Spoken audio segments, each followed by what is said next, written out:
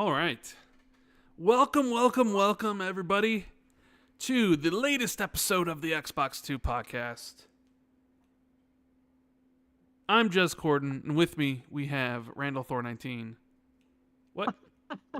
Wait a minute, what? What? What? What? What? Oh, wait. I'm Randall Thor19, and with Did me... you mean to do that? Yeah, of course I meant to do that. Oh. What do you think, I don't know who I am? Oh shit, Rand really is getting old. Yes. I'm Randall Thor19, Jez Corden, Windows Central. We are here for the Xbox 2 podcast episode, 373. That's right. On this rainy July 25th, 2025. And it's funny because me and Jez were just talking about, before we went live, we were talking about Clippy. No, is that what you were talking about, Clippy? Yeah, Copilot? It's like, look what they done to him, Rand. Look what they done to him and in Copilot. And I'm like, yeah. I'm like, Clippy. I'm like, and it's just some gelatinous blob now. Yeah, Copilot, Microsoft Copilot now has like a little character now, and it looks like a little, I suppose it's meant to be a cloud, but it looks more like a weird blob. What the what's going on, man? Like, Clippy was right there. Clippy was right there. Just bring Clippy back. Nobody cares. Gelatinous blob. They speak to the Gen Zers. You know, Gen Zers don't know. Copilot blob, man. They don't know. They don't know nothing about no Clippy, bro. Sorry. Ugh. They probably don't even know what paper clips are. But what the hell is this thing? What do you use this for? You know, Matt says Clippy was laid off. Blob speaks to the 5-year-olds of the world that are going to be brought up using AI, man. Oh man, that is kind of weird to think about. Like, what's AI gonna do to the kids, the youth, who've been literally brought up on it? Like, literally, we're outsourcing thinking to the cloud now, and people are gonna grow up with that shit. It's gonna affect people's brains, bro. People ain't gonna be able to think straight without Copilot. It's like, what am I going to do today? I don't know. I'll ask Copilot. Yes. You know, that's what it's going to be like, bro. Man, I kind of feel like boomers in the 70s or 60s were probably saying that about television, though. Yeah. Did your parents say to you, TV's going to rot your brain, Rand? I think so. Yeah, and don't sit so close to the television; it'll ruin your eyes. Yeah, or my favorite one is you can't believe everything. And then your parents are always the ones that believe every single conspiracy ever posted on the internet. Yeah. Because they don't have, I don't know, for whatever reason they think it's on the internet, so therefore it has to be true. Because nobody would willingly lie about anything, would they? Nah, I don't think so. You know? Actually, a video caught me out the other day, Rand. Yeah. I was on Reddit, and there was like, it was a video of like starlings flying in formation over London. Okay. And I was like, oh my God, I didn't know starlings flew like that over London, like in a huge formation with like millions, right? And I sent it to my girlfriend, and I was like, hang on a sec. The London Eye isn't right next to Big Ben. And then I realized the whole fucking thing was AI. And I was like, shit. Gotta be on your toes, man. Gotta be on your toes. Gotta be on your toes, man. Gotta be on your toes, man. But yeah. But Rand, it's another week of Xbox news. How have you been? Like, on Xbox 2 Ultimate, I flew solo because you said you were feeling a bit under the weather. Yeah. No, I'm doing good. Looking forward to talking with you about everything that's gone on this week, and you know, whatever else sort of conversations we'll bring into the show, because that's why the show ends up as long as it does sometimes, because we don't really have a structure. It's kind of just all free flowing, and we'll just talk about whatever we damn want, please. So flea throwing, flea flickers and flea flowing. Yes, flea throwing. Please don't make fun of my speech impediment, because we all know that I'm basically a child, and I was in speech therapy as a kid. So please be kind. But yeah, thank you to everybody tuning in today, or tuning in later, whether you're listening to this in the podcast apps or wherever you enjoy listening to your podcasts, your gaming stuff. Unfortunately, the Xbox Two did not make Time's list of 100 best podcasts ever. No, we I didn't. thought we had an outside chance, maybe at like numbers 80 to 100. So unfortunately, we weren't there, and that kind of just torpedoes the whole list, doesn't it? That we weren't included. I agree. I completely agree. It's a farce. Gonna cancel It's the fake news. Times. Fake news. Gonna sue them. Yes, gonna sue All them. that stuff. Sue them. Yeah. So Was Gamer Tag Radio on it? I don't know. I didn't really look at the list. I kind of just Control F'd it, but like Xbox Two. I'm like, oh damn, not here. All right. I don't even know if they had a gaming podcast on there. I mean, they might have, but probably not. Paris. Kind of Paris and Danny on there. I have a feeling if Gamertag Radio was on there, I would have seen a tweet from Paris and Danny about it, and I'm pretty sure I didn't. So yeah, probably not. True that. I wonder if there was even a gaming podcast in the top 100. Something tells me those Time folks probably don't listen to gaming podcast shows. Do you think? I found out about the latest gaming news over there. It's probably just maybe like a bunch of true crime shows or lifestyle podcasts. I don't even know. Dude, I fell asleep to true crime last night, and then I just had horrible nightmares. Yeah. Don't do that shit. It's scary, bro. It is. It's true crime scary. With all they're talking about all the serial killers with scary music and stuff. Scary, bro. Serial killers. I'm too squeamish for that shit, bro. Scary, bro.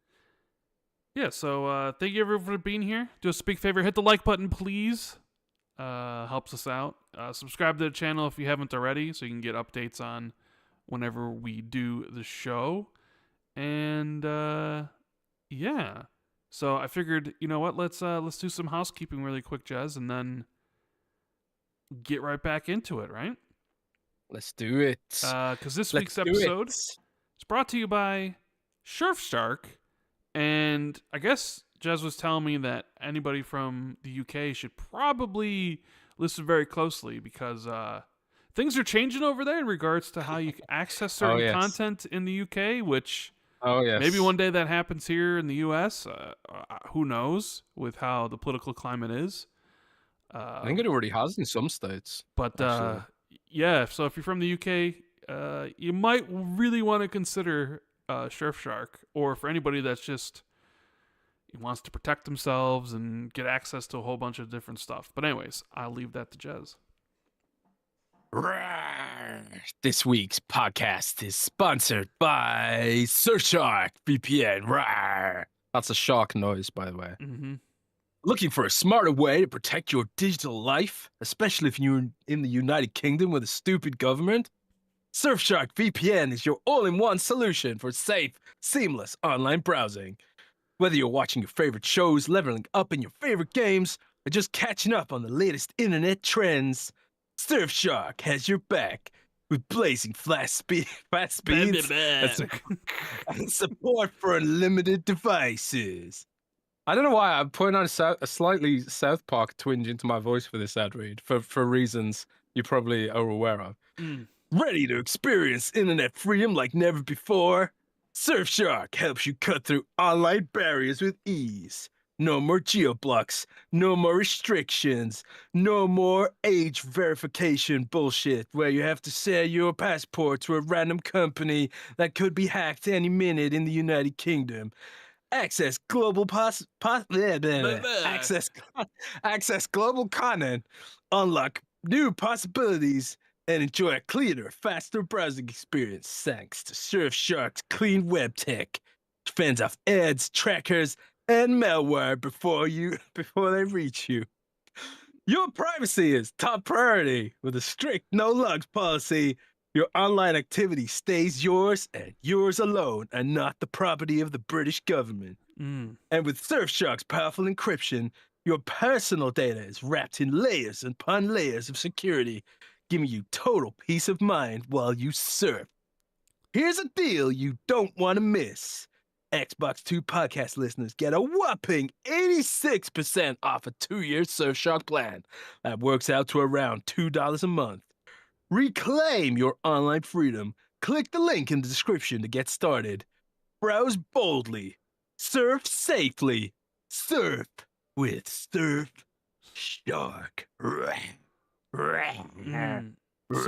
So what exactly is going on in the UK? So, in the United Kingdom, under the guise of protecting the children, Yes. won't anyone think of the children? Any website that has any kind of adult content, whether it's like sexy things or alcohol related or even like medical stuff, now when you click on the website, you have to give your passport details or some other ID in order to just access that content. Now, that personal ID goes up to some random ass company, often not even based in the UK. And who knows what happens to that data, you know? It's total bullshit. It's a complete overreach, and it's just a privacy disaster waiting to happen. All it'll take is like one company to get hacked and all those details leaking out onto the internet for this whole shit show to be exposed. But why even bother waiting for that when you can just use a VPN? And I'm sure that like pretty much every VPN company right now is experiencing huge boosts in traffic. But if you're going to get a VPN, you might as well get Surfshark VPN because it supports the channel. It's 86% off for 2 years and 2 months as well on top of that. And it works out to like $2 a month. I've been using Surfshark now for like however long we've been doing this installation with them now. I think it's like six months or something. I don't know how long we've been with them now, but it's been fantastic. I used it when I was traveling to get access to WWE, Netflix in countries where it's not supported. And also I'm going to use it whenever I'm in the UK for pretty much everything now because who knows what the government wants to do with that data. It's a complete shit show, man. Yeah, But yeah. like it. But yeah, it's a load of crap, and the government are idiots. The government in the UK is spectacularly technologically inept. Whether it's, you all remember what happened with the Activision stuff and all the crazy arguments the government was coming up with to block the deal before realizing it was a load of crap. This is the same situation. Something bad's going to happen with all this legislation, and a VPN's an easy way to get around it all, man. But yeah, Surfshark, thanks for sponsoring this video. Yes. And we also have our wonderful patrons over at patreon.com/XB2. As Jess said, he did a solo Xbox 2 Ultimate this past week, so that's exclusive to Patreon, so you can sign up now and get to listen to that episode, including all the other previous ones. And we do have the question and answer thread is open for people that want to drop a line, and we will answer those at the end of the show.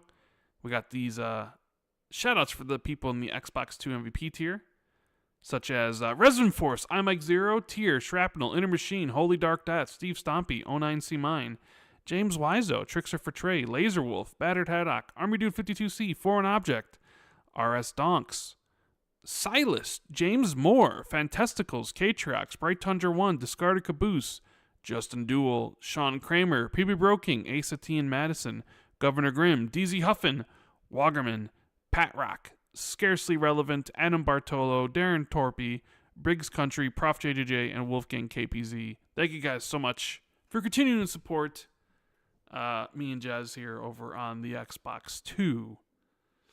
So, Jez, sir. Rand, sir. How was your week? Just all right? Yeah, it was good, man. It was pretty good. It was busy, eventful. Traffic's good. Google updated its search algorithms recently, and Windows Central has benefited a fair bit from it so far. Touch wood. That's good. So that's taken the edge off a bit for now. But yeah, it's just another standard week, isn't it? It's another week in paradise, covering gaming news, arguing on Twitter. You know how it goes, buddy. You know how it is. Yeah. Every time all right? Every time I look on Twitter and your name's mentioned, I always see a bunch of people be like, Jez has me blocked on Twitter, and I didn't even do anything. And it's just like, yeah, that dude's soft as baby shit. You know, I asked him Yeah. about this and he just blocked me. He's like, how dare he? How dare he? Apparently you block a lot of people on Twitter. Yeah, I do. I do block a lot of people. Mm-hmm. It's fun. So it's a hobby of mine. Yeah. Blocking people. How many people do you have blocked? God knows, man. Thousands. I've been on Twitter for like 12 years, man. So it's gonna be blocked. I mean, I do block people by accident sometimes, and it's like when their message. Usually, what happens is I'll block someone by accident, or just like block an entire thread of people, and then they get in touch with you, and then I'll unblock them. But I just don't really take Twitter that seriously because it's not a real place, man. I mean, not a real place. That's absolutely true, isn't it? Yeah, sure is. So what do you want to delve into first? Because there's a whole bunch of stuff here. You know what? I kind of want to get Jez off in a really pissed off. You want to do what to me? I kind of want you. Excuse me? I kind of want you in an angry mood, get you all pissed off. Oh. So I figured. I figured I go right to Satya. Oh, great. Yeah, that guy. Yeah, that guy. Because, you know, what was it now? About a month ago or however long it's been, Xbox did the whole layoff things, Microsoft in general, closing some games, canceling some stuff. AI was the mandate, and, they needed to cut employees to, get budget for it, what have you. But Satya, when that all happened, he was quiet, right? He didn't say nothing. Well, no, he didn't. He's actually said something this week, and people are just kind of calling him out because he actually sent like an email to the rest of the people that didn't get fired, and I don't know how do you feel what Satya was saying about how this hurts him deeply, and he thought about all the employees affected, and it's all about AI. How do you feel about Satya, Jez? What's your? I mean, if you look at the full context of what he said, it's not like that unreasonable. I mean, the part that like where he's like getting criticized for was incredibly tone deaf. But he talks about things like, tech's a dynamic industry and things that work before don't work now. And it's like, yeah, that's all true. And they are hiring like a ton of people as well. So it's like Microsoft has hired like thousands of people over the last few years and all that kind of stuff. So when you look at everything in context, Microsoft does create careers for people. But it's just like, it's a byproduct of, I suppose, America's general attitude towards worker protections. That's really the issue here, because in the UK and Europe and lots of other countries, you can't just hire and fire. You've got to justify like mass firings and stuff, which on the one side, is great for worker protections and all that, and makes companies think twice before treating people like just hire and fire, right? But on the other side, that's why America's economy is so huge and why they're so far ahead technologically than Europe, is because of the deregulation. So like, but on the flip side of that, it's like, do regular people actually benefit from that necessarily? Or is it just billionaires and hedge funds that benefit from it, So, I mean, there's multiple aspects to this and multiple opinions you can have about the situation. But Satya went into sort of like how Microsoft's thinking about the future of all that kind of stuff, and how they've sort of been working to move things faster. A lot of their cuts were in middle management, right?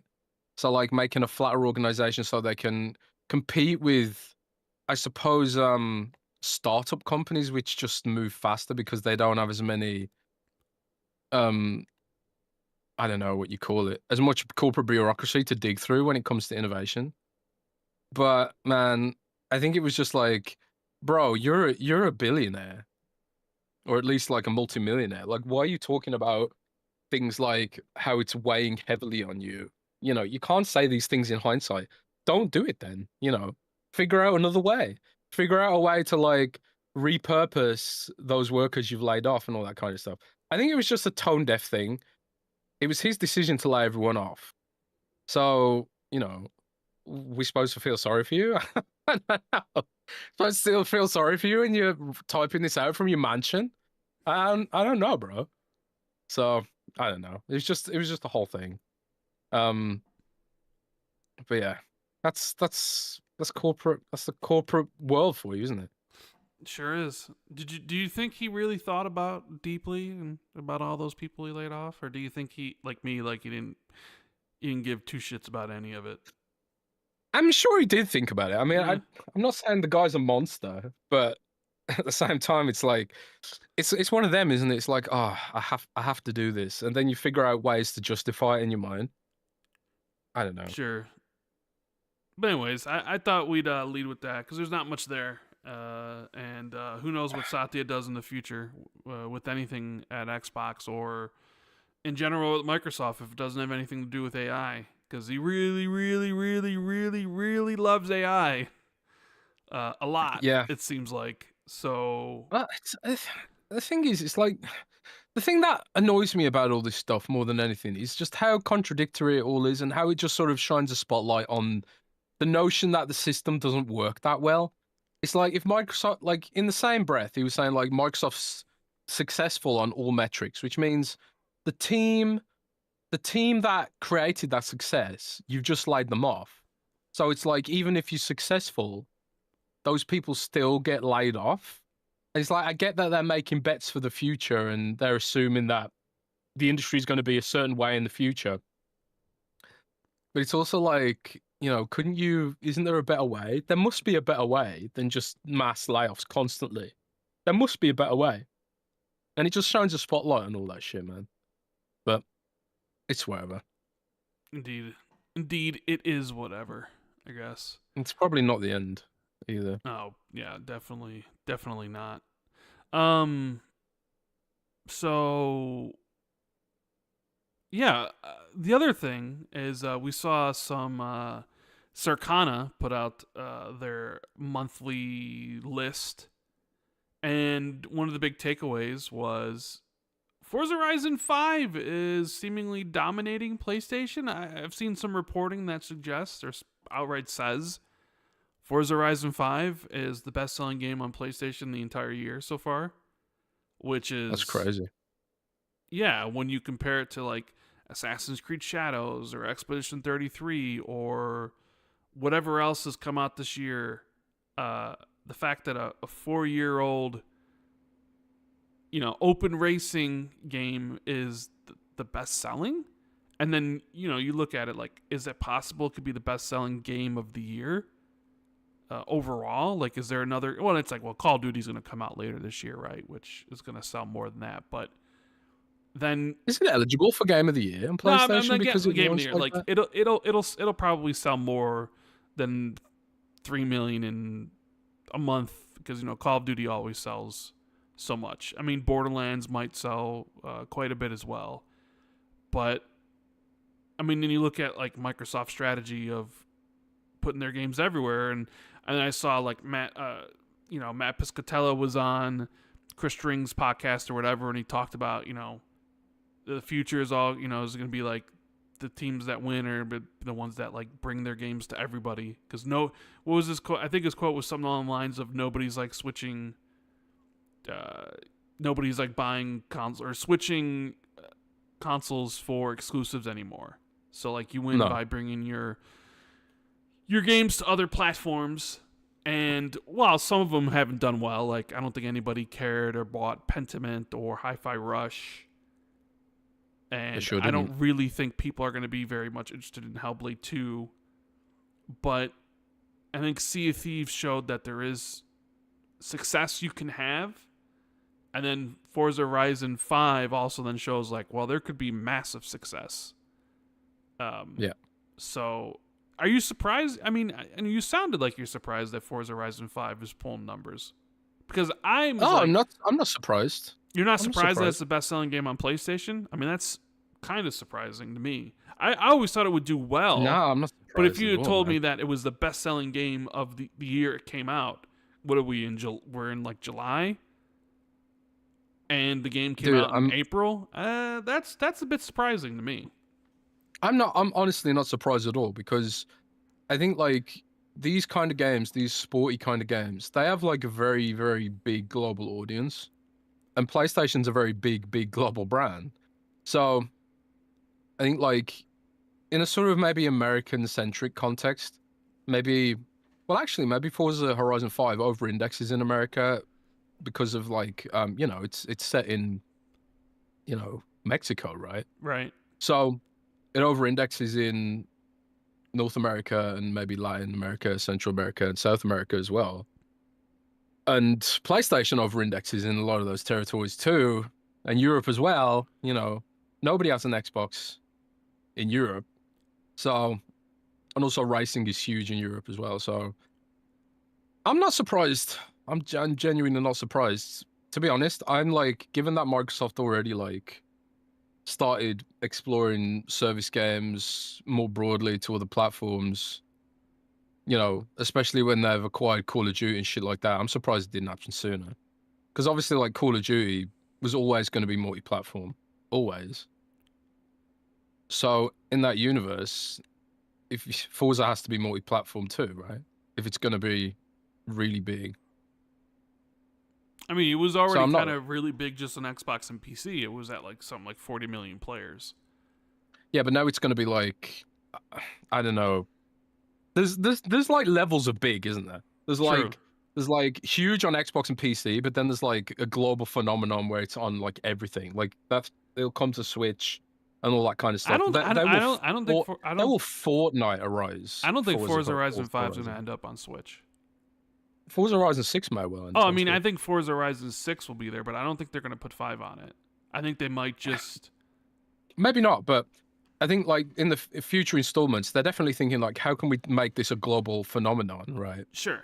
Like Fortnite is, like Minecraft is. Because that is the clear future. That's the clear future of Forza, is to just be a ubiquitous kind of ultimate racing game, right? Has there ever been a franchise where a spin-off has not only passed up the original, but has gone so far beyond it to make the original like redundant? And is there any example you could think of in gaming where that has happened? Persona. I mean, yeah, I guess because that's a spin-off of what, like the SMT stuff? In Megami Tensei. Yeah. Persona would be one. Is anything else? Did anything spin off of World Final of Warcraft? Fantasy?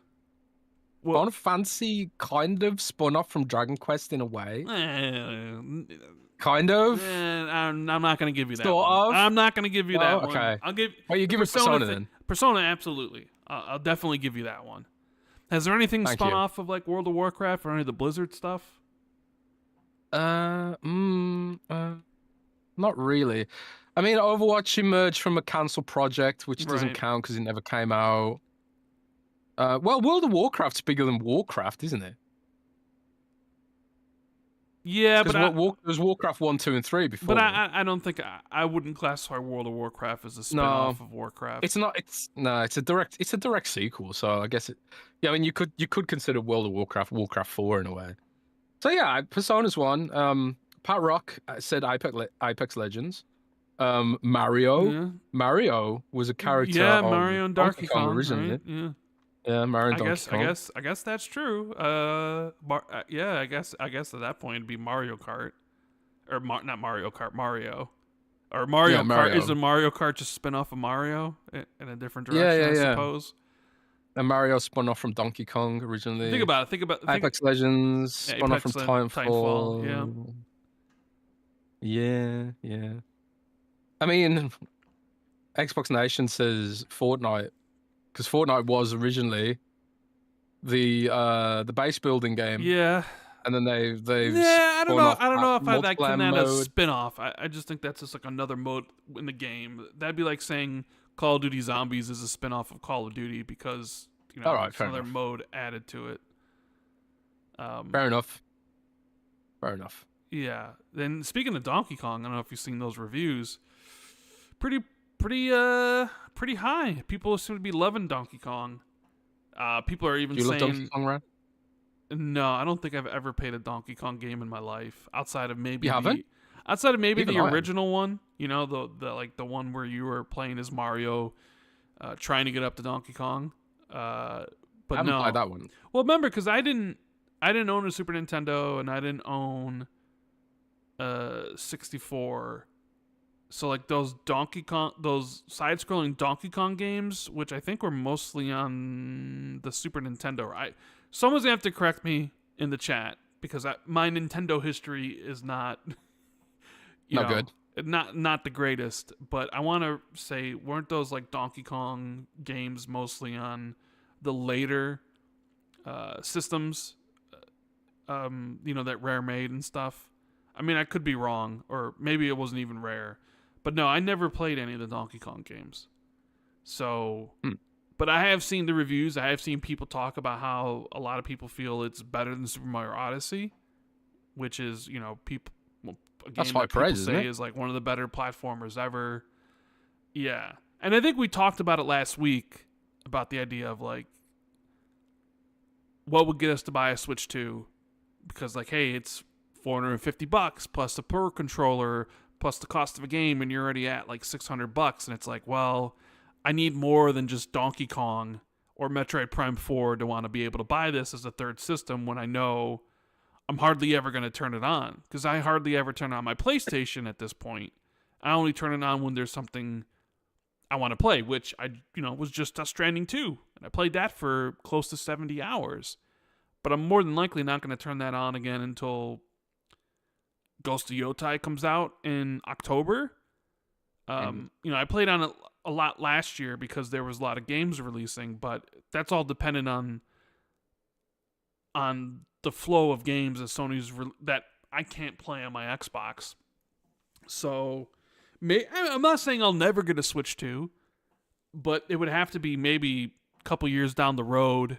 And I'm not even going to say, a price cut, because Nintendo's never going to cut price. There's probably a better chance they raise the price of the system in the future probably than actually,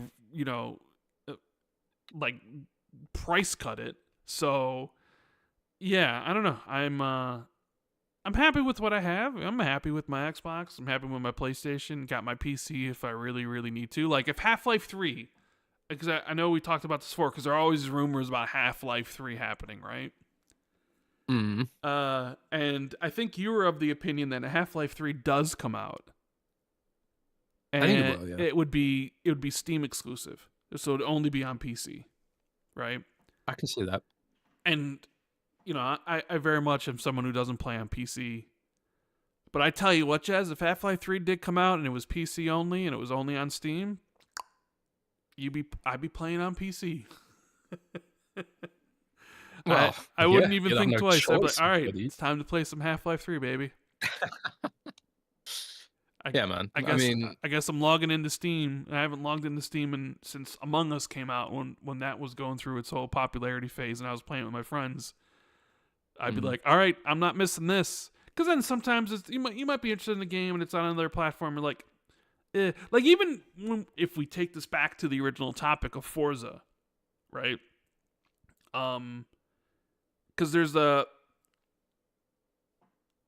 Final Fantasy 16 released last month. It wasn't in the top 20 overall, but it was in the top 10 of the Xbox charts themselves. It was number 4.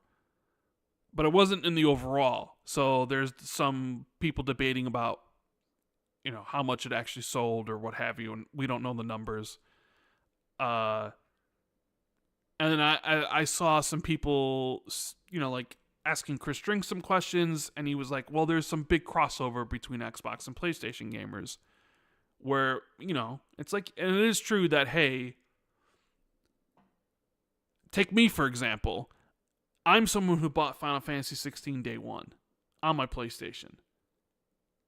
And I'm sure there are probably plenty of people who were just like me too, where maybe they're, they'd rather play it on Xbox, but it's not there.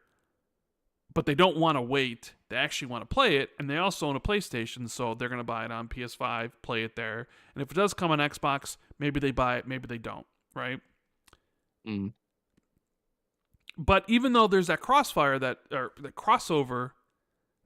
that Piscatella and all those guys talk about, it definitely seems that it's more in one direction than the other, because you would think maybe that same thing would hold true for Forza Horizon, because Forza Horizon is even older than Final Fantasy 16, right? Forza Horizon came out in 2021. Final Fantasy came out in 2023. And you would think that with there being a lot of crossover between the systems and the users of said system, that a lot of those people on PlayStation might have played that game on their Xbox or their PC. But considering how well it's done, there must be a large segment of the audience that didn't.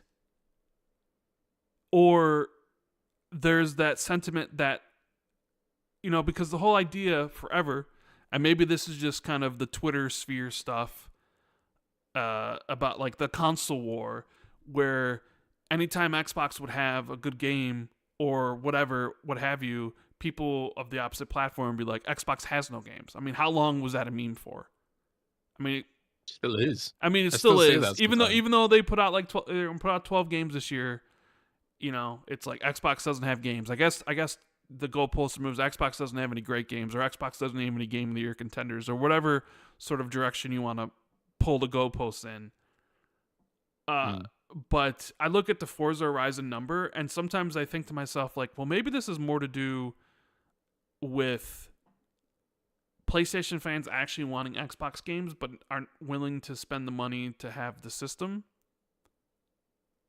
Right, where clearly there are games that they want, because now that Xbox is multi-platform or whatever, every single post you see is like, I saw someone mention Avowed, and it was like, when's Avowed coming to PS5? When's South of Midnight coming to PS5? When's this coming to right? And I just look at the Forza numbers, and I'm like, I wonder if there's a segment of that user base that wants those games but isn't willing to spend the money for the system, so that's why it's selling as much as it is, versus like Final Fantasy 16, which is a newer game. And I don't know. You get the point I'm trying to make here? Well, I mean, one thing is like, I see user behavior between the platforms is probably a thing too. I think Forza Horizon is like this ongoing live service game that people might double dip for. You know, it's like, well, I played it to death on Xbox, but I still love it. I'm going to play it more on my PlayStation now because it's my preferred system, whatever. But whereas Final Fantasy 16 is a one and done. Sure, and I guess maybe those games aren't. Yeah, they aren't the best comparisons in that regard of live service versus a one playthrough of something, and once you kind of know the story and everything, it's like, all right, well, do I really need to play this again? There's very little reason. Yeah, there's not as much reason to go back to a game like Final Fantasy versus Forza Horizon. But I did see, I can't remember which publisher said this. I can't remember who said it. Was it Ubisoft? There was some publisher recently that had some layoffs, and in their explanations, they were saying like they're experiencing there's an overabundance of supply in quality games. Okay. You know, was this Ubisoft? Because Ubisoft was making all these excuses why Star Wars Outwars failed, because Star Wars as a brand wasn't doing very well. Hang on, let me find it. And all these like other things about why their stuff wasn't doing so well. They were basically blaming everything but themselves about stuff. Yeah, okay, so the dev was not Ubisoft who said this. It was actually Mercury Stream. Okay. Who just published a game called Blades of Fire, which I've never heard of. Yes. But Blades of Fire didn't do very well. No. And they've had layoffs or it missed expectations or something. And so also Blades of Fire was exclusive on the Epic Game Store, which probably doesn't help. And they reported to shareholders. It's the disappointing performance of Blades of Fire cites a market that affected by challenging competitive dynamics, driven by an oversupply of new releases and increasingly selective consumers. So I definitely feel this. Like we I feel like for years we were joking about like our backlogs being too big, and all that kind of stuff. But for me, more than ever, it's like there's just too much games, too much content to even consider certain stuff. Like I was trying to get into Avowed because I put a poll up on Twitter and I asked people, what should I play next, Avowed or Death Stranding, or I think The Alters. And I think Avowed edged out slightly by like 3%, edged out Death Stranding, right? So I thought, okay, I'll give Avowed a go. But I just couldn't get into it. And I know a lot of people say like the intro's slow, you need to push through it and all that kind of stuff, but there's so much other stuff that I want to play. I feel like if I can't push through, if it doesn't grab me immediately, it just feels like I'm wasting my time and there's something else I can play that I'm enjoying more, like Wuchange Fallen Feathers, for example. Which, by the way, has its own controversies, which we'll talk about in a minute. But I do feel that more than ever. It's just like I don't have the patience, and in economics, what happens when there's an oversupply, right? Usually prices come down. Yeah. But we haven't seen that happen either. There's an oversupply of AAA games to play, or just games in general. There's an oversupply of accessible activities for our free time. And instead of companies being like, yeah, okay, we need to put our prices down to try and entice people, they've been trying to put their prices up. Yes. It's like, hang on, this isn't how it works in the economic games I've played. when there's an oversupply, the prices are supposed to come down, not go up. So, there's definitely an oversupply, I think, of high quality stuff in the industry. I don't know how games like Blades of Fire, which honestly I never heard of it until I saw this article.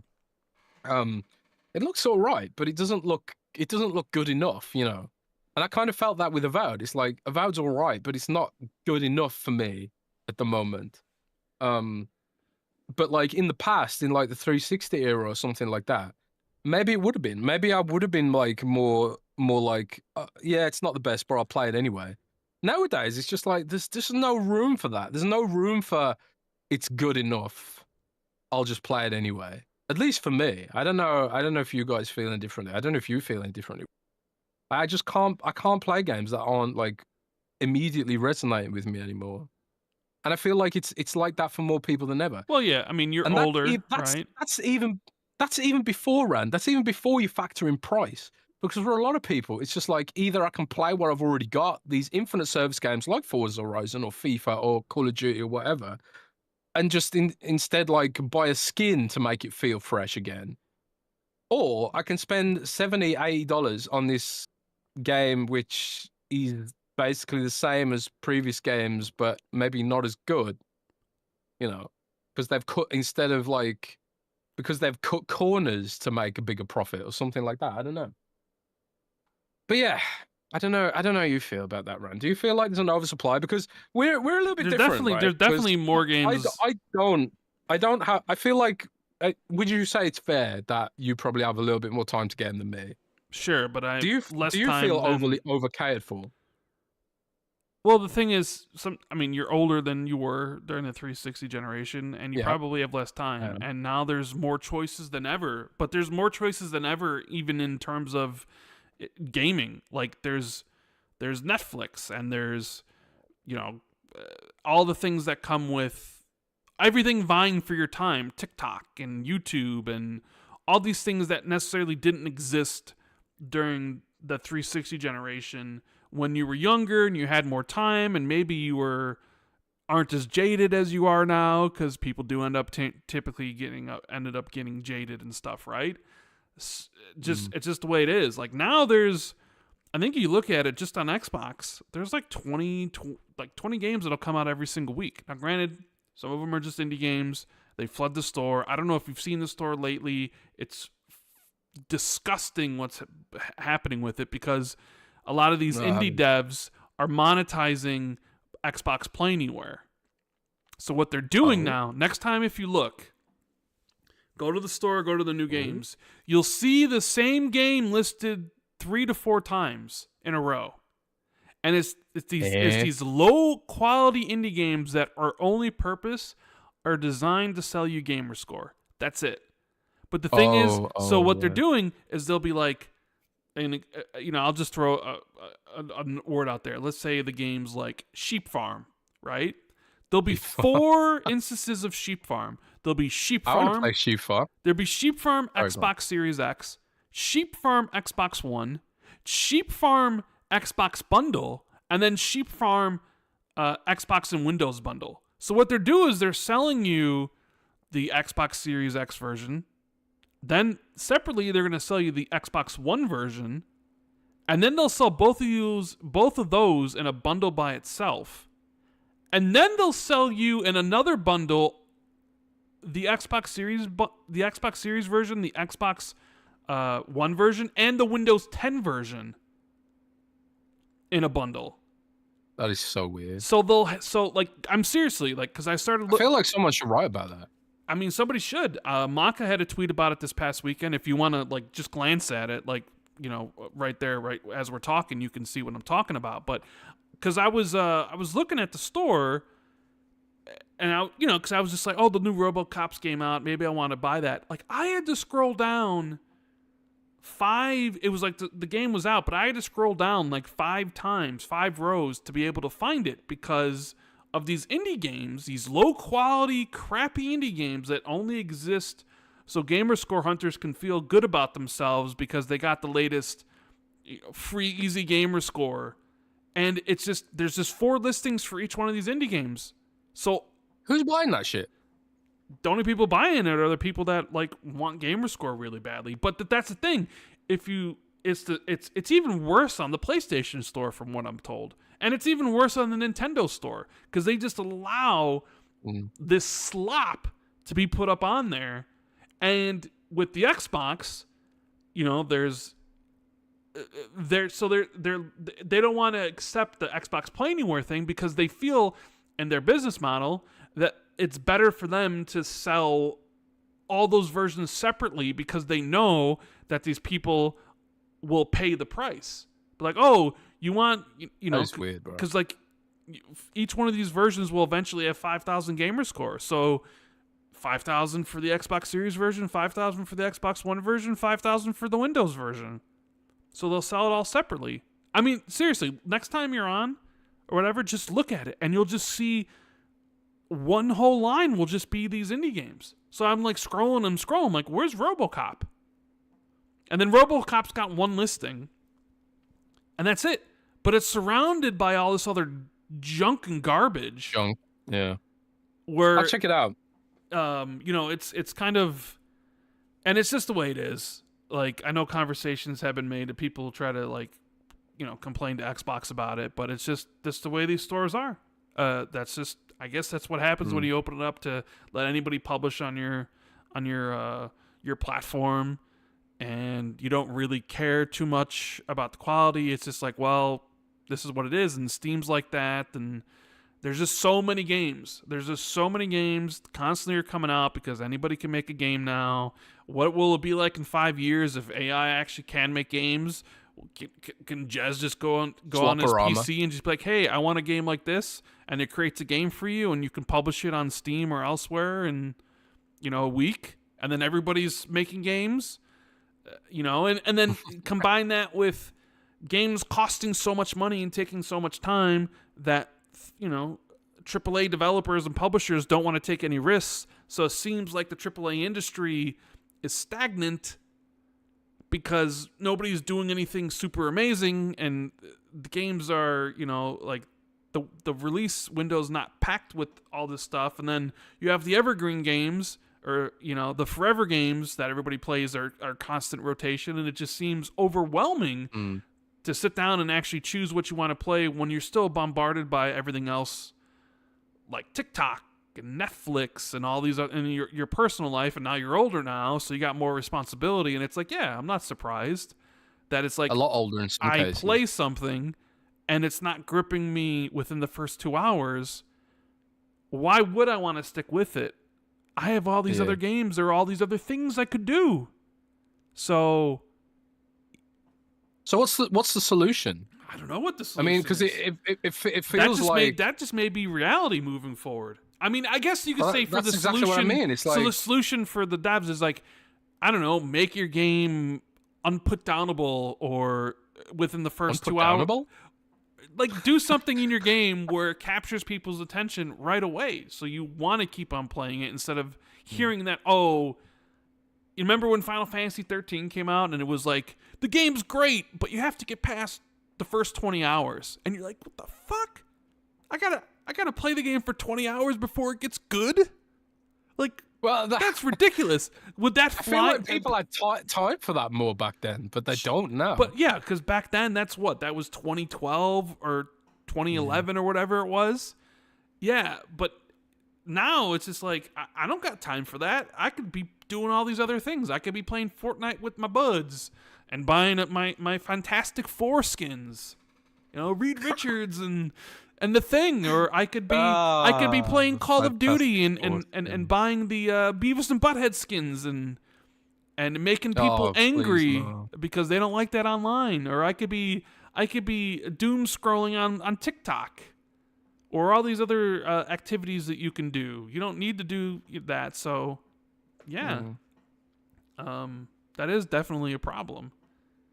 I mean, Miles Dompierre, the GOAT, said in chat, yeah, and it hurts legitimate indie releases at a time where discoverability is brutal. Mm-hmm. Miles being community manager and social media dude guru for Killer Clowns from Outer Space, which is a very good asymmetrical horror game, by the way. Mm-hmm. But yeah, man, part of me just thinks like, you know, one thing that does interest me about all this, by the way, is the fact that I constantly see, you know, we talk about like games that are struggling to get discovered and stuff. Right. I see so much variety hitting Steam all the time. Like, a Steam gamer is just willing to buy more random stuff than Xbox and PlayStation guys are. Because like a lot of these ads I see for these random indie games, which look really cool, they just never seem to come to PlayStation or Xbox at all, or even Switch. It's just like releasing now on Steam in early access or something like that, right? And increasingly, I just wonder, like, as the audience that likes variety, have they all just gone to Steam? And is Fortnite and Roblox casting this shadow over? I mean, remember how big Console. Schedule 1 got, right? Or how big Among Us got on PC. I mean, it eventually came to console, but Schedule 1 blew up and it was like this massive thing, but yeah, it wasn't on console, and I don't know if there were plans to do anything.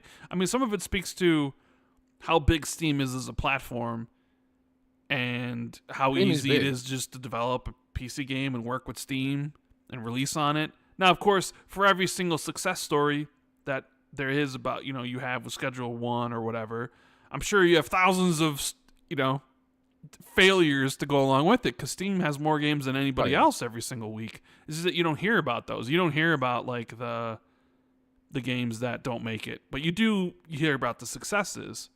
And when those successes aren't on Xbox or PlayStation or Switch, it makes you wonder. It'd be like, well, if Schedule 1, let's just like the scenario being like, if Schedule 1 came out on Xbox first, say it was an Xbox game, would it have blown up like it did on PC and become this? I mean, honestly, I don't even know if it's a phenomenon anymore, or I don't even know if you would describe it as but like, I don't even know what It's pretty big. I saw it riding high on the but I don't Steam even know if it's riding high anymore. It may not be, because sometimes games ride high and then they die things off. blow up and then. But then I sort of wonder, okay, if that had launched first on Xbox, would it have blown up? And I guess that's you would only know that if you could go to a different world where it launched on Xbox first, And sometimes I think, well, like, no, I don't know if it would have, but maybe. It's something to think about. This is honestly why I'm bullish on cloud, because I think cloud gaming, like, we don't really care for cloud gaming in our markets as much as. I use it a lot now, but it's honestly the reason I use it is incidental. It's usually because I'm sharing the TV, or I'm in bed or something like that, and I just want to play something simple like not Darkest Dungeon is not simple, something simple like Call of the Lamb or something like that, right? Just play in bed on my phone with a controller. But I think that there are going to be like entire markets that open up where console has just never been a thing, because like cloud is just going to be cheaper, more accessible, and it's already available on devices already owned, whether it's a TV, a laptop, a cheap tablet, or a phone, or something like that. But I do think one of the issues with regards to at least variety on Steam is how easy it is to publish there, like you said. Like PlayStation and Xbox and Nintendo, maybe Nintendo to a lesser degree, but they're very sort of selective about what kind of games you can and can't publish, whereas Steam just doesn't give a fuck.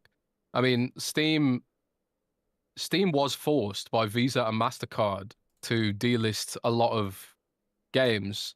I mean, a lot of these games were very questionable in their content, but plenty of them were completely legal, and covered by free speech laws or whatever. You can say what you want about some of the games, but some of the games I would just argue are just like, yeah, okay, whatever. It's not for me, but whatever floats your boat kind of thing, right? Whereas like some of them are pretty deplorable and depict illegal situations, but a lot of them just don't. Itch.io and Steam were recently forced to take down a lot of that stuff by payment plans, but I think a lot of devs steer clear from PlayStation and Xbox because of those publishing rules. So part of me wonders, like, is it become a chicken and egg situation where, because of how strict PlayStation and Xbox are about publishing rules, that developers have just gravitated towards Steam, and the audience that likes variety and indie games have gravitated towards Steam, whereas like PlayStation and Xbox greedily focused on their Fortnite and Call of Duty audiences to the detriment of the whole genre of gaming, that being console gaming. It's really something to think about, But, yeah. How do you feel I don't about the whole how do people in chat feel about the whole payment processing stuff? How do you feel about it? About Visa and MasterCard holding so much power over Steam and over itch.io because they also delisted a bunch of not safe for work games, I guess they were. But I guess like people complained. There was something like I saw something was like, oh, we had 1,000 write-ins about this and people complained, and I'm like, bro, is that all it took is 1,000? It's like, because I think we have like over 2,000 people in our Discord that could write you and being like, it's not a problem whatsoever. Or is it more of like, hey, that's just the political time we live in where you could probably get away with this stuff because you won't get a lot of pushback from the current administration?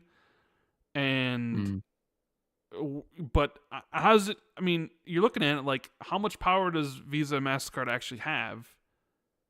If they it seems like they have a lot, but it certainly seems like, should they have that much power to be able to determine like what's okay and what's not okay for companies to sell within their own stores? Because that seems like that could end up being like a super slippery slope in the future.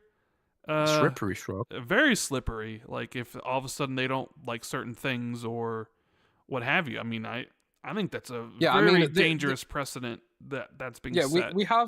We elect representatives to determine, what is or isn't acceptable culturally, and obviously what is and what isn't acceptable culturally evolves over time.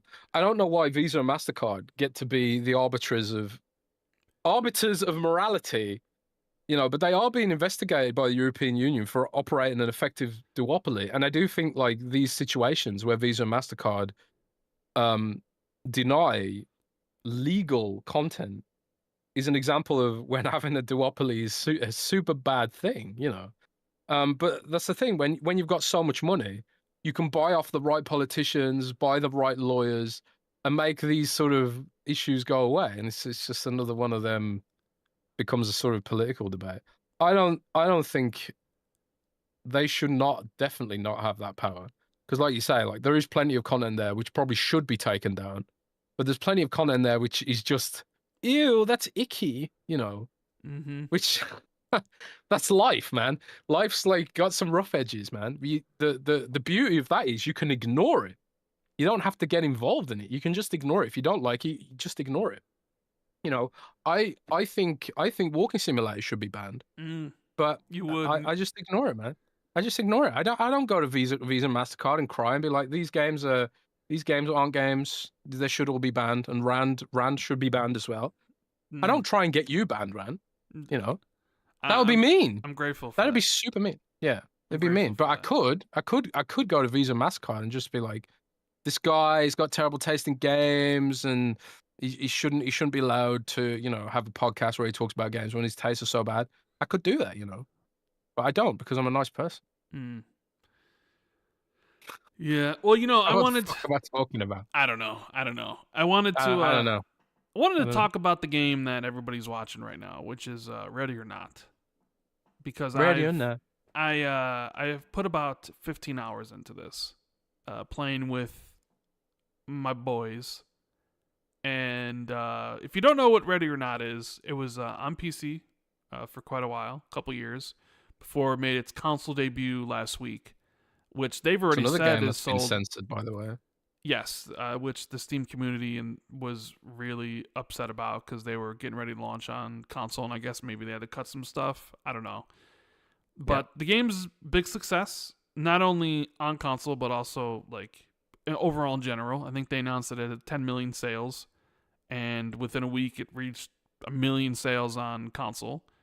And so I've been playing it like every single night. The footage here you guys are watching is of the game, of the Xbox version, and we're playing in crossplay. One of our friends was playing on Steam, and the other ones were playing on Xbox, so they do have crossplay enabled, which is great. And it's really good. It is I guess like the easiest comparison you could make is like Terrorist Hunt from Rainbow Six, where you're on a map and there are bad guys scattered throughout, and you have to basically take them all out and save the hostages, and that's that, right? But I think it's a little bit more tactical than that. Keep in mind, this isn't Call of Duty. You won't be sprinting down here and, mowing down bad guys, because one, there isn't the sprint button. So it's this kind of mixture between, it leans more tactical, because you are a little bit slower. And like when you press on the sticks, you lean, look around corners and stuff. And when you play the single player, you're like commanding a team where you're giving them orders about, breaching the doors and doing all these things. But when you're multiplayer, obviously that stuff's not there. But the thing is like this game's intense, man.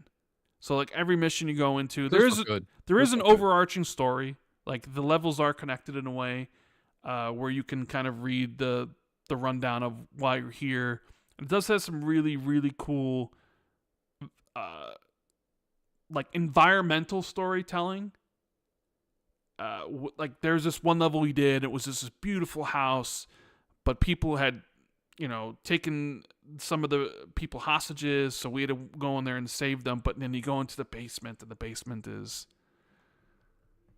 not so good, not so nice. All of a sudden you come into a room that's got like a kid's bed with like kids clothing and kids toys, but cameras all set up, really, right? And it's just like, yeah. So like you don't really need to be told what's going on here, because you can just see it. So it has that environmental storytelling that's going on. But please tell me you get to kill the bad guys. Well, so here's the thing. So in the video everyone's watching, we are playing this trying to get S ranks, right? Because everything you do, you play this different than you would like any other, like all these other games. Because when you go into an area, there's the enemies, there's a civilian, sometimes there's bombs, and yeah, you can kill the enemies, but you won't get like the best performance out of it. Like to get an S rank, you basically have to complete it non-lethal. So you can't kill anybody. Fuck that. You can't. Fuck that, bro. You can't have anybody die. You can't have any of the civilians die. You got to find all the evidence. And when you come up to the enemies and the A button in the game is to telling enemies to get down. So you'll see an enemy and he's got a gun, and so you might shoot him. We're all using guns that shoot pepper bullets because it's the non-lethal way in this game, right? So we're all like, you see somebody and you shoot him, and then you're just screaming at him by pressing A, like, get down, put your fucking hands up in the air, on your knees, right? But there's some tense moments. Does it have that like realistic sway cam or whatever? I don't think. No, I mean, I might have turned those off. I always turn off like head bob and all those different things in the settings or whatever. But there are some moments where, you know, where you're trying to clear an area because you die quick in this game. That's the other thing. Like, you can't tank bullets and you don't regen health. And once you're dead, you're dead. And if somebody dies and you're trying to go for S ranks, you can't get it. So you have to methodically kind of clear each room. You got to have each other's back. Someone's like, you know, hey, I'm looking left. You got to look right. Because it can all be over in a heartbeat. Like, I remember I was clearing, we were in this warehouse and I was kind of turning the corner. So I leaned in the corner, but it was dark in the back. And all of a sudden, like, I just died because there was somebody in the darkness with a shotgun. And when I leaned in to look, oh, shit. I didn't immediately see him, but I instantly got killed. And everyone's like, oh God, like, you know, we got to start over because we're going for S ranks. Now, obviously, if you were just trying to beat it or if you were just whatever, it wouldn't matter because you lost somebody. But sometimes this game feels like a horror game, Jez, honestly, in the best way possible. There are a couple levels that take place at night. We were storming like a meth lab. So you had all these people that were like drug addicts or whatever, and they were on this like rundown street with these houses that had like tarps over them for extermination, like an exterminator coming through. You know those like tarps that they put over houses when they're trying to fumigate? So it was all these like connected buildings, but it was dark.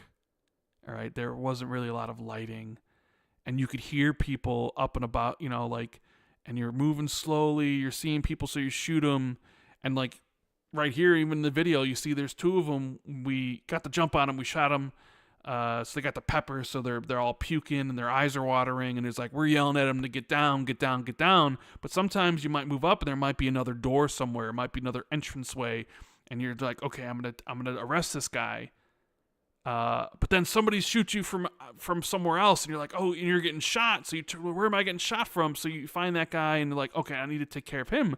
But that guy on his knees that you just, if you didn't arrest him, he might get up, pick up his weapon, and then start shooting you, or he might actually have a suicide vest on. And if you see those guys, like, you have to take care of them because they might blow themselves up, or they might kill themselves, or somebody could be hiding in the dark and running at you with the knife. So everything, so that sounds good, man. That level, like what I was talking about with the meth heads, bro, like it was all dark and you didn't know where anybody was, and you're trying to like take it really slow and methodical to get rid of the people.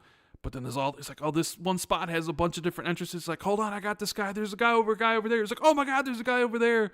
And then all you hear is like shots being fired and people screaming in the mic. And then you're trying to, you know, it's like, okay, I'll grab this guy. But then he's like, oh, we got a runner. And it was like, holy crap, like this is intense. Especially then, you know, maybe when you get more towards the end and, you know, you're shot up because you can see. You can't really see your health, but when you get shot, if you get shot a lot, like your limbs will turn red. So like if your right arm, your left arm, and your legs might be red. So you're like, if I get shot one more time, I'm dead, right? So then you're being super careful, and there'll be traps in the levels underneath the door. So if you open up a door without properly like checking to see if there's a trap, you could die. And there's, you know, different like things you can bring in. Doors are locked, so I have a battering ram so I can knock the door down. There's mirror guns that people use to peek under the door to see if there's a trap or to see what's in the room. It's a lot of fun. We've been playing it every night, and it definitely gives off those, you know, Rainbow Six terrorist hunt vibes that, you know, everybody's liked, which is probably one of the reasons why it's sold so well because it really does fit in that niche of tactical shooter that has been missing kind of, since like Rainbow Six Siege is just a multiplayer game now. So the game came out on Xbox and PlayStation and has all the DLCs. So there's like 2 DLCs that you can buy separately that have more levels and stuff like that. But all the levels are different. They have like different themes. This one, I think we're in like someone's like super expensive house, but another one's like it's a rundown, like meth, like it's like all the different. They're all different. Some of them are at night, some of them during the day, and it's a lot of fun playing it, man. Especially a lot of fun playing in co-op with your friends. That sounds good, man. Trying to S rank, and that's maybe even where a lot of the fun comes in, is trying to do it non-lethally, because you could just go in and just kill people, right? Where you get into a fight, shoot them in the head, they're dead. So you don't got to worry about them getting up, and you don't got to worry about them arresting them. You don't got to worry about bagging their gun as evidence because they're no longer there, right?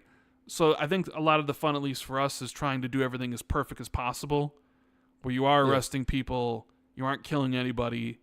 But, there are higher difficulties. I think we're playing on standard. There is hard difficulty. So we're trying to do S ranks on standard, which sometimes you'll see us restart here, and it's because somebody died. And it's just out of nowhere because they turned the corner, and guess what? There's a guy right there. Instantly kills him. And you're like, oh, shit. Or like or a civilian dies because the enemies can take civilians for hostages. And you got to be careful. So, yeah, it's I'm really digging it. I look forward to like getting on every single night and playing with them, even though sometimes we only are able to get 2 missions done because a level might take 20 minutes, but we might have to do it twice. So I quite enjoy it. But I got it installed. I'm gonna play it eventually, I think. You've been playing Wuchange game, right? That just came out. Yeah, I'm trying. Yeah. Trying. God, I'm trying. But yeah, I've been playing Wuchange Fallen Feathers. Been playing it for review. It's a very, very, very good game. But I will say this. It's pretty derivative, man. Yeah. It's like it really wears its soul, Dark Souls specifically. Dark Souls inspiration on its sleeve really, really, really loudly. Like the map is very Dark Souls 1. It's very interconnected. Lot of like, oh shit, that's a shortcut that takes me back here. The map is amazing. It's really well designed. I love the map. And also it's like it's a Chinese Ming Dynasty kind of vibe. So lots of biomes. Like 1 minute you'll be down in the valleys with the river, and then you go up, like walk on foot all the way up to the mountains, and it's like, winding through mines, shafts, and temples, and haunted forests, and dense jungles, and snowy peaks with tessellated snow, with frostbite, and all this kind of stuff, man. So the map is probably the best thing about it. The map's amazing, but like I said, it is derivative. So Poison Swamp level. Also, if you play Dark Souls 1, you might remember Sen's Fortress. There's a level that's just like Sen's Fortress, man. And it's just like, bro, could you get any more derivative here? Give me something original. There's like NPC invasions, like Dark Souls, even though like there's no asynchronous multiplayer. There's like NPCs that behave like Dark Souls multiplayer NPCs. You know what I mean? Like invasions. Right. Like there was no need to steal that from Dark Souls. It's like that's not the core of the genre. You could have come up with something original here.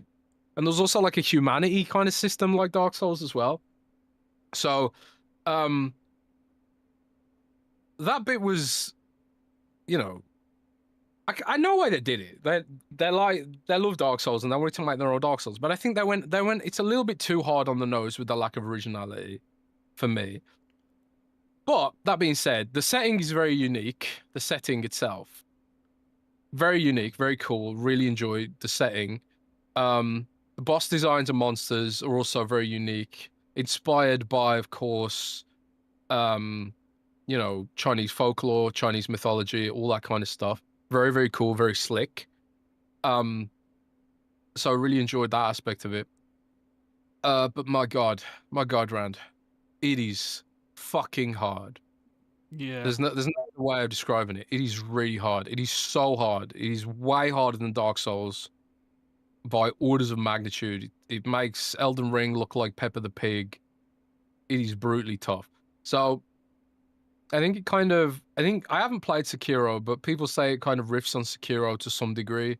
Like there's a poise meter you can see, for example, and especially when you're fighting human enemies with a melee weapon, the game kind of wants you to switch to a weapon that can parry, because not every weapon can parry. So oftentimes, like you're trying to analyze the boss fight and figure out the best way of approaching it. Like, do I use magic here? Do I change up my entire build to a different weapon? That kind of thing. It's completely seamless to change your talent tree.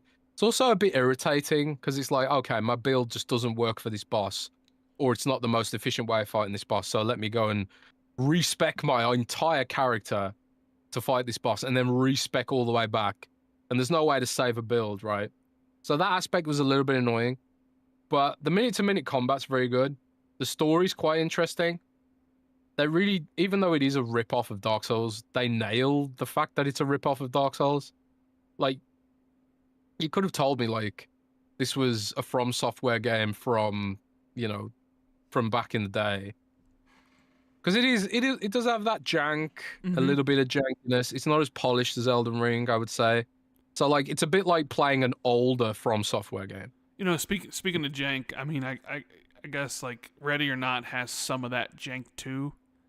It Yeah. also has some glitches. There were times that I think even in the video I got booted from the game once, but it does have there is some jankiness to the game. Yeah. So I guess that's kind of what Wuchange and Ready or Not kind of have similar in that regard, right? Yeah, I Just a suppose little so. jank, just a little jank. Just a little jank, you know. It's but it's not bad, right? But I have seen like on Steam, there's huge controversy about there's a huge amount of controversy about Wuchang because it's Unreal Engine and it doesn't run. It runs very very poorly. They pushed out an update today, bringing the game up to 1.3 already, which supposedly improves the performance on PC. I've been playing on Xbox Series X in performance mode. I haven't had any issues with performance. Sometimes it does stutter, and sometimes like because there's no loading screens, but sometimes when I think like it's trying to load a new area, like stream it in, it can really badly stutter. There's been like a few times like at my point in the game where I'll be going through a mine or something or an interior area, and it's like it's pretty clear this area is supposed to also serve as a loading screen because it will start lagging the game a little bit for a while. But once it's loaded, it's like it's fine. And that's only happened to me twice, I think.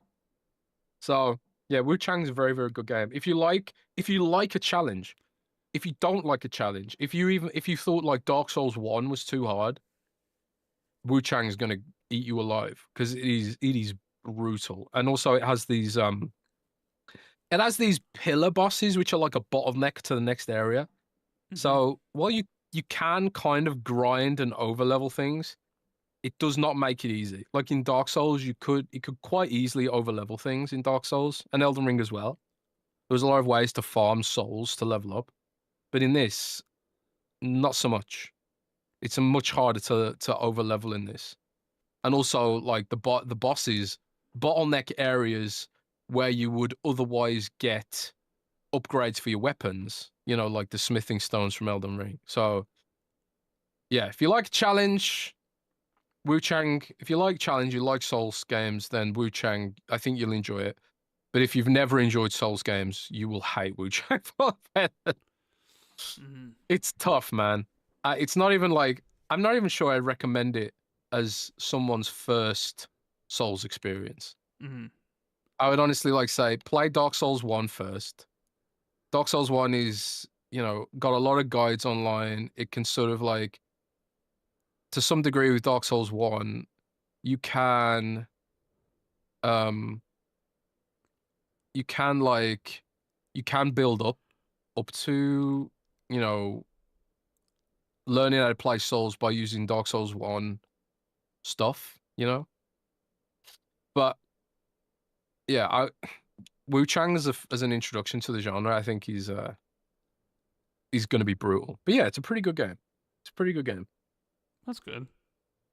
I keep coming back to it. Like I keep getting stuck on a boss, taking a sleep, and then coming back the next day, and then I kill the boss. I don't know what it is about sleeping on a boss, but it's like it like reinforces your neurons or something. I do that in World of Warcraft when I'm stuck on a boss as well. It's like the whole raid will come back the next day and we'll one shot the boss because everyone slept on it, kind of. I don't know. Yeah, very hard, very good. That's good. Yeah, I think you mentioned me like, oh, you should probably replay this. You like the Souls games. So I always told you, I'm like, no, just because I like Elden Ring and I like Sekiro doesn't necessarily mean I love all these other Souls. I'm kind of getting sick and tired of them, to be honest with you. Almost seems like every game that comes out is Souls like in some fashion. And it's like, yeah, the art looks super cool and everything, but I'm not the biggest fan of that genre. Even though like Elden Ring is one of my games of this generation, and I love Sekiro so much, doesn't necessarily mean I want to play The Imitators. Honestly, Rand, I feel the same way. Like when I got the Ruchang review card, I was like, oh, I don't feel like a Souls game right now. But the setting is honestly unique enough. Was unique enough for me where it's like I'm kind of intrigued by this. There is definitely something about it. Like the vibe, the creepy, the vibe that really is kind of unique to Dark Souls. They nail it. They really nail it. The music's great. The atmosphere's on point. Somehow it's like it's scary even during the daytime in this game. They've really nailed the atmosphere. So even I'm not a huge fan of the Souls genre. I don't really play the imitators that much. I haven't even finished Dark Souls 2 or 3, but I'm quite enjoying this. I keep coming back to it. There's something about it.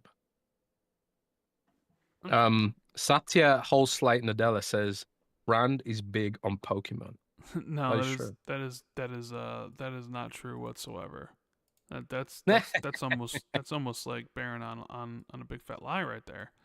Slander. Should we get some super chats? Yeah, we got Jez with the 5. So is what you saying? So Rand can buy a webcam. Highlander Grim says, "Hey Rand and Jez, we are getting Assassin's Creed Chirks from Master Cheeks." Master Cheeks. Yeah, I don't know what that means. I did see that there's new DLC coming from Assassin's Creed Shadows here soon, but I'm not sure if I have any interest in playing that whatsoever. Even though I played Assassin's Creed Shadows and I did like the game, I don't know if I want to actually continue. I don't know if I'm interested in playing anything else from the game. Nerds and Other Legends, member for 17 months, says, you'll probably talk about it at some point, but what's going on with Obsidian and Eidos? Also, Fantastic Four was awesome.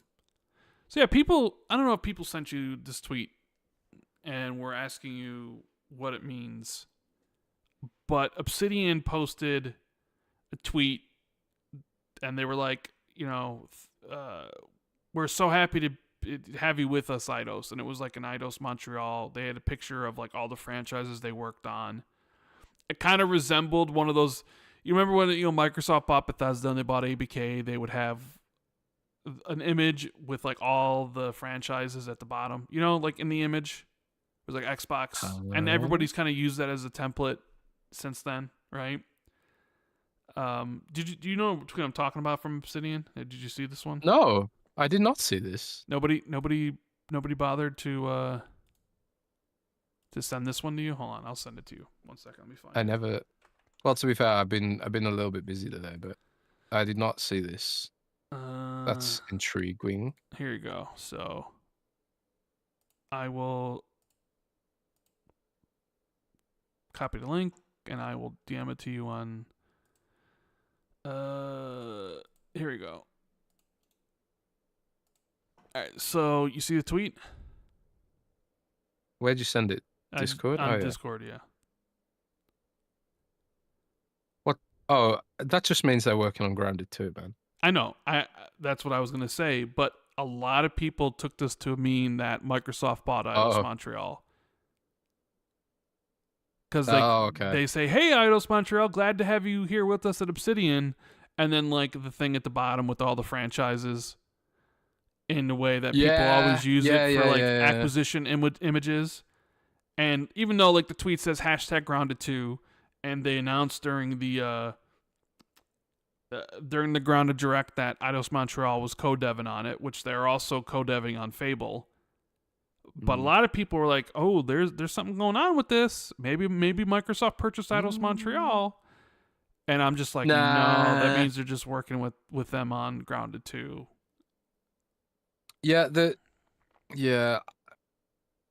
thing is, it's like it's kind of tantalizing, right? Because Eidos Montreal has Deus Ex, Yes. which it's one of my favorite franchises of all time. I mean, thank God Cyberpunk exists, because Cyberpunk kind of takes some of the edge off Deus Ex being effectively dead. But man, Human Revolution was an amazing game. One of my favorite games on 360. But I think a lot of the people who made those games great have probably moved on. I don't know if Eidos exists in any form other than support studio these days. But yeah, I don't think they're acquiring. Yeah, Paris said in chat, I interviewed Obsidian and we discussed the partnership with Eidos Montreal. I guess wasn't Eidos also contributing to Perfect Dark? No, that was Crystal Dynamics. But wasn't Eidos doing something as well? They were contributing to some Xbox project, yeah, weren't Fable. Ah, Fable, right, okay. Yeah, okay. So part of me was thinking, like, is this just them moving on to another Microsoft IP? But yeah, I don't know. Given how, I don't know how you describe it, really. How much of a shit show Embracer Group has been. Could you see Microsoft ever picking up their assets someday? No. Rand? No. No? I think No? I don't think it's in the budget anymore for Xbox to buy more companies. Not anytime soon. Even if Eidos Montreal and Crystal, because I know people push for that. I sure do. And it was like, oh, I think that's how that's going to end up. And then they eventually sold to Embracer. I know some people are still out there like, oh, it's only a matter of time before Xbox buys Take-Two or Xbox buys Ubisoft or Xbox buys this or Xbox buys that. But, I mean... I think they're done. They're done. They're done. I mean, maybe they could revisit it in 10 years if Xbox is doing what it's supposed to do as part of the company. And yeah, people say, well, what about Phil saying what he said about he wants a Japanese studio or whatever? And it's like, yeah, it's nice to want things. You know? I'm sure they would love to have a Japanese presence, or, you know, we know they were looking at Sega because we saw their acquisition target list, or at least a list of companies that they could have been interested in with pros and cons, right? From the FTC leak, so we know they were looking at purchasing stuff. But, you know, this is also... They bought Bethesda and they bought ABK. And we can see where Microsoft's... we can see where Satya's heart's really set now. It's all about AI. So I think I think people just got used to them... People got really used to Xbox beefing up for Game Pass and then beefing up because of the pandemic. We're like, number up. And it was like, okay, what can we do to keep this number up? Everything's going to grow. We could be at the forefront of this. Let's buy this and this and this. But like, number down now, right? That line's now down now. And AI is going up. And Satya's job is to essentially what? Make money for the shareholders at the end of the day. So sure is. I think people are so used to like Microsoft buying things for Xbox that they think it's going to continue with other companies, when I think now it's essentially, hey, you need to make do with what you have. You're not getting any extra money to buy anything else unless it's already part of the budget that we've already allotted to you, where it's like, hey, this is available. Okay, well then you're going to have to cut stuff if you want to actually do this. I don't think they're going to be It'd be a strange I don't know. It'd be a bit strange if like they just laid off a ton of people and then went on a buying spree, wouldn't it? I kind of feel like. I don't think so. I mean, these are corporations. They'll do what's best for them. But, I mean, my point was just that I think people had it in their head because of the moves Microsoft made that, oh, Xbox is going to buy this, and that, and the third. When usually Microsoft is buying things for other reasons for other parts of their division. And I think that's just what, if Microsoft makes more investments, it's going to be on the AI side of things and not for gaming. And, that's just kind of how it is. Will that always remain the same? I mean, I don't know, but I think for the current future, that's going to be it. So, yeah, you're just going to have to be like, hey, Eidos Montreal's co-deving, right? So they're working with them on Fable and other stuff. And yeah, maybe in a different world, they like all that stuff, and then they buy them from Embracer and they join the team, but they're probably happy just co-deving with them and not owning them and having them as employees. Yeah. And, and that's just might be how it is right now. So I wouldn't read too much into that tweet. That's just being like, hey, remember, because Grounded 2 is launching next week. So it's kind of all leading into the hype of a new release or whatever, right? Yeah. I sure is. I wouldn't read anything. You gonna play that, by the way? No, I'll play Grounded 2 when it releases 1.0. I'm not interested in playing early access stuff. Yeah, I'm not a big early access guy for sure, but does look good, man. Adds a lot of stuff that people wanted from original game that the engine couldn't support for whatever reason. So I'll give a shout out here to Mash, who sent 10 memberships. Thank you, and congratulations to anybody who got the 10 memberships. Enjoy the avatar, or the what do you call them? I'm losing my mind here. Enjoy the emotes and everything. Thank you very much, Mash, for the super chat, or for the channel memberships. We have, let's see, we have Big Afroman with the $10 super chat. Says, Jez, I saw you and Hoeg get into a disagreement on Twitter. I hope you guys work it out. He's pretty chill. I think his tweet comes out more aggressive than he intends to, especially without content. Are you getting into fights again on Twitter, Jez? What's going on here? What's happening? So, he added, no, he didn't at me, quote tweeted me, which bugs me in the first place, because it's like, I don't want to have a discuss with you. I just want to use you to make a point, which bugs me, right? Bugs me when people do that. It's like, if you've got like, if you feel a certain way about something I said, just reply. You don't have to quote tweet. It's like you're looking for backup, right? So that bugged me a little bit. But then I was just kind of annoyed by what he said, because he was like, I'm so annoyed of people saying like corporations should create jobs like it's their job to create jobs. And I'm like, bro, Satya himself said that. And it wasn't my article. He accused me of being the culprit. And like, yeah, I agree with the article, but it wasn't my article. So he came at me for clout without even checking if it was me that wrote the article. Second of all, he attributed what I was saying, which I didn't say. He attributed what Satya was saying to what I said. So it was Satya's own juxtaposition. Satya himself was like, we're sad about getting rid of these jobs. So it's like, bro, like the article quotes him verbatim. What more fucking do you want? It wasn't an opinion piece. It was quoting Satya Nadella. So then I ended the tweet with like, if you want to use me for clout, there's much better examples than this. I just thought he was lazy. I just thought he was clout chasing. But it's whatever, man. I mean, that's what Hoeg does. It's Twitter for you, bro. If he wants to put out his thought on something that's related to something else, he quotes retweet people. That's kind of it's kind of his thing. Well, yeah, and like if that's fine. If he wants to do that, that's cool. But like, I'm gonna push back. I'm gonna defend myself when I think it's bullshit, and it was bullshit. Attacking me for that was bullshit. Because it wasn't your article? It wasn't my article, and it was Satya's comments. The juxtaposition that he was criticizing was Satya's juxtaposition, not mine. Mm. Even though I do agree with it. And apparently, many governments around the world agree with it because many other governments do create protections for workers. Like what we were saying earlier in the show, you can debate whether or not a company's job is to create harmony in society or not. But I would argue that if they don't create harmony in society, then, you know, people are going to be pissed off and it's going to lead to problems down the line. There has to be a balance here.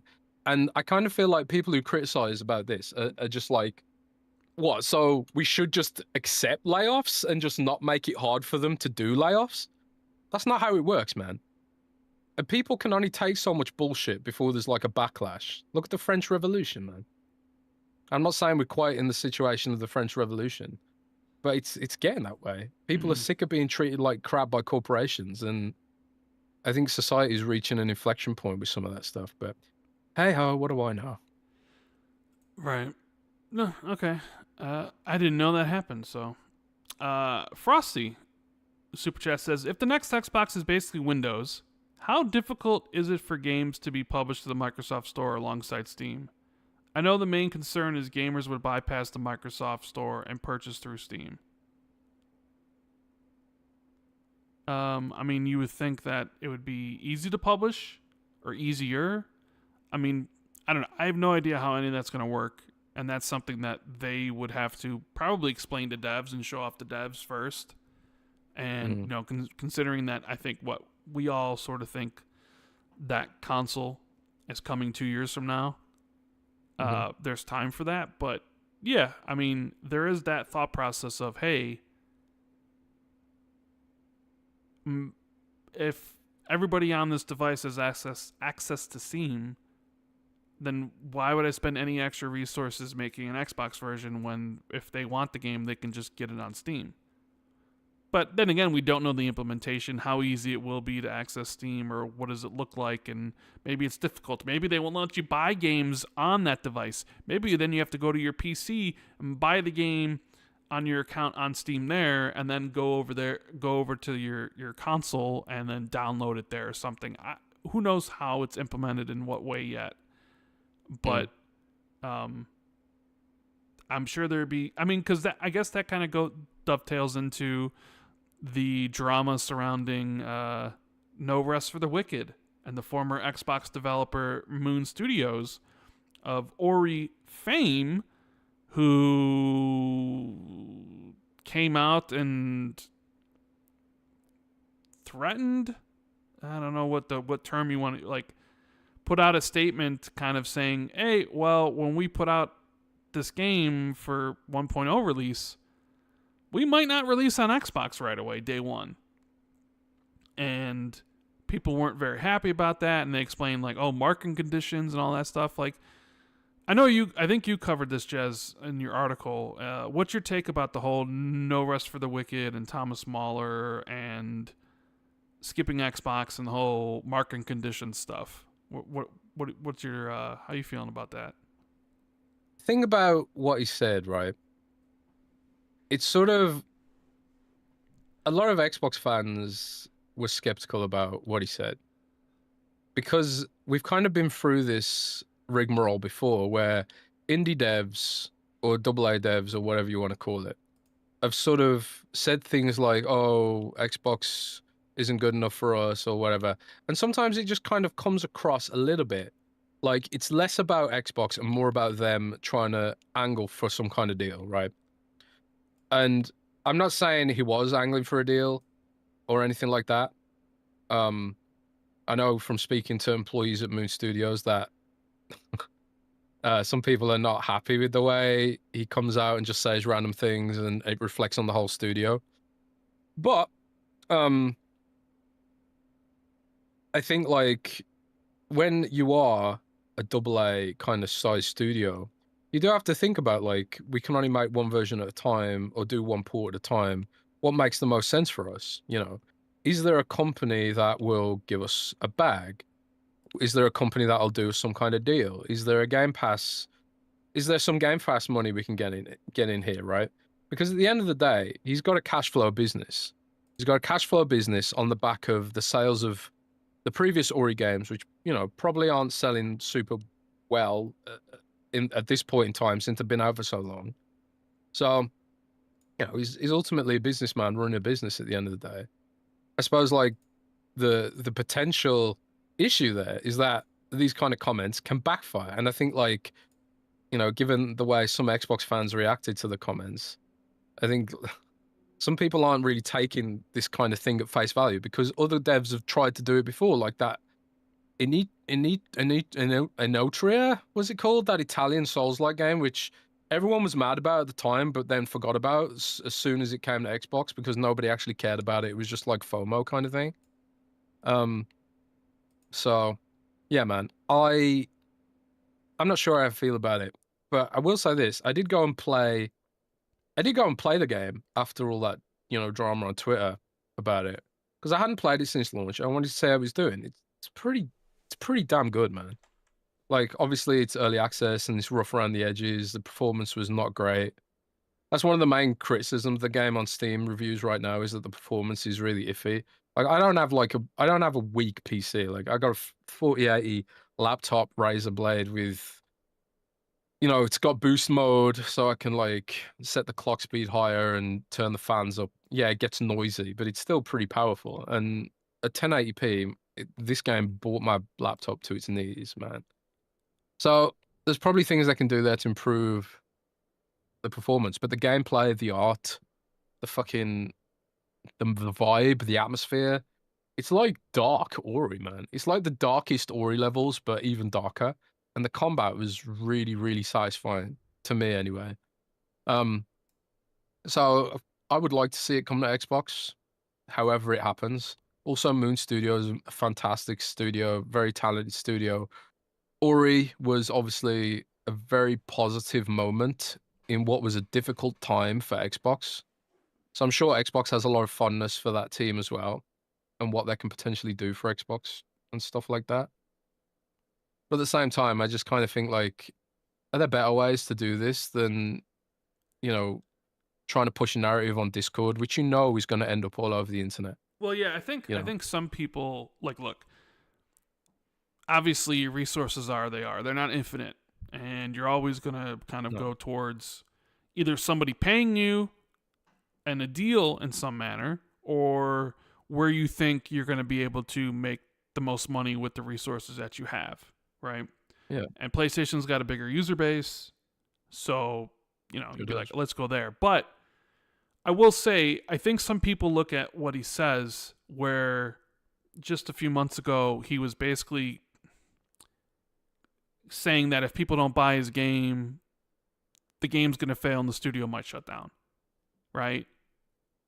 And he made those comments on his Discord, and then he kind of came out and said, well, I didn't really say those things or whatever. He kind of like disputed that stuff, even though like we've seen the screenshots of it where he kind of like, please, because he kind of even mentioned like his game being he was saying the bombed. negative reviews. Yeah, he was saying the negative reviews were affecting the game sales, which might cause the studio to shut down. Yeah, and he wanted more people to buy it. So there's already like the sense of like, okay, but like the negative reviews are just like, hey, the game's performance is bad, or I don't like the game, or whatever. And it's like, that's just a normal. What do you have a problem with every negative review? This isn't like you're not getting review bombed. This isn't like, people review bombing The Last of Us 2 because they didn't like the direction that the game went in, so immediately everyone's review bombing it for that reasons, or whatever reasons that aren't exactly like the game is good or it's not. So you present it in that manner, and then you're like, we need, please buy it. And it worked, because then all of a sudden everybody's reviews, you got review uplifted the other way. So all these people came in and then to review it higher, and then potentially buy the game or tell their friends about it. So you got the press that way. And we know that they lost their publisher, and probably with that you lose your money and some of the things the publishers would do. So then now you're self-publishing, so it's like, oh shit, like what are we gonna do? It's like, well, maybe you look at PlayStation first, and it's like, well, and then you say what he says, like given market conditions or whatever. But I think what some people have an issue with is that he ended his whole thing on Discord with, we'll have to discuss things with Microsoft first to see what makes sense for Xbox. Because to some people that almost reads like, we're going to go there and we're going to see if they'll pay us for stuff. You know what I mean? Yeah, it's the way it comes across. It's like, okay, yeah, I get it. Like, you got to do what's best for your game. And if you don't have all the resources and all that stuff to put the game in everywhere day one, okay, like, I get it. You know? I understand PlayStation's got a bigger user base. Like, of course. Like, all right, prioritize them. And it's like, whatever. But when you end a statement like that being like, we'll have to talk to Microsoft first, it's like, to me, that starts... I'm not saying like alarm bells start ringing, but I'm wondering like, okay, what are you going to discuss with them? Are you going to be trying to push for them to pay for the port so you can actually put an OS for their Wicked day one with Xbox, but having Xbox pay for the port? Do you want to discuss the deal for Game Pass where, the game comes and Xbox drops you a bag for it? It kind of opens up questions that, if you didn't have that qualifier for the statement, then people just be like, okay, well, they just don't have the resources to be able to do a multi-platform push, right? Because their previous games were just published by Xbox, so Xbox took care of all that stuff. This was supposed to be published by Private Division, who was the indie label for Take-Two, but they went under, so they probably lose all that stuff, so now they're self-publishing, so it's like, okay, we might have to make some tough choices here. But that last statement kind of was just like, what are you really trying to do here? And then, of course, it makes all the rounds. Xbox is dead once again. Bad news for Xbox is losing no rest for the Wicked. Blah, blah, blah, blah, blah, blah, blah. I do wish people clicked on good news as much as they click on bad news. That's just not how. That's not how everything's set up. No, people just love the bad news. Sure, so we'll see what comes out of it. We'll see, because they haven't said either way if it's going to skip. It was just like, that might happen, right? Yeah. But it'll eventually come. He did follow up and said it will ultimately launch on all platforms. It's just about where the priorities lie. And Microsoft has helped smaller studios or independent studios get their games over the finish line. One notable example being Stalker 2, which is coming to PlayStation now after a long period of exclusivity with Xbox, which previously was rumored to be about 3 months. But it looks like the Stalker 2 devs were just like, we need to actually, finish the game because there's a lot of gaps in, what people expected from the game. There was a lot of gaps, especially with regards to the quality of the AI and the Radiant kind of systems, So they spent like a year polishing the game up, and now it's really good, and now they're getting ready to launch it on PlayStation. But they couldn't have done that without the funding they received from Microsoft, the support they received, even when you disregard the war, Obviously that was a big factor there, but it's very expensive to make games, these days, especially to the level of quality that Moon Studios has kind of become renowned for, right? So it's just kind of businessy things. But I agree with you that he's a very divisive chap, and sometimes he says things which I feel like almost intentionally are designed to get attention and rub people the wrong way. Right. Like some of the things he says are just like, this is going to be interpreted a certain way. You have to know this. So that means you intend for it to come out in this direction, right? It's whatever, man. Game's cool though. I hope we see it on Xbox one way or the other. But yeah, like I said, there's a lot of other stuff to play. There is always a lot of other stuff to play for sure. Sure is. What else here? I think we have another super chat here from Nerds and Other Legends. He says, what's surprising to me is that it only takes 3 million copies to say you're the best selling. It says a lot about how other games are selling.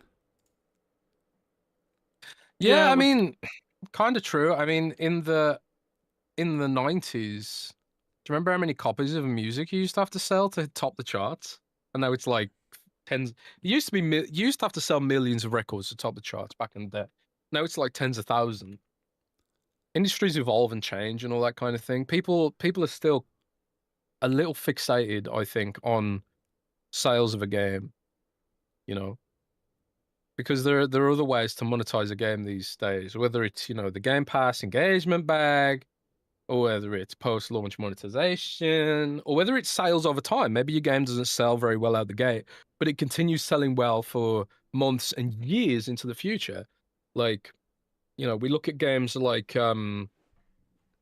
Forbes often does these articles where it's like, oh, this game lost 90% of its player base, But it's like, yeah, okay, but it's still selling 10,000 copies a month, which equates to hundreds of thousands of dollars, which can float a business, So, yeah, charts have evolved, I suppose, as the industry changes, but it's a dynamic industry, Like Satya says, it weighs on him, bro. Yeah. It Well, weighs on.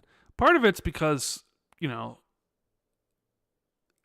is I don't think there's been. Well, one of it's like the rise of PC, I think, right?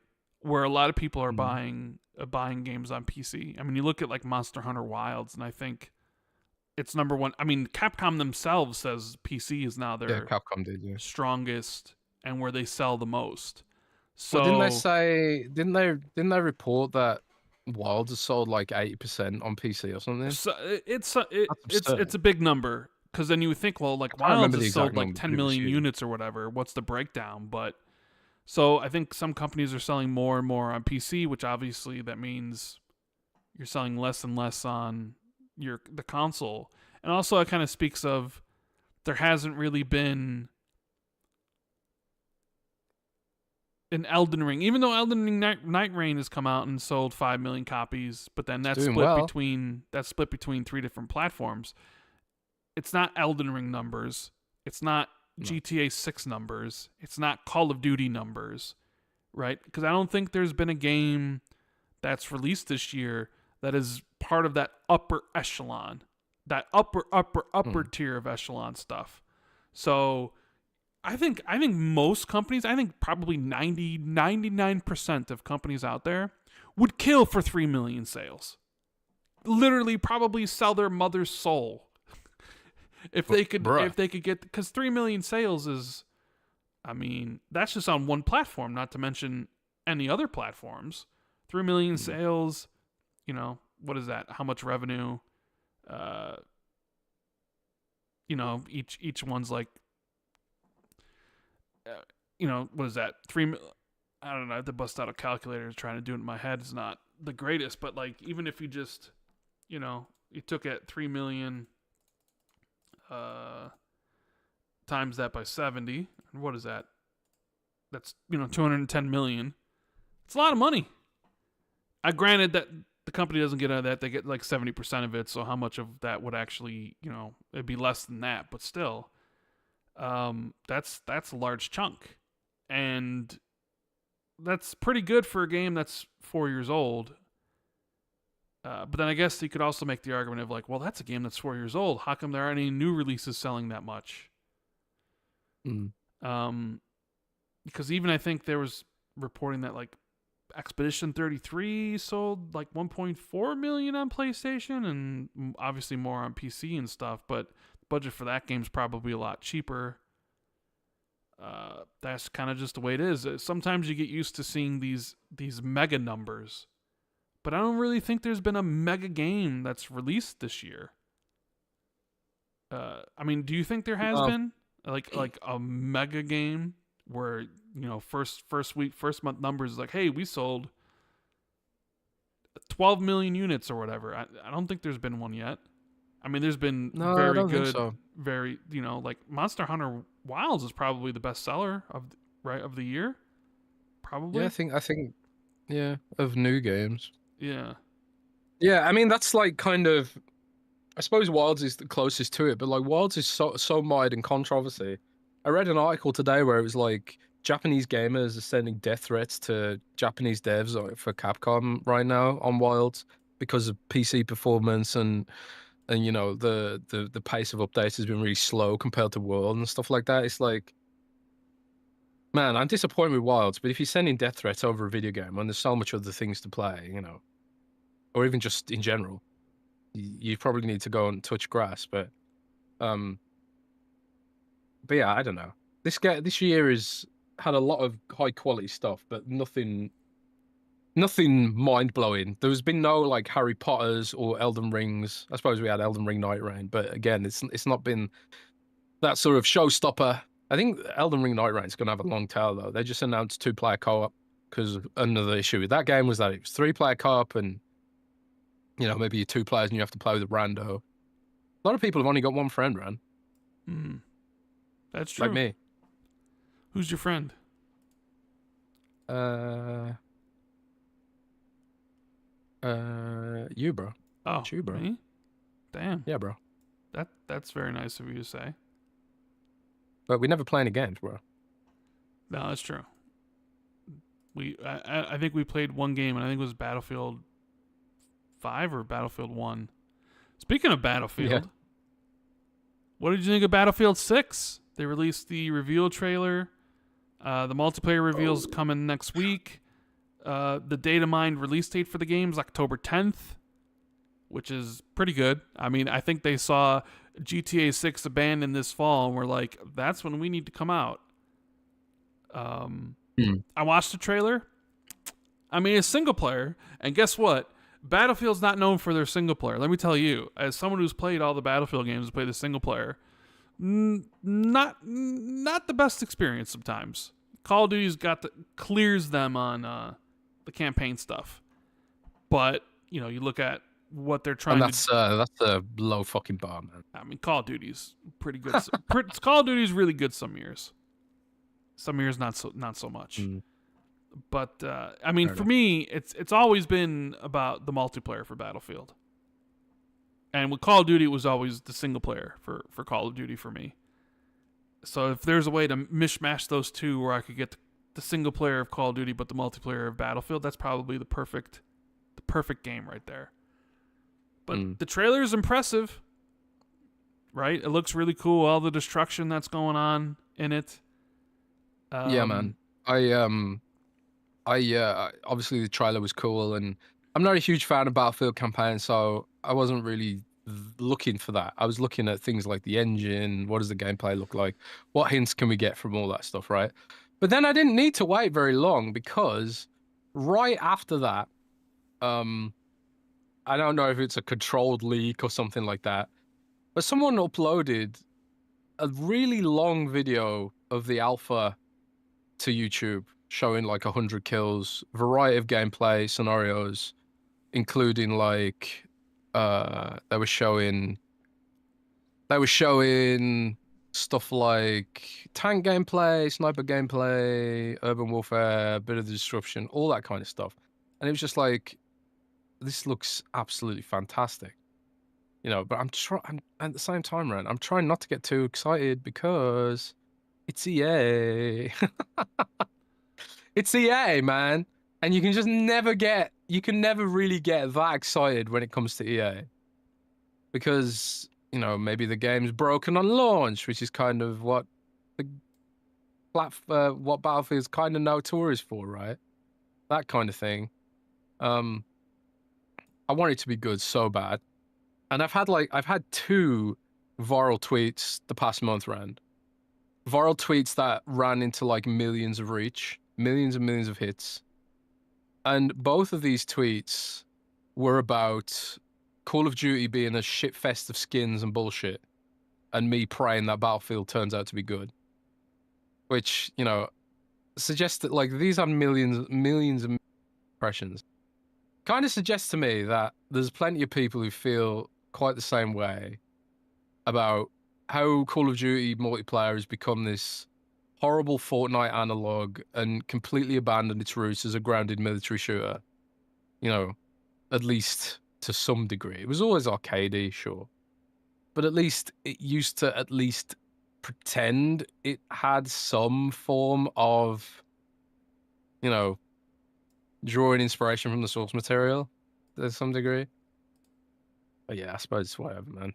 I'm praying for the game. I'm hoping it's going to be good. Like the Black John says in chat, I was excited for 2042, but yeah, I was the same way. Like, yes, I was a little bit disappointed by Battlefield 5, you know, because of the changes they made, and also because like some of the things that they'd announced were cut from the game and whatever. But the disappointment from Battlefield 2042 was next level, man. I was so disappointed with that game. It felt like it was designed for Battle Royale. There was no cover. The gameplay didn't flow that well. And also they changed the way kits worked and all that stuff. Really eliminated what made Battlefield. Also that weird, like, oh, we're a hero shooter now, like, and then the backtrack on that. And then the way they were reworking parts of the game caused the live service to take months worth of delay. I dropped off that game really quick, which is a damn shame because, you know, I'm a Battlefield guy. But will they succeed in a universe where EA is just kind of become world renowned for disappointment? I sure hope so, but I'm not holding my breath. I had people. The thing I've seen when people talk about Battlefield more so than, you know, the trailer itself, which is obviously just like campaign footage. It looks really cool, but you know, Battlefield does have a history of campaigns being middling. I mean, will this one be the first one that kind of changes that? I mean, they do have EA Motive on it, so there's potential for it to be very good, and I would love for it to be that. Obviously, I think this game lives or dies on its multiplayer, and we'll see that next week. You know, Vince Zampella, they put in charge of the whole Battlefield franchise, and you know, he is the man that brought us Medal of Honor, and then brought us Call of Duty in general. And then brought us Titanfall. Now, I guess you could maybe make the argument Titanfall wasn't that impactful to the industry, where Call of Duty was. But I mean, people do love Titanfall, and people wish Titanfall, you know, EA would do Titanfall 3. Who knows if they ever will? So, if there's ever a chance of Battlefield coming back and making a splash, this is probably it. Is this the last chance? Because I have seen a lot of people just kind of over Call of Duty, mainly because they just can't stand the skins, which you being one of them. Like the Beavis and Butthead skin, the American Dad skins, the skins that stand out like a sore thumb in the realistic Call of Duty Modern Warfare games, where they feel just right at home in Fortnite, because Fortnite's a cartoon. And you can be whatever you want in Fortnite, so it makes sense. And here you have Call of Duty catering to that crowd and putting in, you know, licensed IP stuff to get people to buy it. But then you have the people that clearly buy it and clearly enjoy it, and it clashes with the people that just kind of want a more quote-unquote pure COD experience. There's a generational gap between a lot of this stuff, and like, but if you look at Battlefield's tweets, like on the official Twitter, all of the comments, or a lot of them at least, are like, "Please don't add skins. Please don't add Beavis and Butthead." All this kind of stuff, right? That people are crying out for an alternative to Call of Duty. At least people of a certain age. At the same time, it's like, and we'll get comments where people are like, "I like the dumb skins. They're fun." And it's like, yeah, that's cool, man. I just want an option not to see that bullshit. Well, you're never going to give me an. Jez just said to me before the show. Jez was like, "I want an option in Call of Duty where it disables the skins," and I said, "You're never going to get that, because that's part of the whole process of selling you the skin. Of like, you see somebody else has it." They give me arachnophobia mode, an arachnophobia filter. Why can't you give me a bullshit filter? That's Obsidian. The industry, man. The industry gives me that. That's like one dev giving you an arachnophobia mode. World of Warcraft has arachnophobia mode. Okay, well, what does that got to do with the mode? What does that got to do with the skin that they're charging you $20 for? They let people customize their experience. Okay. Their visual experience. And I have a proclivity, or well, I have a strong distaste for bullshit. And let me get rid of the bullshit. You know, if I don't like spiders, then I can hide the spiders. I don't like bullshit. Let me hide the bullshit. Look. I will pay money. Well, let's not go down that route. I agree with you. I would pay $5. That would be absolutely incredible if they could disable it, because then all the people's complaints would go away. But if you look at it from their perspective, fuck that perspective. but they're the ones making but you have to, because they're the ones making the game, right? I'm the ones paying for the game, and if they don't give me a bullshit filler, I am paying for their game. Simples, bro. Right, I get that. You want me to get killed by Rhea Ripley with a steel chair? Yeah, I do. I do. No. I'm gone, bro. Oh, bye. But then enjoy your game. But then I guess they would think, we don't care if Jez is gone because we have multiple people that can replace Jez that are buying the Rhea Ripley skins. Well, good. Enjoy, bro. Enjoy your game. I'll be playing Battlefield. I'll be loving it. I'll be playing Battlefield. No bullshit skins with my bro. Right. And then imaginary bros. And then you'll wonder why Battlefield 6 isn't. The thing with Battlefield 6 is. Are you telling me now? Are you telling me now that a game lives or dies on a Beavis and Butthead skin? Because if it does, the industry can just go to fucking pot for all I care. Well, I don't think it lives or dies, because it lives or dies based on whether or not the parent company is happy with the performance of the game, right? And I think Battlefield 6 is going to live or die based on whether or not EA is happy with it. Because we've seen the reports of the budget being like $500 million. We've seen the reports of EA wanting 100 million players from this game when the biggest Battlefield of all time has only ever gotten 28 million. Right? Where are these 70 million extra people going to come from? Oh, no. Are you going to be able to recoup your money? I mean, how successful is Call of Duty or Battlefield going to actually be in a world of all these, live services that have their audiences? When did Battlefield 2042 came out in what? 2021, right? Or was it 2022? One of those things. It didn't last very long. Clearly, because there's no Battlefield out. And even before that, Battlefield 5, I guess you could make the argument Battlefield 5 sort of spoiled the franchise. Not spoiled in a good way, but spoiled the audience's love for Battlefield, because there was a lot of... People didn't like Battlefield. People love Battlefield 1. It's probably the biggest Battlefield ever, even though I clamor for the days of Bad Company 1 and Bad Company 2 and Battlefield 3 and Battlefield 4. But Battlefield 1 was really, really successful, but then Battlefield 5 wasn't. So then they go back, okay, we're doing Battlefield 2042, and it just... I don't know, like it just never... It didn't do anything. And here you are replacing it so quickly with Battlefield 6, and it seems like maybe it doesn't feel that quick to be But it is that quick, though. Is it though?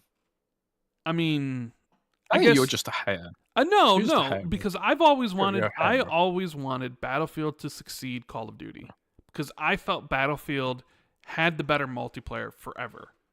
So I was like, this game should be the premier multiplayer shooter in the space. But for whatever reason, it never got there. I always more appreciated like the bigger spectacle of the battles when it was like Gold Rush and all that stuff. Dude, jumping off, having a gun battle on top of a burning Zeppelin, winning, jumping off the Zeppelin, and then landing in a fighter jet that's passing by. Battlefield's the only game where you can do bullshit like that. It's the only game. It is. And it's sort of like, it's an indictment of EA that they managed to repeatedly fumble that shit.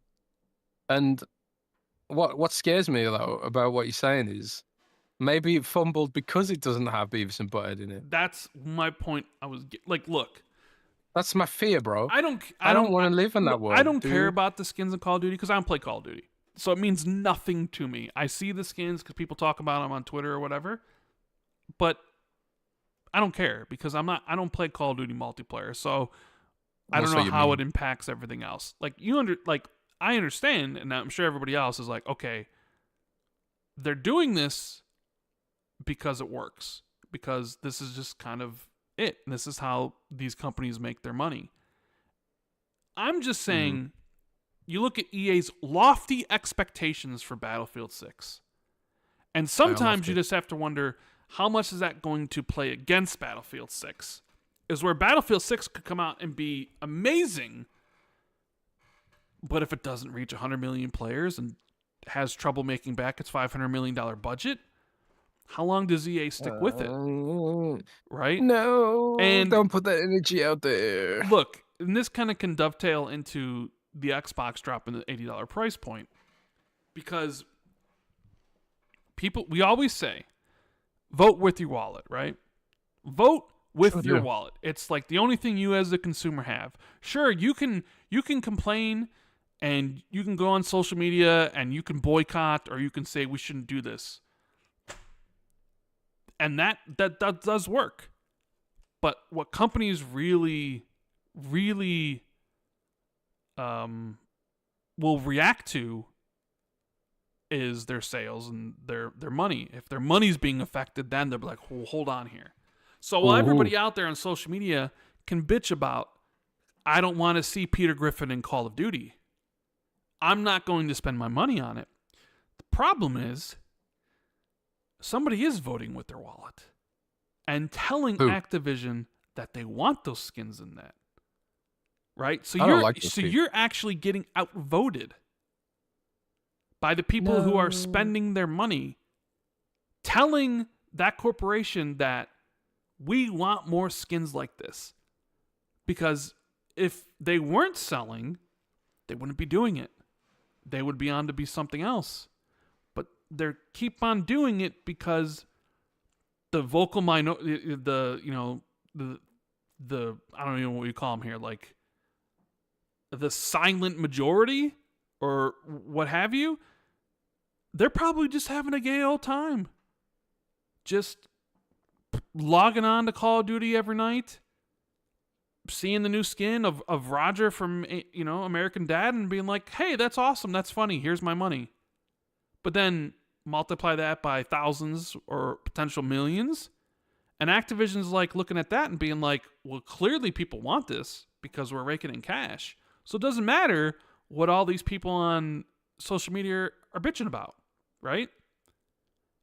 And hell, me and you have talked about what went wrong with Halo Infinite, where people love the gameplay so much.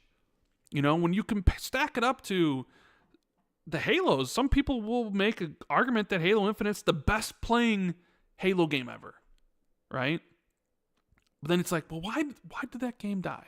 Why did that game kind of just come and went, came and went? And yeah, you can point to the shoddy roadmap.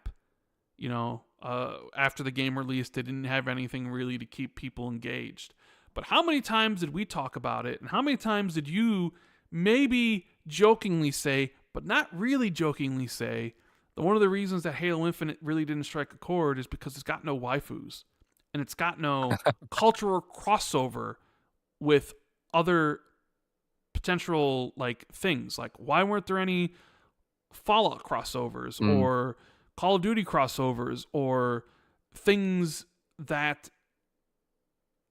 that Fortnite was doing very well? And you'd be like, well, it doesn't make sense in that universe and they want to protect that. And it's like, I understand that, but this is also the generation that waifu generation plays Fortnite, and everything that their mind can imagine from around every super important comic book and relative thing in music. You got Ariana Grande, and you got Sabrina Carpenter, and you got Travis Scott, you got Undertaker and John Cena. Like, every sort of touchstone cultural thing is in Fortnite, right? Yeah. And it makes sense, and it fits the game world.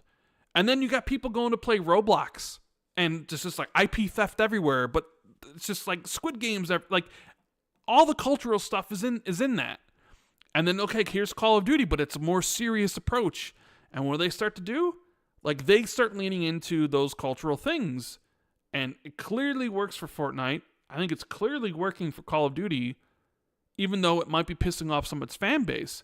And me and you talked about, like, maybe that was one of the things, and I'm not going to say, like, it's an overwhelming thing, but maybe it's a thing where it was like people played Halo Infinite and they we're just like, it doesn't really have anything cool to buy. I'm not buying anything. Now, I'm not saying like if like you could play Halo Infinite and have an American Dad skin and run around Halo Infinite playing as American Dad, that the game would be a success.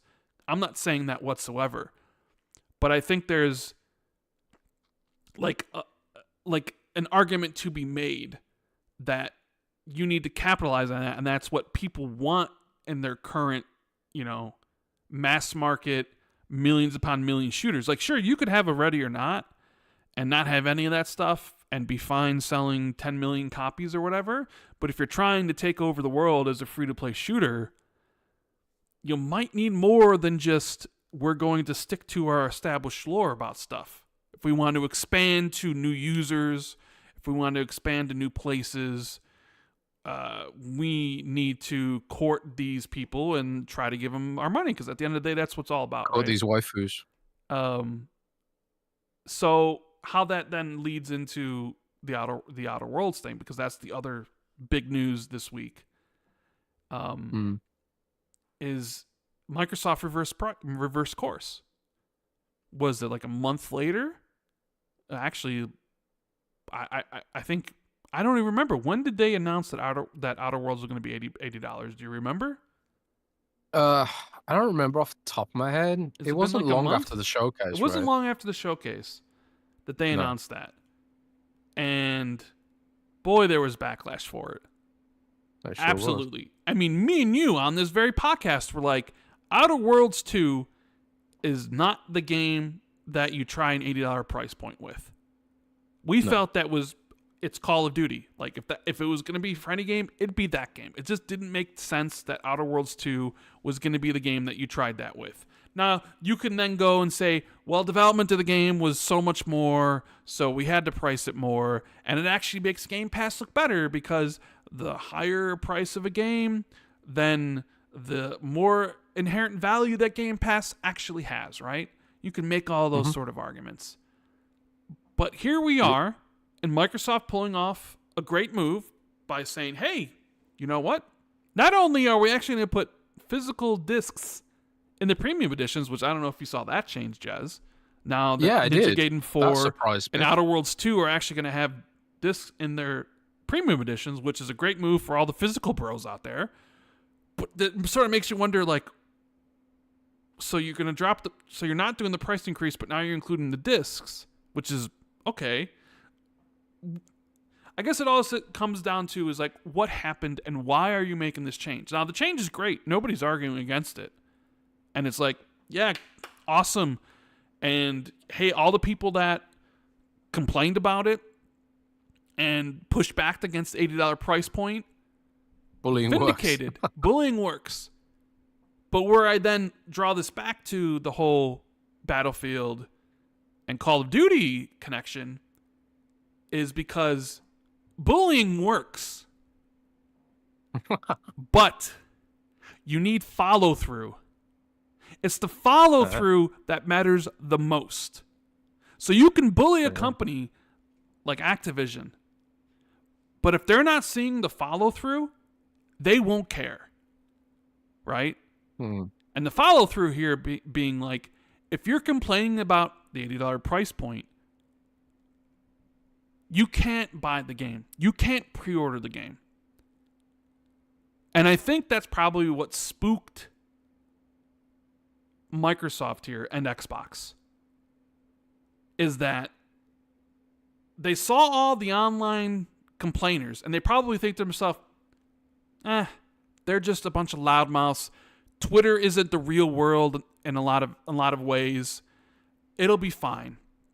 And they probably saw the pre-order results from Steam, PlayStation, and elsewhere, and they're like, nobody's pre-ordering this game.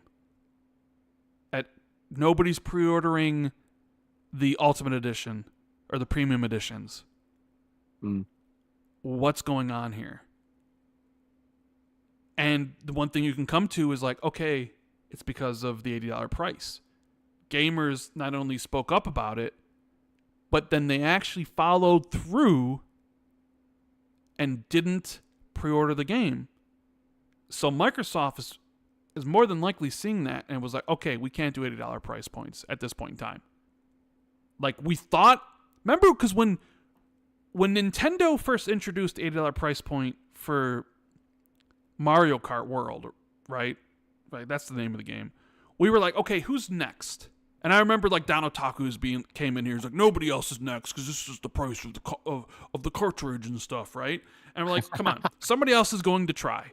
And I know there's GTA 6 on the horizon, and it was like, whatever price that's going to be, because that's like going to be the biggest game ever. But this like industry is copycat. Like, somebody's, it was like Take-Two to $70, and then Sony with the $70, and everybody was $70, right? And there wasn't a lot of pushback because there wasn't any fucking follow through.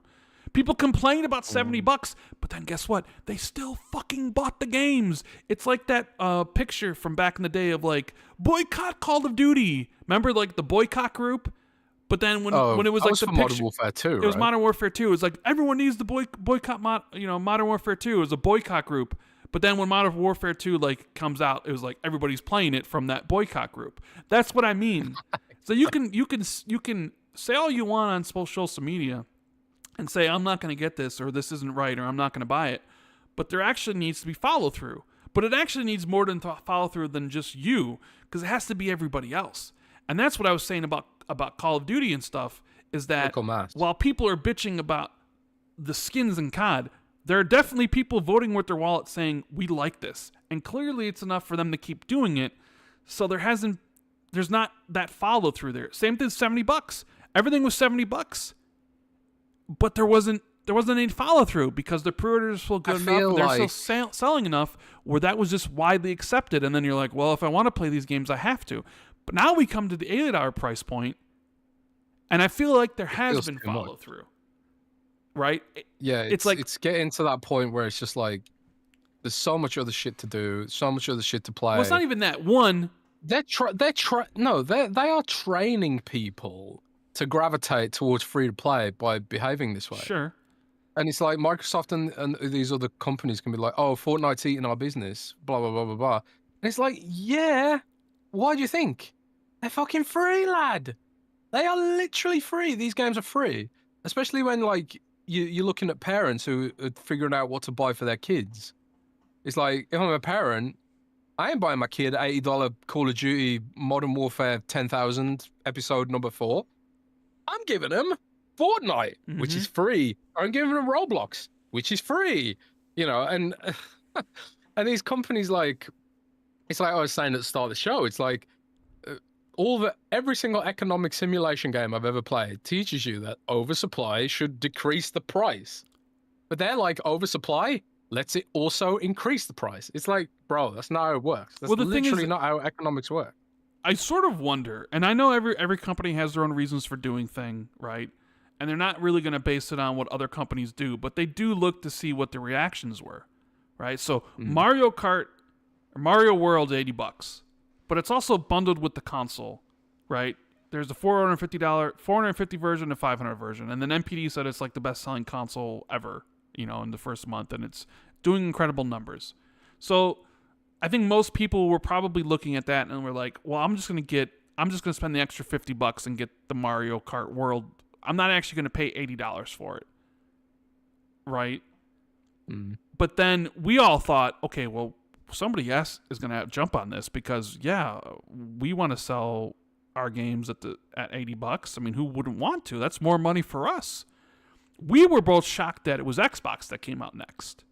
I think we expected Take-Two with Grand Theft Auto. At the time, it was supposed to come out this fall. And people have been discussing the price of Grand Theft Auto 6 for like ever. Is it going to be $80? Is it going to be split pricing? Are they going to sell single player and multiplayer separately with different pricing? Is it going to be $120? Who knows? Because they can do whatever they want. But here's Microsoft. It's like, we're doing $80, but not with the game you would think, Call of Duty, which might be able to actually sell at that price point, but with Outer Worlds 2. And it was just like, I don't know if that's the correct decision, because all the discussions since then, and this is maybe another factor, about Outer Worlds 2 hasn't been about the game itself. It's been about the price increase. It's been about the $80. So, like, they're looking at it potentially like, we did a disservice to this game. Because even the devs came out and said, we didn't price the game this way. Talk to Xbox and Microsoft about that. So you even have that back and forth where now the conversation inherently is negative about Outer Worlds 2 because of its price point, because of what it's trying to do for the rest of the industry, right? So here you have it, and it's like a month later, they're dropping it to $7. But it also sounds like they don't plan on raising prices this holiday. So which probably means the next Call of Duty, which they haven't announced the price yet, is also going to be $70. And potentially with now Battlefield launching this year, it probably should be $70 because you don't want to give any advantage to a competitor, despite, like, you might view yourself as bigger, where Call of Duty's $80 and then Battlefield 6 is $70, right? That, I mean, granted, it's a $10 difference, but who knows? People may gravitate towards Battlefield over Call of Duty for whatever reason. You know, even with maybe they want to make a statement like, "Oh, we'll actually buy Battlefield at $70, and we won't touch Call of Duty at $80." You know, like where it's more of a concerted effort. But it's just easier to be like, okay, we'll just make everything like you said. Yeah, with everything the same. So then I think, okay, because I was always like, well, okay, what is EA going to do? What is Take-Two going to do with their games? What's the price of 2K this year? What's the price of Madden? What's the price of these other things? What's the price of Sony's games? And they're all remaining at $70. So it was like Microsoft was the first one out there, and they came out there with a game that probably that doesn't, like, you look at it and you're like, yeah, this isn't worth $80. And they get the backlash, but they also get the follow through because it was just like, yeah, I'm not pre-ordering this. I don't think it's worth this $80. So they look at those pre-orders and they're like, this isn't going to work. And you look at the pre-orders for the physical stuff and it's like, maybe we need to offer a physical edition. So we'll reduce the price. A physical disc. We'll put the physical disc in there and see what that happens. See what it does. And because this isn't even, because I mean, even Randy Pitchford almost was seeming like he was preparing his audience for Borderlands 4 to be $80. You remember? Because he came out there and he said those things, and then the internet backlashed against it, and pre-orders weren't available yet. Pre-orders weren't available yet when he was talking about that. But when pre-orders became available, it was priced at $70. So I wonder if they took the sentiment online and were like, maybe we'll play it safe this time, and we'll let somebody else really, because Nintendo's Nintendo, right? Like, Nintendo do whatever they want. People were gonna buy that thing, even though Mario Kart World was $80. And now that Microsoft walked it back, I sort of wonder if anybody else has if everybody else is looking at it and they're like readjusting their plans, where they thought, well, maybe in 2026 we'll raise the Madden and the next FC FIFA game and, you know, whatever to $80. But now they've seen Microsoft basically have to walk it back, and now they're wondering if, well, this might actually be serious. Like, people ate the $70 right away. Yeah, people bitched, but there was no follow through, right? And now people are bitching, but there seems like, no, they are following through on this, and they're not going to spend $80 on this stuff. So I sort of wonder, then, does that change Take-Two and how they feel with Grand Theft Auto? Where maybe they thought, like, oh, we could sell this for $100, but now they're seeing, like, nobody else in the industry jumping on a higher price point yet, and the one that has, outside of Nintendo, immediately within a month has, reverted. I wonder if then they're probably thinking, oh, is 100 too much? Or should we be 80? Should we sell at 70? And seeing this stuff, does this make it like kind of be like, well, you know what? Maybe we can't raise prices the rest of this generation, right? If people are really not willing to pay the extra $10 and I don't know. Like, I thought it was dumb that Microsoft priced Outer Worlds 2 at 80 in the first place, even though like you could understand the reasoning behind like, oh, it increases value in Game Pass, and if you're on these other platforms, then you're going to pay us. But then it sort of does a disservice to the game itself because it looks super cool, but all the talking points about it are all negative because it's all, all circling and revolving around the price increase. No, you're right. And so it's like, okay, so this might actually really hurt our game if we're looking at pre-orders. And that's kind of the same thing that happened with the Xbox One with the DRM strategy, where they went to E3 and they tried to explain it to everybody, and then less than a month later, they're like, actually, we're removing all the shit. We're removing all the DRM. We're removing all the used game stuff because they saw the pre-order numbers and they're like, oh, like, people bitched, but we still thought they were going to buy our product. It looks like they're not going to buy our product. Yeah. We need to pivot. And that's, I think that was very much the straw that broke the camel's back, the $80 price point. And also, like, the discourse around, like, what value am I getting here? The fact they put the games on the disc again is, like, on physical discs is, like, I think they just kind of sort of...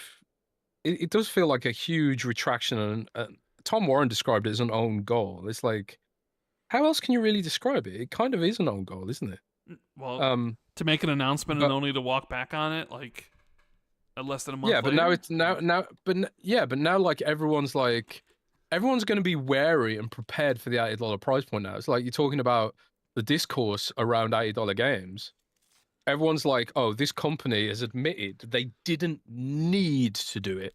They just wanted to do it, And I appreciate, like, they're thinking about tariffs and all that kind of other bullshit, but Microsoft's also going out here to shareholders talking about how, like, by every metric success, we're objectively firing on all cylinders and all this kind of thing, right? It's like, you can't be coming out here with these contradictory statements. This was about, the optics on this was purely about greed. They offered no justification for it, and the backtrack just doubles down on the lack of justification for putting up those price points. And if they try and do it again, the backlash will be even stronger. So that's why it's an own goal. I think if you make these decisions, you have to follow through with them. Because I think, like, most people have just kind of accepted it, like, all of the price increases that have happened over XYZ amount of years. It feels like they made this decision to go up to $80 in the first place was hasty and ill thought out and, almost... Well, I don't know. Maybe they thought other publishers or other devs would come out with their own $80 versions, where the industry just immediately adopted $80 price points, just like how it immediately adopted the $70 price point, where it was like, sure, you could bitch about Take-Two saying our games are going to be 70, but then Sony comes out and is like, actually, all of our games are 72, and then EA is like, our games are 72, and then everybody's games are 70. So it was like, okay, well, if I want to play games that are $70, I can't really fight against it. And this one's like, it's just Nintendo, and Nintendo gets away with a lot of things that nobody else really gets away with. And I think most people were like, I'm not actually going to be paying $80 for Mario Kart. I'm going to be paying $50 because I'm going to get the $500 bundle, right? So it's not really $80.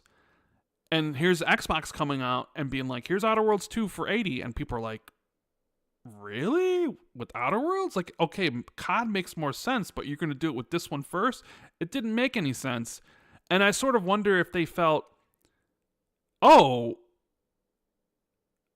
Nintendo did it, we're going to do it, and then all these other publishers are going to do it too, and just kind of forced it just like $70. But then they were out on an island by themselves, and with the gamer vitriol toward the price increase and the follow through, and then saw like, shit, yeah, we need to change this up immediately, because Outer Worlds 2 does look like a great game, and it would suck if people passed on it because of a $10 price hike.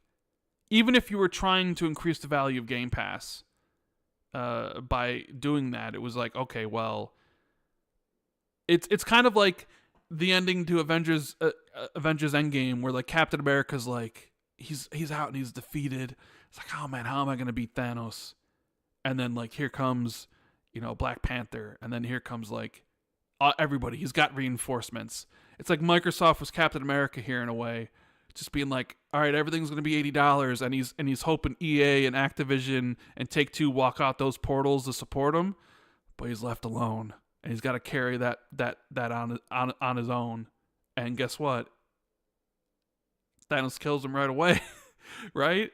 So I sort of wonder if they'll revisit it next year, maybe with their lineup of games next year, where you have a New Gear's E-Day, and you have Fable, and you have a Forza Horizon 6, and you have, whatever the Halo game is and stuff, and Grand Theft Auto's out. Maybe Grand Theft Auto is the game that massages people's malleability towards variable pricing, where like Grand Theft Auto comes out and it's $100 or something, and you have all these people buy in, and they're like, well, actually, you're getting a deal here because ours is 80.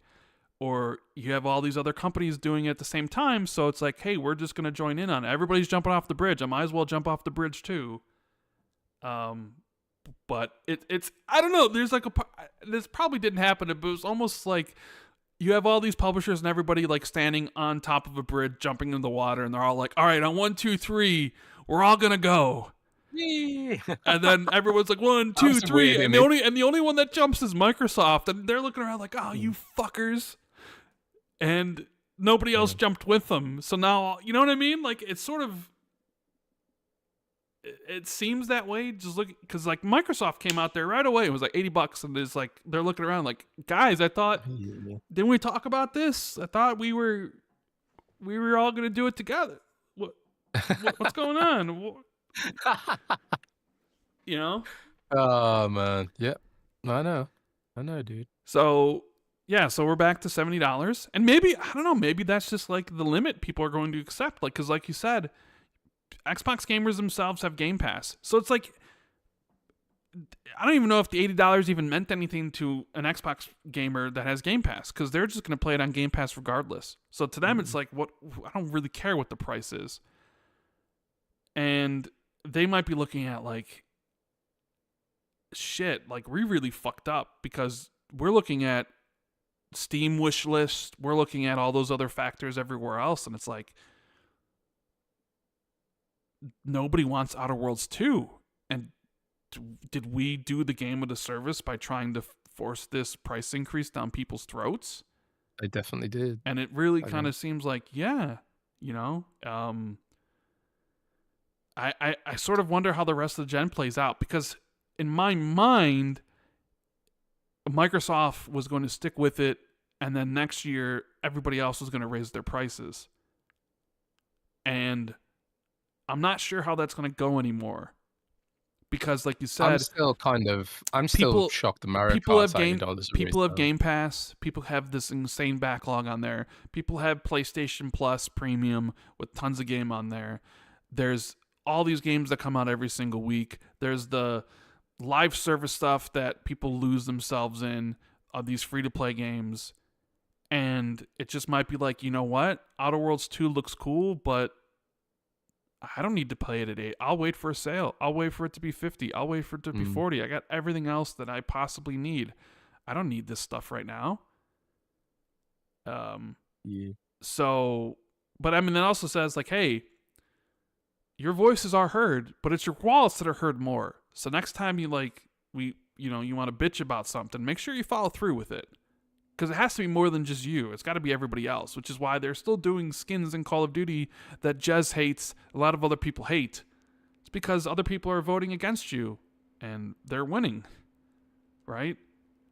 So, no. But here, everybody seemed to be hand in hand, and nobody was like, yeah, you know what? We're not actually going to go around and say we're outraged, but then still buy the game and still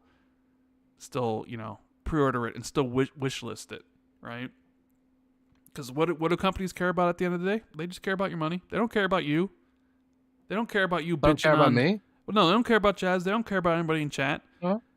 All they care about is their money. And if you're screwing up their money, oh boy, that's.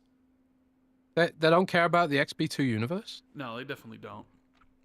Satya and Oh, Nadella man. never even heard of Xbox Two, bro. It wasn't on the Times Top 100 list. Ah, And I sort of wonder what podcast he probably listens to. Podcasts that just talk about AI. yeah. Knowing him. I mentioned Fable, and I figured I'd bring this up.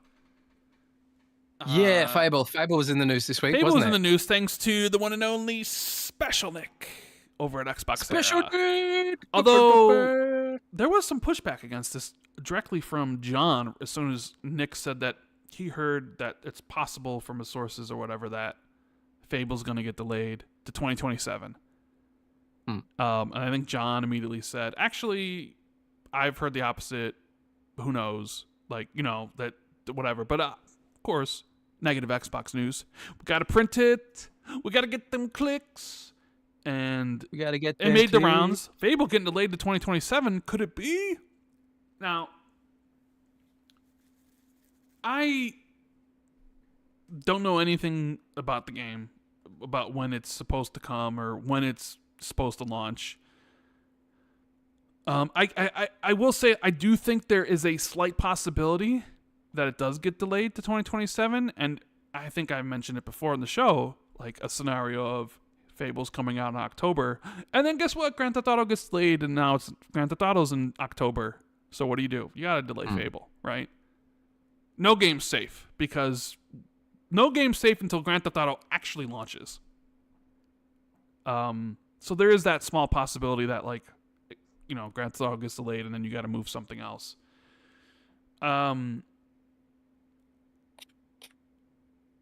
I guess I look at Fable and I'm like, at some point they felt confident it was 2025 because they put it in the trailer in the 2024 show. Even though a lot of people looked in like, there's no way. And then sure enough, the beginning of this year, they're like, actually, Fable's not coming this year. It needs more time. No timetable given, just that it's not this year. It needs more time. So I thought, okay, you're probably doing a year delay. Like, unlike Avowed, which had, a 3-month delay where they moved it from the fall of 2024 into early 2025, I was like, okay, Fable's probably October to October. And let's say hypothetically, you take Nick's word at his, that is true, that they're already planning on Fable being 2027, because we're halfway through 2025, just a little bit over halfway. So like, if they knew right now that the game wasn't going to hit next year and it would be 2027, my first thought would be like, man, what's gone wrong with that game? Because they were confident it was going to hit 2025 and 2024. But now you're telling me in 2025, just 4 months or so after the delay of the game, that now you're thinking, actually, we're not going to hit next year. We're going to hit the year after. To me, that's just like, something's gone majorly wrong. Where you're thinking you're in 2024, you're actually going to launch in 2025, and then all of a sudden it's like, actually, we're actually going to launch in 2027. I don't know how else you could really read that situation. Hypothetically, yeah, I mean, assuming what Nick said is true, right? Just like on the face value of it. But the thing, sorry, go on. Well, the thing is, and I guess you really shouldn't be, this could be one of those Phil Spencer, things. Something he says 1 month and then 5 months later it's not true. But I mean, Phil basically explicitly laid out the 2026 roadmap of the 25th anniversary of Xbox with a new Forza, a new Fable, new Gears, and the new Halo. And I know game development's tough, but if Fable slipped to 2027, you definitely be look. I already have question. We already saw like Xbox cancel Perfect Dark, and they canceled Everwild, and they canceled the ZeniMax MMOs. Everwild and Perfect Dark because like they're taking a long time, and it doesn't look like they were coming out anytime soon. So we need to cut budget, and this is what we have to do. But then it's like, man, like Fable is almost. You would say Fable's almost in that same situation, but we've seen more of it than we've seen in the other two games. And Playground's an actual like super successful studio that has a large back catalog. Well, not even a large back catalog because all the Forza games that are listed, but Forza Horizon 5 has brought in a ton of money. And I saw some report that said like, oh, I don't know how true this is because it was presented as a rumor because it was on someone's LinkedIn that like Forza Horizon 5 has made like $1 billion in revenue or something. I believe it. You know, and we know Forza Horizon 6 is coming next year. And that one's probably going to be on everything day one from Xbox to PlayStation to Switch 2 to PC. So who knows how big that is going to continue to get and how much money it'll bring in. So maybe they're a little bit more, all right, well, you have all this money coming into the studio and we want Fable to be super big. So we're willing to give you more time because you do have the revenue coming in. Or it just could be like, you know, mixed cross signals, you know, the game's actually still come out in 2026. Because, look, I don't know anything about game development, so, but I would wonder if they would know right now in the middle of 2025 if they're actually going to be able, you know, if they're like already at the point now where they're like, yeah, we can't even hit next year, you know, with like a year and a half timeline still to go in development. Where they're like, yeah, we can't. That almost kind of seems like you're not starting over, but there's been a shift in direction. If you're really, you know what I mean? No, I get you. But I mean, for one thing, I've been trying to find out more details about whether or not this could possibly be true, for starters. But I haven't really been given evidence that it is true right now. I haven't been researching it that hard, but. We'll figure it out. Well, I'll get there. But off the top of my head, like you, I kind of doubt it personally. Because like you said, we've seen a lot of it.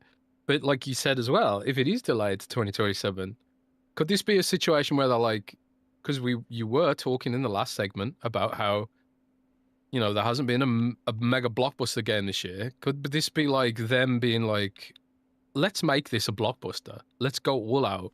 Let's make it amazing. Let's make it truly, truly amazing. And what do we need to get there? You know, what features do we need? How much more stuff do we need to really get it to that level where it's like, you can't ignore it, like a GTA kind of level. You probably would need to delay it if you were going that hard on it. But I doubt that's what's going on here. I think it was just a couple of dudes sharing some random rumors they'd heard off the cuff here and there. Because like when it comes to rumors about game development, you can get like, sometimes you get like game dev who maybe they just genuinely feel like the state the game's in needs to be delayed or whatever. And maybe they share those sentiments with people like Nick or people who share their sentiments like that with Nick just because they feel a certain way about it. But in reality, it actually does get over the finish line. Because oftentimes when I'm working on a project, I'm like, there's no way this is coming together. It's doing really badly.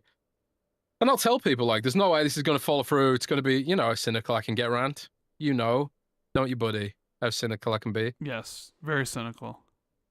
So it could just be a case of that, like someone being a bit cynical and doubting themselves and the team. And it could actually just be nothing. It could actually be like, oh, actually, this is fine, you know. But we'll see. Yeah. Oh my God. Been 3 hours already. Yeah, I know it has. Time flies. Time flies when you're podcasting with the Xbox 2 universe. Yeah. I don't. I mean, I don't know. I mean, I don't think Fable's gonna fall to 2027, but I mean, I guess anything's possible with game development. It's also just because, like, man, Fable's been in development for so long. I just look at, like, man, they were confident at one point to put 2024 in 2024 to say it's coming in 2025, and now you're saying like, they're not even confident about 2026. It's like, what happened, you know? So I'm leaning more towards, I think it'll hit next year. At least that's my hope. because otherwise then you'd be like, well, maybe I don't know. It just definitely was one of those rumors where John said that, and it picked up because people love the negative Xbox stuff, but nobody really talked about the whole John saying that's not what he's heard, and Yeah. the idea of running articles and stuff just based off like a single source, like this might happen, St. considering. John's chop liver. No, I'm not saying John's chop liver. I'm just saying like, you ever run a story on Windows Central where you just had one source, no matter how confident you were in one source? Like, isn't the whole, like, you need like multiple sources to back it up, because like the one source may not have like the most up to date information. I mean, it's kind of annoying because like we didn't cover that rumor, but if I'm not online and another Redditor is online, and maybe another Redditor doesn't really care as much about it, and they've got a quote to hit, and we've all got targets, I could see an article like that appearing on Windows Central where it's just like, oh, everyone's talking about this and it's going to get clicks, cover it, right? But when I'm online, I wouldn't cover that kind of thing usually. Unless I'd like thought there was something to it, even behind the scenes. But I wouldn't put out a report like that unless I could add to it. And generally, when I do put out reports based on a single source like that, it's because I've been told it's not true, and I want to let everyone know that it's not true to, put an end to the rumor mill. But yeah, I mean, at the end of the day, it's a click-driven business, and the clicks are squeezed because of AI more than ever. AI is causing like huge those AI summary boxes on Google, which are wrong half the time. People are just reading those and not clicking on the article. And like even like stuff like Reddit, people will read the comments instead of click on the article. They're like, oh, I can get the gist of this article from the comments, even if the comments are talking about the headline and not actually what's in the article. It really bugs me, but it's also that's just the way it is, right? So I don't begrudge anyone doing what they need to do to, actually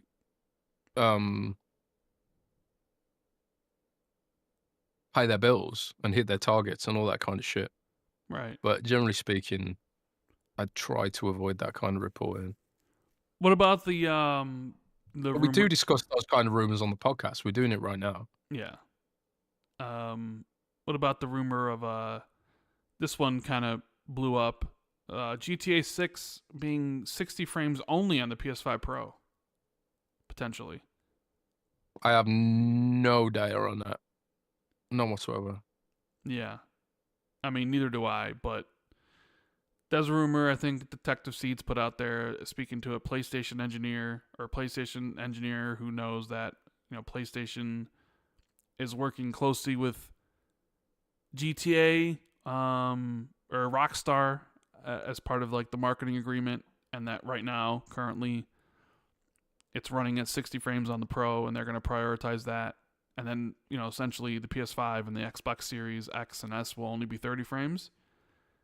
Obviously, people are like, you have people being like, well, I believe them, or I don't believe them, or what have you, right? Obviously, like, we'll eventually find out, probably next year, whenever that does happen, because GTA is still 10 months away. Isn't Wuchange using the PS5 Pro stuff to get higher frame rates? I mean, Wuchange isn't a huge open world game, and the graphics aren't. Yeah, in quality mode, amazing. I think in quality mode, like Wuchange was running 30 on the PS5, but 60 on the PS5 Pro. Yeah. But there was like 3 modes. It was like quality, performance, and balanced or something, where it was like 30. Yeah, it was like 30, 40, 60 on the PS5, but then it was like 60, 70, 80. So like you kind of have to run this game in performance. Well, mode. yeah, but like Wuchange still runs at 60 on the PS5 Pro. It's just that it runs 60 on the PS5 Pro on quality mode, but then even higher frame rates on the other performance mode. Yeah. It's I know Detective Seeds has gotten things wrong in the past. Didn't he say? Wasn't he reporting on a game releasing in April or something, and then he doubled down on it, and it just didn't happen? I can't remember what it was. I mean, but I can't remember what it was. But at the same time, like there are things he said that I verified myself.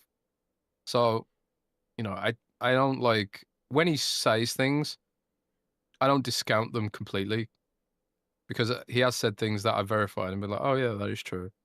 But like it's one of the skills you learn. Like I've been doing this for 10 years. One of the skills you learn when it comes to receiving information is like how to pick and choose what is viable information and what is maybe not the full picture of what's going on or what might not be in full context and all that kind of thing, you know.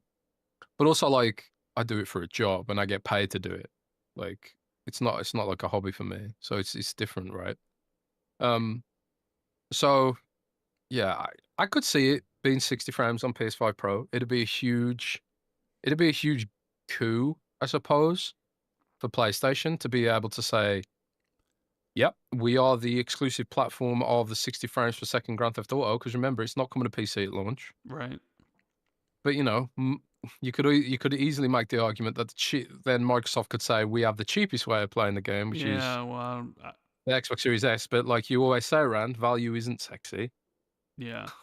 I mean, I guess That's what there you is always say. the whole idea of like how much people are willing to pay for 60. Like even if you run the thought experiment of like, okay, let's imagine a scenario GTA 6 is 60 but only on the PS5 Pro and it's 30 everywhere else. PS5 Pro is not cheap. You know, it's $700. So then you even getting up to taxes or whatever, you're getting close to $800 thing. Now, somebody who's probably heavy in the PlayStation ecosystem might think it's worth it. And we know there's plenty of people on that's still playing the PS4 and the Xbox One who probably will upgrade for GTA 6. But are they going to spend the extra money for the PS5 Pro, or will they be fine with, the regular PS5 or the regular Xbox Series X and S version at 30? I would argue there's probably clearly like more people will buy that version than spending the extra money on a PS5 Pro. Like the PS5 Pro is going to be there for the hardcore, but it definitely will probably increase sales of the Pro because there'll definitely be people who are currently on the PS5 who are like, this makes the Pro worth it because GTA 6 is the biggest game. And that, if I was Microsoft on this one and,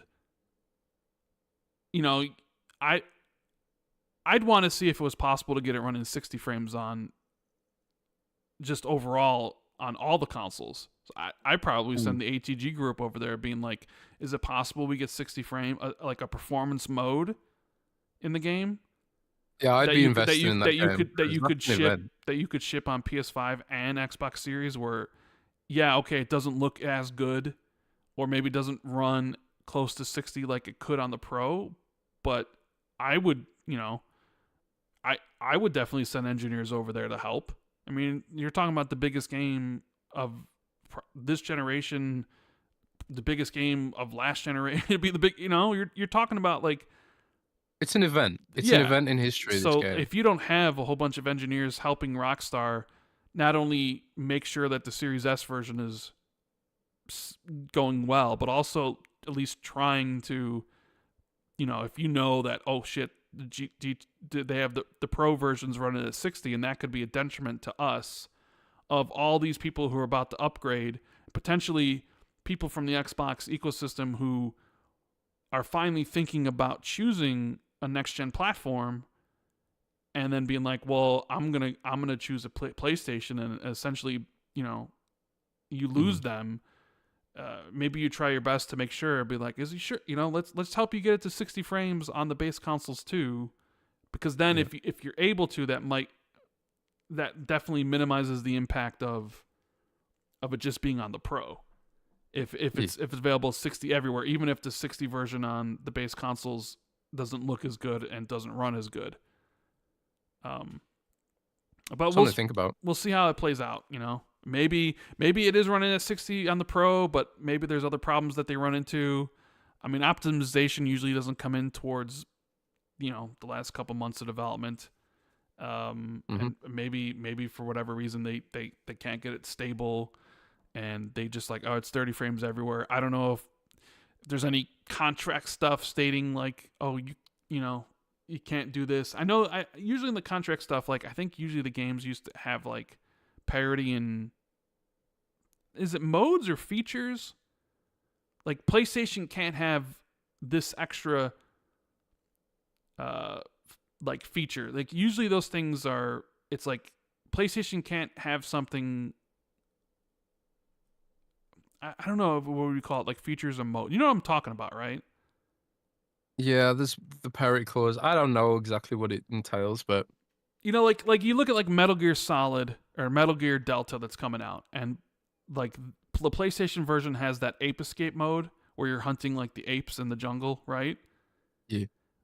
But then the Xbox version has a similar mode that is like going after Bomberman, because the ape escape is, that's licensed to Sony, right? And I think the idea is like, if you have that mode but you didn't offer a similar mode to Xbox, that would be like, you have to. So like, yeah, you can't use the apes, but you could make a mode, where, but I'm just not sure if performance mode falls under those sort of like things. Yeah, there'll be I think like, it's just features. Like you can't, like one Yeah. can't have co-op. Like the PlayStation version can't have co-op, and the Xbox version, like doesn't have co-op. I think it's one of those things where it's like you need to nail the features need They'll to be be like- the same. yeah, they'll be like, they can't do like full parity on some of this stuff because it's like, yeah, there is like technical considerations with some of this shit, right? But yeah, I don't know. We'll see. Nobody really knows what's going on with the GTA for today. Yeah, I don't know if you saw today though, Wolfenstein TV show at Amazon. Yeah, I did see that. How do you feel about that? Feel great. It makes me wonder if we're going to see a Wolfenstein game again. Are they going to make the same mistake they made with Possibly. Fallout? Oh, where they do a hit TV They show. do a and it's hit like, TV. Oh, actually, Let's it's do. going Oh on. my God, Wolfenstein's this amazing TV show. Where's Wolfenstein 3? And they're like, oh shit, What? it happened again. We don't have a game ready. No. Yeah. Oh Um, God. No, I'm super interested in a Wolfenstein show. I love machine games. I love Hell yeah. Indiana Jones. I'm not interested in the rumored multiplayer shooter that they might be making, though. I don't really care about that. But if that, I know some details about that. yeah, I Is know. it known that it's like Rainbow Six Siege? Yeah, Jeff Gertzman talked that out about there? it months and months and months ago. Oh, okay. Well, fucking hell. I'll just shut my mouth then. We talked about this on the podcast. I'll just shut up, bro. We already I talked. see how it is. We already talked about this before, No, by the way. I'm not as good as Jeff Grubb. I get it. I get Not it. Jeff Grubb, Jeff Gertzman. Oh yeah. Well, him too. I see how it is, Rand. We see what you- literally talked about Why don't you the don't you Wolfenstein just game make like a couple episodes ago. make a podcast with him? Hmm? Okay. How about that? Mm-hmm. How about that, Rand? But supposedly also they have Rand and Jeff. they have unannounced titles, so it's not just whatever this multiplayer game is; it's something else. I mean, maybe it's Wolfenstein, or I don't know. Like, is it Indiana Jones 2? Is that something they're looking at and wanting to do more of? But with the Wolfenstein TV show, it's kind of like, well, come on, there's got to be a game to go along with it. I did have a rumor that Disney was excited about Indiana Jones and what it had done for their franchise. But then I also know that Microsoft is a bit like EA, where it's like, yeah, but do we really want to pay you to build up your franchise? Because that's the opposite opinion, isn't it? It sure is. But I think it's like going to be the Fallout team, not the creative team, but like one of the Fallout producers and stuff. Because they also announced that the Fallout, the people who make the Fallout show, not the creative team, but maybe the production team behind it, is also going to be on the Mass Effect TV show. And a part of me wonders, like, maybe the Mass Effect game is being kept alive because of the Mass Effect TV show. You know what I mean? Where it's like, maybe we'll keep BioWare, you keep on making this Mass Effect game because what if the Mass Effect TV show is a big hit? You know?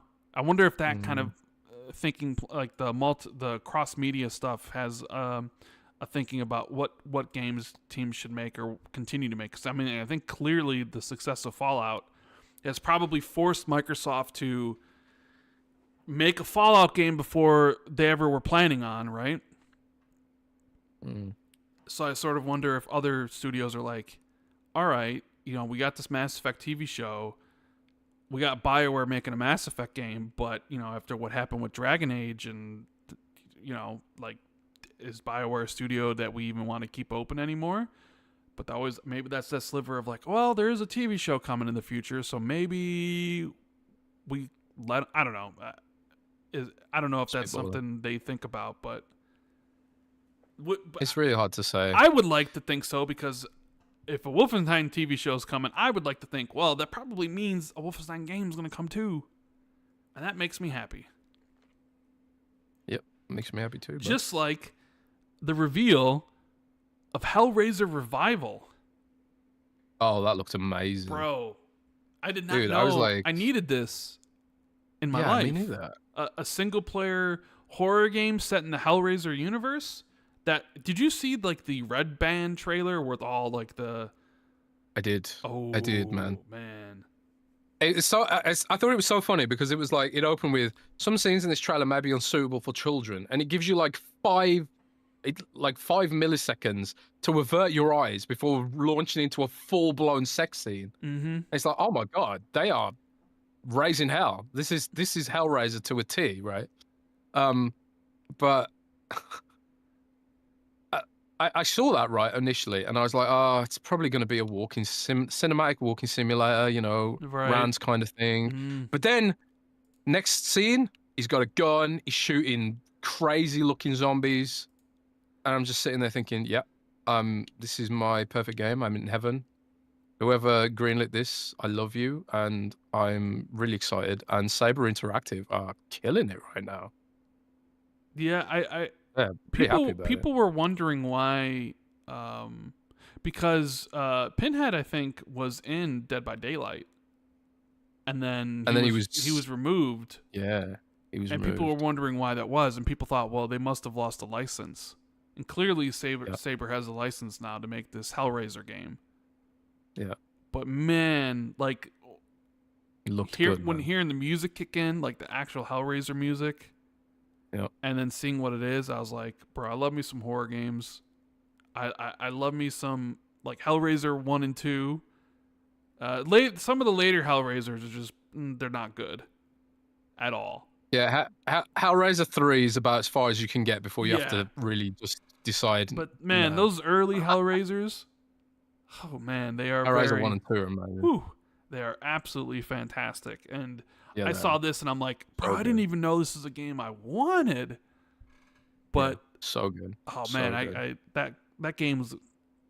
I mean, I guess there's always a chance the game's gonna be bad or whatever. But I mean, you really couldn't kind of like choose that, a better universe to do like a single player horror game.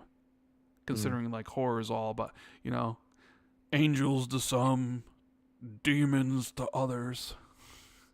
Jesus. We are explorers of the farthest reaches. Whatever. Like, I can't do the guy's voice, but his voice is incredible. You sure can't. Even watching that trailer, I'm not sure if it's the actual guy's voice or just someone who sounds very, very close to it. Did they say if the main dude's coming back to voice Pinhead? I have no idea. Because there's times I listen to it, and I'm like, okay, that's him. But then there's other times I'm like, I don't know if that is him or not. Joaquin Branch is calling you out. He says, Rand has never read the Hellraiser books, by the way, chat. He's a fake fan. Rand. Have you never read the Hellraiser books? I read the first one. Oh, there you go. I mean, Hellbound Heart by Clive Barker. Yeah, I read the first one. Idea. I mean, the first one's more of a novella, but I've not read if Clive Barker put any of those, other ones, any other Hellraiser novels out and I didn't read them, no. But I read Hellbound Heart. Well, Joaquin, you got bodied, mate. Yeah, sorry. I mean, it's not a surprise. Not a surprise Joaquin doesn't know what he's talking about. Thanaros says most likely it's Troy Baker voice. Yeah, Troy Baker just is everything. Dude's like the world's most versatile voice actor. But yeah, man, I thought that looked great. But it's kind of like that game, Ill, which looked the body horror game, which looks amazing, but it's one of them where it's like, this looks so amazing that it might not even be a game. I suppose the difference here is that Saber Interactive just published Space Marine 2, which is, you know, pretty great game. I think it kind of drops off towards the end, but like at least 75% of it's fantastic. So yeah, I've got high hopes for that, especially as in a universe where we're probably not getting another Evil Within. Evil Within is kind of like in the vein of Hellraiser, I thought. It wasn't like your traditional, oh, there's a virus, the zombies, all that kind of thing. It was very sort of like psychological, body horror, a bit of hell, a bit of nightmares, you know, what's real, what isn't kind of thing. You know, not so much not so much theocratical like Hellraiser is. But yeah, Hellraiser is a fantastic IP, one of my favorites. So it's cool to see that come back. And no, I haven't read the books, but we all know Jez don't do that shit. I don't read no books. Books are for nerds like Rand, not sure me. are. I'm cool. I'm too cool for books. Hey, have you ever seen a game unlaunch itself? Unlaunch itself? Yeah, like Splitgate 2 just did. Yeah. Okay. Oh man. I guess they didn't make FPS as great again, so they're going back. They're going back to the drawing board, going back to beta, and they shut down the OG Splitgate. Yep. What? I posted a poll on Twitter about that, and I was like, "Do you think Splitgate 2 will survive its return to alpha?" And I think it was something like 80% no. But you never know, man. This might be the one. This might be the one. Do you think it'll be the one, bro? The one that survives coming back out of early access? I don't think so. No. No, probably not. I mean, I don't think so. I don't think so. Yeah. But you know, I've been around before. But I just kind of find it all funny, considering, you know, the whole splash the guy made. For all it to kind of end up hubris, where right? It was, right? Yeah. I think there's a fine line between confidence and hubris, and he didn't skirt it very well. So, let me see what else we got with super chats here. We got screen name says Hellraiser a PlayStation exclusive. No, it's not. I'm pretty sure those were there. Mash sent another 10 gift memberships. Thank you, Mash, for I guess that's the 20 now. Appreciate you. And congrats to anybody that got Mash's gifts memberships. Enjoy the emotes and all that good stuff. Speaking of gifts, by the way. What? Yes. I just want to say this before I forget. I will be giving away a copy of Wuchange Fallen Feathers Deluxe Edition on Xbox on the Xbox 2 Discord. I'll start that giveaway after the show to give people a chance to join. But if you go over to discord.gg/XB2, you should be able to enter there. Join our community. It's awesome. I won't post that giveaway out on Twitter, so it's just for people here listening. So you got a pretty good chance of winning. So yeah, go and check that out. And thanks, Mash, too, for being awesome. Yeah. And I there was other, like Chris String put it out that Xbox is getting ready to announce more games that come to PlayStation and Switch. I would imagine the PlayStation 1 is Microsoft Flight Sim 2024. Pretty sure that's going over. At least it's been planned for a while. You know, the Switch ports, who knows, maybe this is when they finally announce Sea of Thieves for Switch, or whatever games they feel like announcing for the Switch 2 at this point. Who knows what it could be. I don't think they're ready for Avowed or South of Midnight just yet. I mean, I could be wrong on that one, but I don't know. And Starfield, I think it's next year, because I don't think the DLC is coming this year. I mean, they could announce the PS5 port, but if I was to bet, I would say like Starfield and the expansion come out next year. But I don't think we'll actually see Starfield at Gamescom.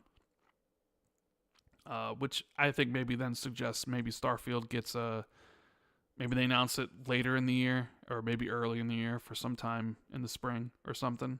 Mm. Because they did say they have more updates coming for Starfield, so in the coming months they would let that know. So we'll see what happens to that. But yeah, I think we'll see like Microsoft Flight Sim come over. Will there be other games? I mean, I don't know. People talking about Halo. Are they going to bring over Halo Master Chief Collection? Maybe. But then if they're what are they going to do with the Halo remake? Then I don't know. Maybe they decided they'd rather do the remake first and then the collection. I don't know how all that's going to play out, but I think that's kind of the direction that's all heading in. Let's see what else we got here. We have Yaba says the current administration is pressuring payment companies to go after adult content. It's in the Project 2025 playbook. Yeah, the thing is, it's not just the administration. I read that it's like some kind of, I don't know, feminist kind of group or something, which confuses me because it's like, ironically, a lot of the artists who work on these kind of games are women. So it's kind of like, you're taking money away from creators here. But yeah, I don't know. I think censorship of legal content that is a slippery slope. And I'm someone who likes my violent games. I don't mind a naughty skin or two either. So Wuchange has a few of them, Rand. Naughty skins, if you're into that kind of thing. Yeah. A lot of lingerie that increases your armor and stuff. Inexplicably. I don't know. Grandman says, Jez, why did you confirm Scalebound for 2026? Oh man, it's Scalebound again, bro. I know. Good old Scalebound mentioned. Yeah, good old Scalebound. AI today is pretty dumb and not that useful for most things. But one thing that would be cool for AI to be able to do is to go through all of our old YouTube videos and find out every reference to Scalebound and then automatically create a compilation. That's the kind of feature that I would like AI to do, because no human wants to physically go and do that. But that's something AI could do. That'd be fun. There's been a lot of them over the year. Yeah, I don't know. Maybe it's not Splitgate is the game that comes back from the dead. Maybe it's Scalebound. Could you imagine? Can you imagine? Yeah.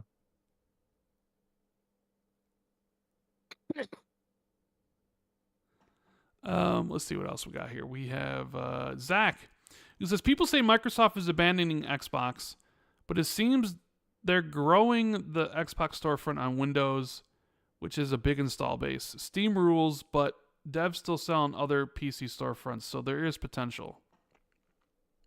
I mean, yeah, they still sell on Epic, but does anybody use Epic? Although, I guess...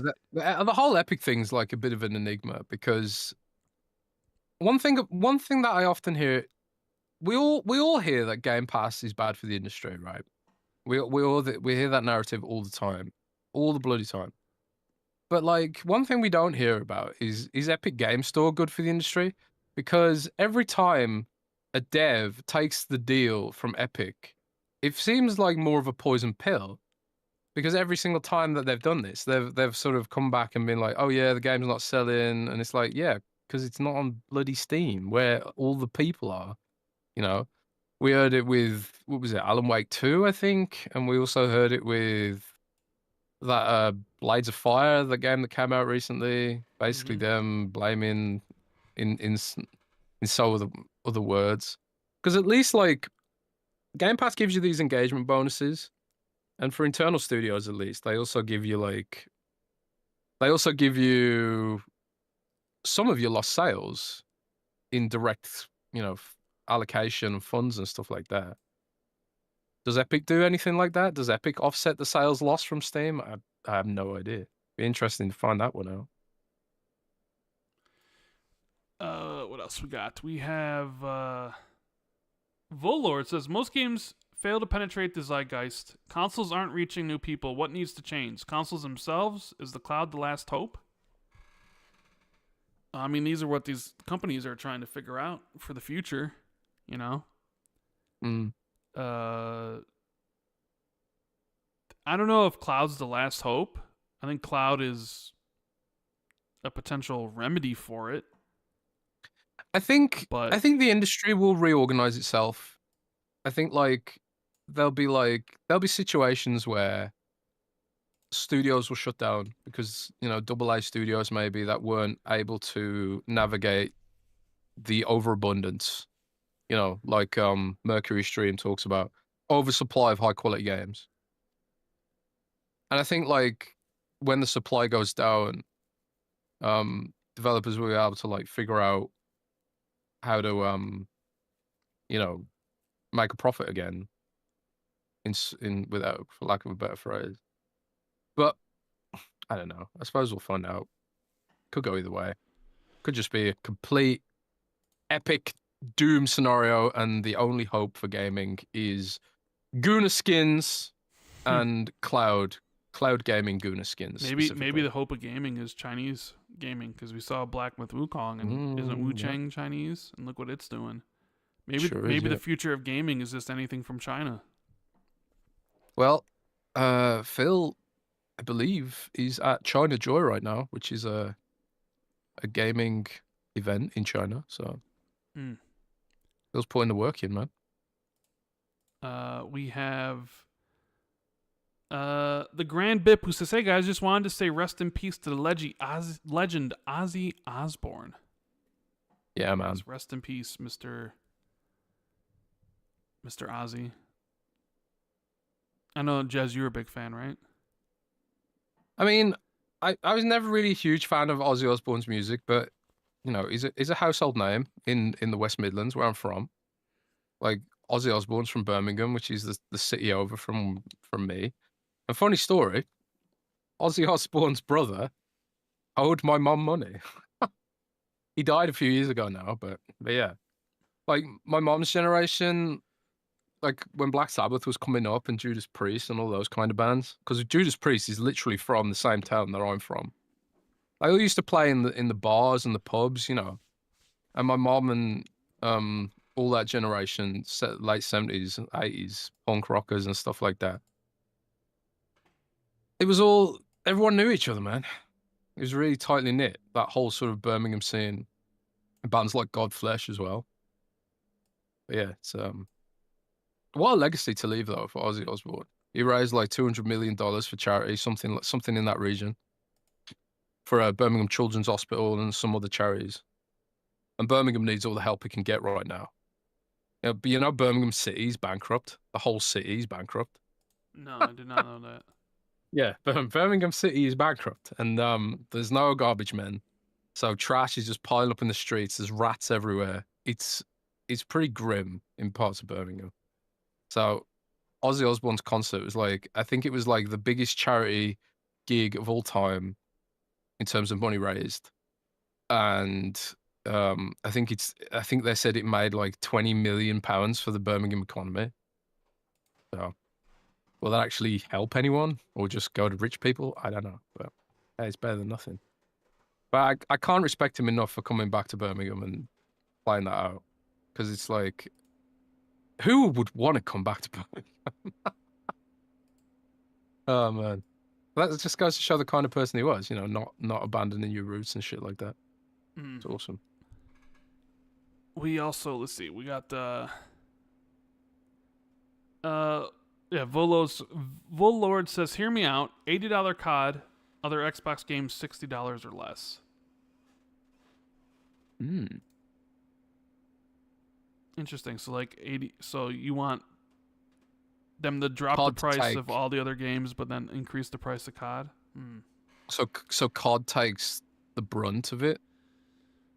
Well, COD would be the one that could maybe shoulder it, but then I guess the thinking would be, well, you look at the $70 and $60 price point, and they probably run the math where they think that the same amount of people would still buy at 70 that would buy at 60. So Mhm. why drop the price? You know, because like, but then it looks like, well, people do have a threshold, and like 80 is a step too much. So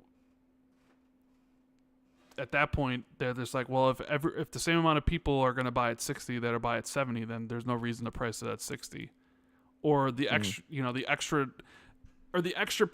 numbers you would get at 60 aren't greater than the number you would make at 70. You know. Mm-hmm. And potentially, what if pricing COD at 80 decreases its revenue, and then COD starts to lose its grip? Is that a good trade-off if you're selling more of other games? I'm not sure. But, you know, I'm sure they've done the math on all those things. So. But anyways, we're going to get to some Patreon questions. So thank you guys for hanging out with us today on this beautiful July 25th. Do us a big favor. Hit the like button if you haven't already. Subscribe to the channel if you're brand new. Check out our sponsor for this episode, especially if you're over in the UK, for Surfshark VPN, where you get 86% off 2 years, an extra 2 months. Links in the description, pinned to the comments section. Check it out. Jez uses it all the time, swears by it. And, of course, our Patreon peeps. Sorry. We're going to be getting into their questions and answers now. And we'll see what people want us to talk about. So, let's see here. We got Johnny G. It says, "Hey, Rand and Jez. Thank you for taking your time to do the podcast. Jez, do you know what happens to the game when it's canceled? Is all that work deleted, or can a canceled game be revived at a later date? I was looking forward to ZeniMax Online's new MMO. Thank you." That's a good question. Like that, there has been like debates online about game preservation, because sometimes when a dev or a game is cancelled, the source code gets deleted or lost or misappropriated or whatever, and that is a thing that happens, you know. But I feel like, at least with Microsoft, I think Microsoft would, I would hope at least, would archive the code and be like, yeah, so we can archive the code and maybe come back to it or use it for something else later or whatever. At least, you know, that's the hope. It's been very rare that a game that has been essentially cancelled has been returned to at a later date. I'm sure it's happened, but I haven't heard about it really myself. Well, you know, we mentioned earlier the Blizzard MMO Titan. They reused portions of it to make That is true. Overwatch. That is true. Now, we don't know what Titan looked like, but we know that Overwatch sprung from it. Yeah. And there's probably other examples throughout gaming history where maybe a canceled project was turned into something else, potentially. But yeah, I don't know what happens with the game when it's canceled. I can't imagine I can find out if they end up deleting it. I sort of wonder if there's like a scale-bound build somewhere that Microsoft still keeps, or if they're just like, no, like let's delete it all or whatever. Because essentially all that work, like it's not Platinum's work. That's owned by Xbox and Microsoft. So yeah, I would imagine they'd have to give it all up. So I sort of wonder. I wonder if there's like a scale-bound build somewhere at Xbox that you could potentially go through, I guess. Yeah, maybe. CJ says, hey, gents, just wanted to say congrats to Jez on his recent weight loss that he talked about in Ultimate. I'm sure you both are working hard on it. Keep up the amazing work, guys. Well, thank you. Appreciate that. Thank you, man. Yeah, I've lost 55 pounds, weighing again tomorrow. I'm kind of trying to do it in a more sustainable way, because in the past when I've lost weight, I've crash dieted and lost like 100 pounds in a year, and it's been like yeah, I lost all this weight and then just gain it back almost instantaneously. So this time I'm trying to like, take it slow and ease into better habits rather than just, starve myself. But we'll see what happens. That's I've good. lost weight like this a million times before and ended up putting it all back on. So we'll see what happens this time. We got Ford Brand who says, "Hey gents, I just wanted to ask about that report a while back of multiple Fallout projects in the works. We know that 3 remastered is coming and 5 will come when everyone is old and gray. Joking, of course. But in your opinion, what do you think the other projects could be? Thanks and have a great weekend." Well, I'm pretty sure one of them's New Vegas remastered as well. Okay, pretty sure. So you got Fallout 3 remastered and New Vegas 2 remastered. Okay. New Vegas 1 No, remastered. New Vegas 1 remastered. Right. Yeah. Yeah. It makes sense, I think. I'm pretty sure about those. Beyond that, I have no idea. I mean, I suppose like there's an opportunity there to bring. Well, I mean, I suppose an you opportunity were the to one talking bring. about Sorry. Fallout 5, though. You are the. Yeah. Fallout 5 is a thing that's happening So as like well. Yeah. Fallout 3 remastered, Fallout New Vegas remastered, and Fallout 5. Yeah, but I suppose there's an opportunity for spin-offs as well. I don't know if you saw that Fallout Bakersfield I did. boomer shooter. Mm-hmm. That looks absolutely fantastic. If I was Microsoft, if I had any sort of gumption, I'd be like, let's sign that game because it looks amazing. And boomer shooters, like, they're fun. They've released the original Doom games, and there's also Warhammer 40k Bolt Gun, which is fantastic, and Proteus. So it's quite a popular genre. Like Project Warlock was also amazing. So sign that shit. I could see all the spin-offs. I could see Fallout Shelter 2 coming to the West, or maybe even like a brand new Fallout Shelter kind of game that's maybe 3D and more advanced than the original. I don't know. Because Fallout Shelter, I think, profit per profit was the most profitable Fallout ever. Like, what they spent on it versus what they made on it, or something like that. But I don't know. I don't have a granular overview of what Fallout plans are. I just know that it's a big. The TV show really lit a fire under their asses to, sort that out. Some of it was, coming out of Starfield, which, by the way, Starfield isn't dead either. There's more stuff coming for Starfield. And also there's Elder Scrolls 6, which, from what I've heard as well, is shaping up very nicely. But, that could also mean anything. So, yeah, we'll see what happens, man. I think Fallout fans are going to be eating good eventually. Just going to take a while. Let's see what else here. We got Silas, who says, "Happy Friday, lads. Is it me, or is there a lack of female representation in the gaming development space? On the business side, we have ladies like Sarah Bond and Johanna Faries who have great power and responsibility in the space. But on the creative side, I can't come up with many people. Amy Hennig is allegedly coming out with the game next year, but she hasn't done much over the past decade. Who knows what's up with Jade Raymond? The only obvious lady I could come up with is Aya Kuyugo, the manager of Nintendo's EPD production group 5, which is Animal Crossing and Splatoon, and the director of Animal Crossing. Am I missing anyone?" Well, I think South of Midnight's lead director was a woman. I can't remember her name off the top of my head. Genevieve something, I think. She was at Ubisoft previously. But I mean, I tend to agree. I mean, but it's an issue across all of like the STEM fields, isn't it? It's like that classic issue. How do you get women interested in this kind of stuff? Well, just because, I mean, like, there could be plenty. I mean, we've seen pictures of studios that have a bunch of women in it. Like, I mean, I remember when the picture of like 343 came out, and there was a whole bunch of women in there, or a whole bunch of women in different studios. I think they're there. They may not be in like the prominent creative roles, but then again, like when you're talking about studio heads or whatever, Bonnie Ross ran Halo for since 2012. I mean, she may not be there anymore, but she stewarded it for a long time. Shannon Loftus as well was also responsible for the creation of like Project Gotham Racing, and she wasn't just on the business side; she was like a dev and a producer as well. I think even the studio head of Sony Santa Monica, she was a woman. She left to go head up that Netflix AAA gaming studio before it was shut down. So I think some of it is just like you don't know everybody in the industry. Some people are more outwardly PR than others. So there's probably I think that's really what it is. I Yeah. like it's not often you see a woman get on stage with a "Make FPS Great Again" slogan and like try and gun for a shitload of attention for themselves.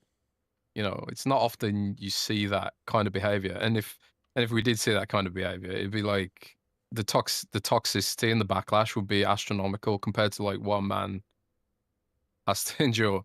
But like even the guy like from Splitgate, he had a massive backlash against him as well. So like it's going to be like more aggressive when it's a woman. But it's hopefully it just you know, quality evolves over time and we just see continue to see like a diverse array of, you know, types of games that people want to play and also the types of people that make games.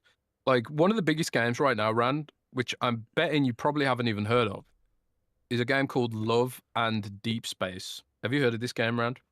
No, I have not. Love and Deep Space. I bet some people in chat know about it. So it's basically, it's a game by women for women. And it's just hot, sexy anime boys. It's a gacha game. I think it's Unreal Engine. So it's like realistic graphics on mobile. Like all the characters look like they're ripped out of a Final Fantasy game. And you kind of like you roll to get new sexy scenes and then you can make dialogue choices. It's like a sexy Telltale game, basically, from what I can tell. And that game is absolutely huge. And it's by women for women. It's the dev who also make that Nikki game, I think, which is also by women for women, from what I can tell. So it is happening. It's just slow, I suppose. Right. We got Elmer J. Fudd, who says, What is the console you own that made you eventually believe you wasted your money purchasing it? Why did you feel the need to purchase it in the first place? And what eventually made you change your thoughts on owning it? Probably the Switch. I think eventually I was like, yeah, this wasn't worth my money because I didn't play enough games on it.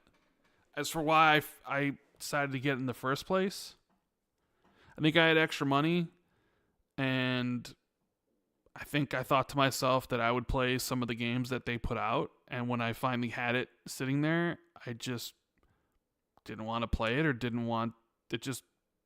It wasn't anything that was at the forefront of my mind. So yeah, it would definitely be the Switch. Would be the one I would be like, yeah, this wasn't worth my time or my money. I don't know if you have one, Jez, but that would be mine. PS3 is probably mine. Obviously, I didn't buy a PS3 at launch because it was astronomically expensive in the UK, and I bought a 360 arcade instead without a disc drive. So I think the 360 ended up being just as expensive as the PS3 when you factored in like got to buy a hard drive separately, got to buy the Wi-Fi adapter separately, and all that kind of stuff. Or maybe not as expensive as PS5, but PS3, but you get the point. But I suppose one of the main reason I bought PS3 was Metal Gear Solid 4. Huge Metal Gear Solid fanboy, and I was just like, I absolutely have to play Metal Gear Solid 4. It's not available on my system. Also, some kids at school have been talking about Heavy Rain. So I bought a PS3 with Heavy Rain and Metal Gear Solid 4, because everyone was saying, oh my god, Heavy Rain graphics are amazing, bro. They're amazing, bro. So like, I bought Heavy Rain because I thought it was like the graphical showcase for some reason. I ended up hating Heavy Rain. I thought it was terrible game with the worst writing ever, but an interesting concept as someone who enjoyed Broken Sword as a kid. And then Metal Gear Solid 4, I loved it, thought it was amazing, thought it was the best game ever when I played it originally. And I hope they eventually do re-release it for modern systems. But that was it. After that, it was just like, oh well, there's nothing to buy now, there's nothing to play. The games that I do want to play don't run very well on PS3. or have no DLC like the Fallout games and Elder Scrolls, and I just really dropped off it. And then I think I either sold it or gave it to my brother, I think. Or maybe it was actually my brother's PS3 in the first place. It was in my room for a while. I honestly can't remember. It's a while ago. But yeah, in our household, the PS3 did not get much use. It was just a mega solid machine, really. But yeah.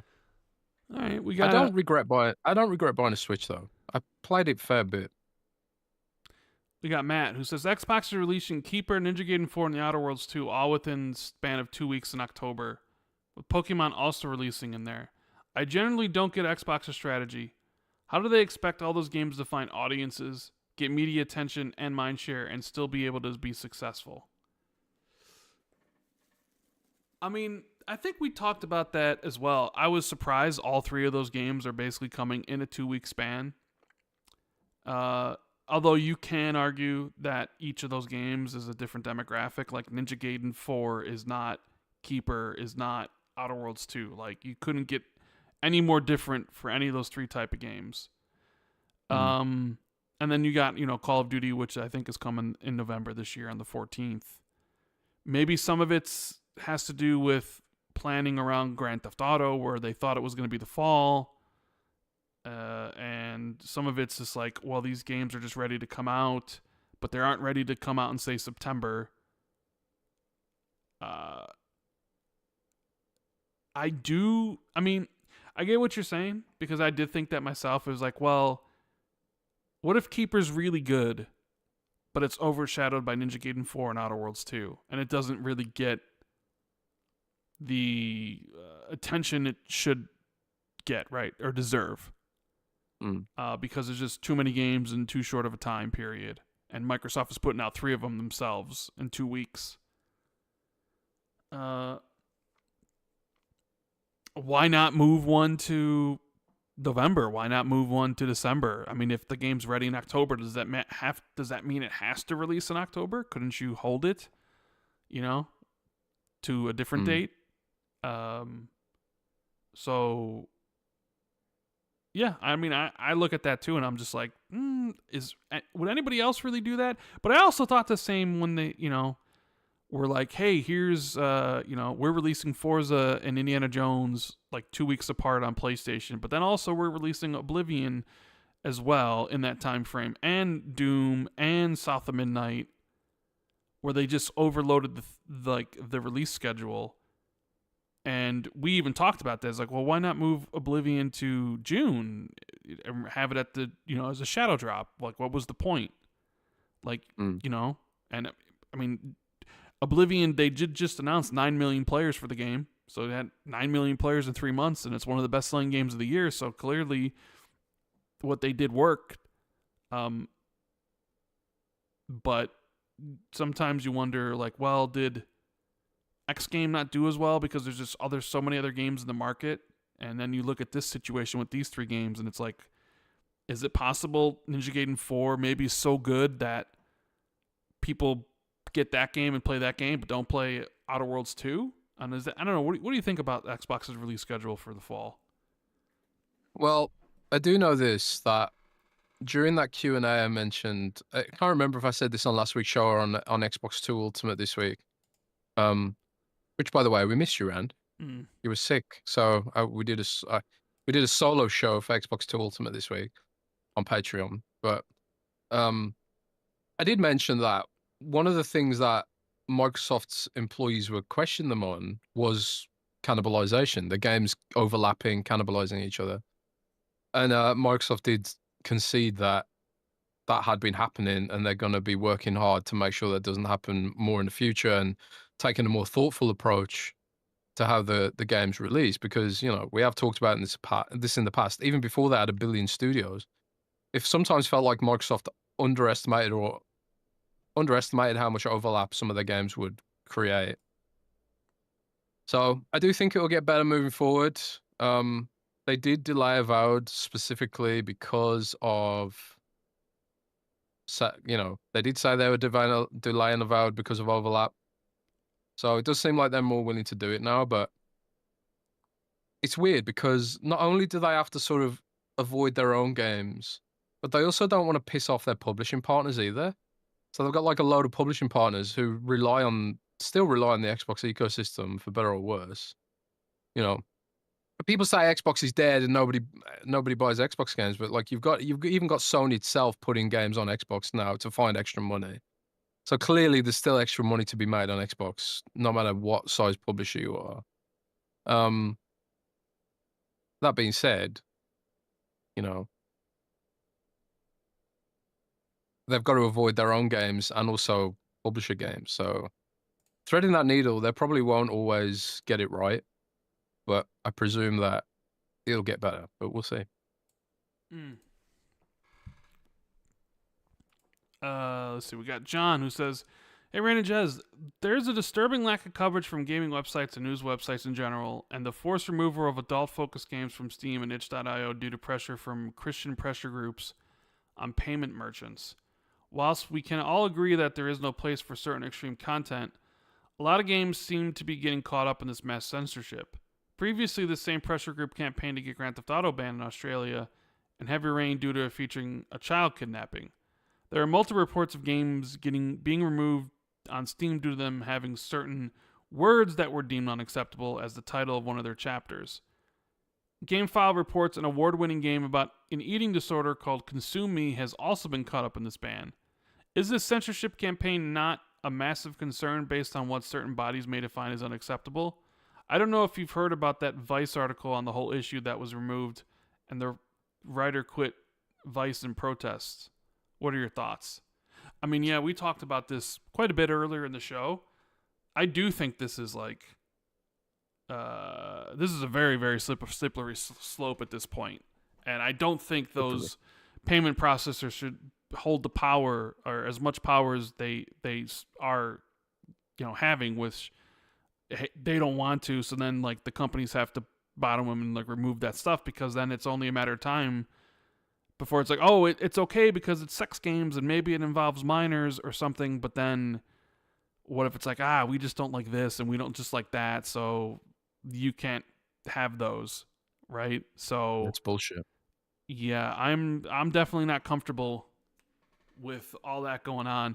I don't know anything about the Vice thing, so I'm not really sure what that is. Do you know what he's talking about, Jez? Yeah, so Waypoint had some articles up. I did see this. I saw it on LinkedIn. There was a load of people talking about it.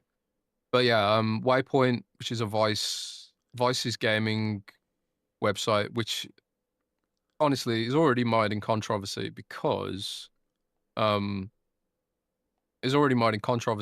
they laid off a lot of their senior staff from before and then relaunched it with junior staff who were cheaper, or something like that at least. I think they altered the article or something like that. I can't remember exactly what had happened, but I think they altered the article or refused to publish the article because they didn't want to track the ire of these same groups that are putting pressure on payment companies.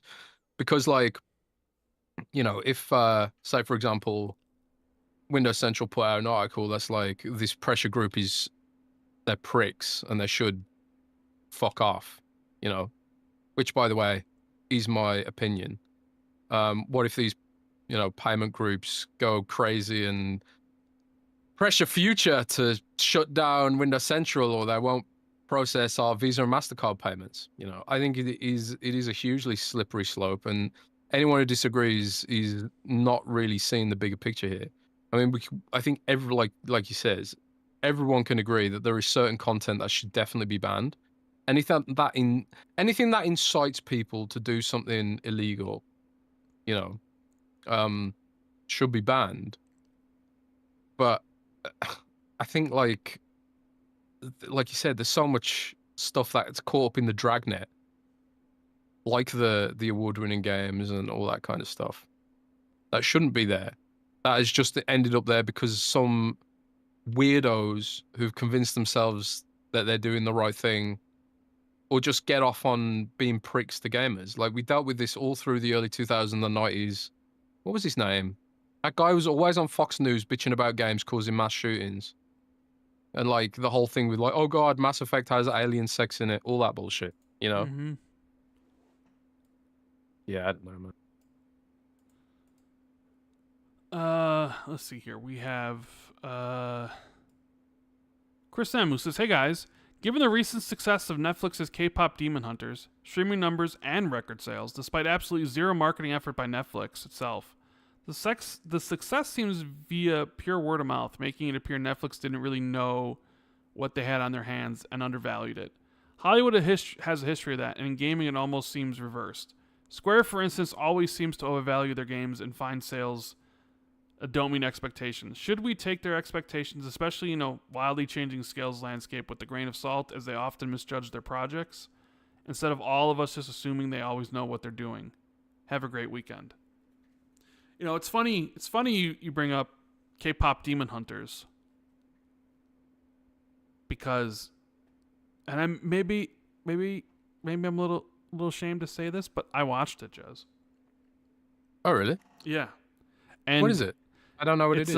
It's a movie on Netflix. It's animated, like in the style of like the Spider-Verse movies. In fact, I think it's the same studio. But it's K-pop, so it's a girl 3-piece K-pop band who singing protects the world from demons from coming up. Like, they sing and it like puts a shield over the world from the demons to come up, but then the demons retaliate with a K-pop boy band, and the boy band starts becoming more popular and stuff. So shenanigans ensue, and the whole thing with it's like a viral sensation. Like, the music from the movies has like top Spotify. So it's music from a fake band in a movie has topped the charts in Spotify and like Apple. Like, they're like the most popular songs, and it's from like a fake bands in this this movie, and it's dominated Netflix's movie things to the point where like they're thinking series, like a sequel, a live action adaptation, all these sort of things. And so I watched it. It was surprisingly good.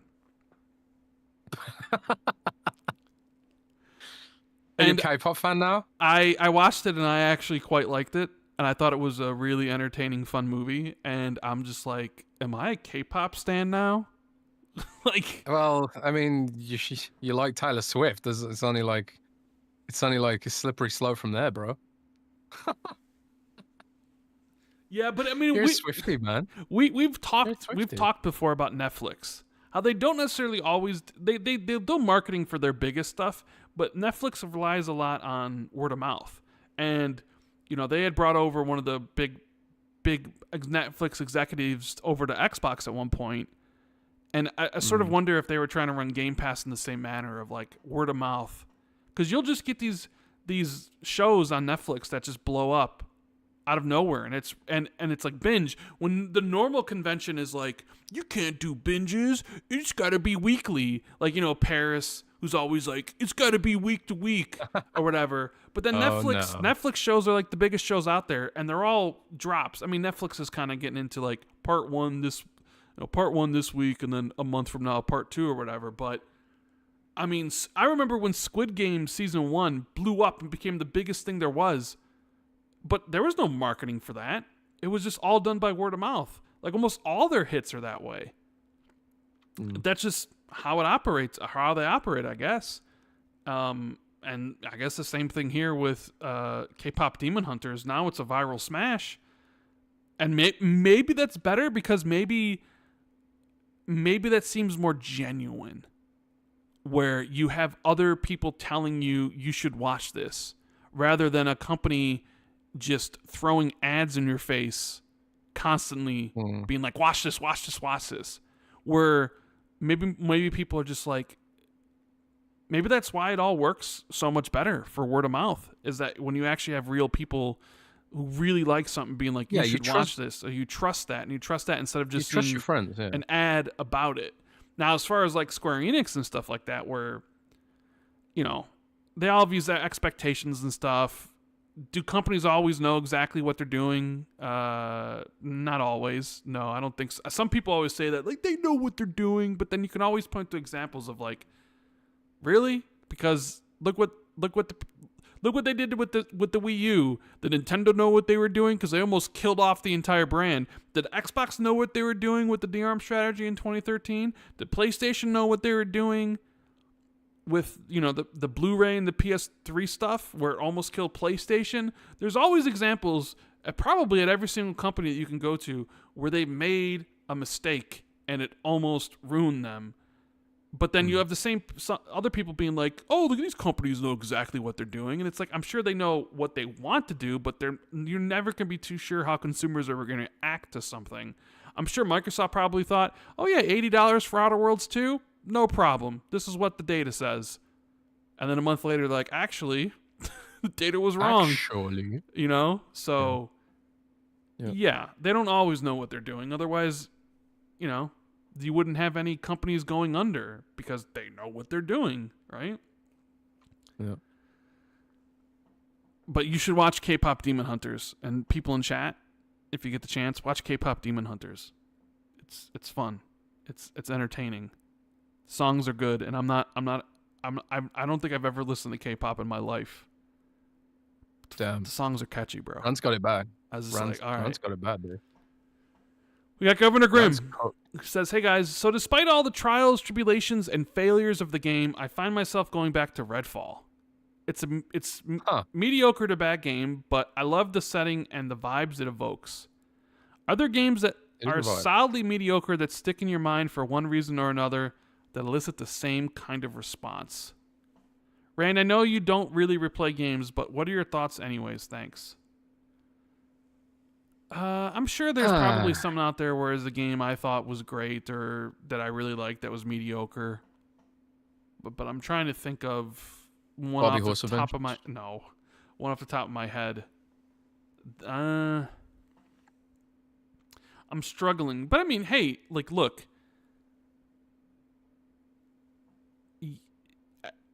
like reviews and all that stuff, it's all subjective. So while Redfall may not be the most critically acclaimed game, like, if you like it, that's all that really matters. Who cares if somebody at IGN didn't? Like, if you find it enjoyable, then it's enjoyable. I completed Redfall, you know. I reviewed it. Disgusting. Better or worse. Yeah, I completed it in full, and you know, I didn't hate my time with it. It's not like I was sitting there like, oh god, this is awful, get me out of it, like I was with when I reviewed Far Cry 6.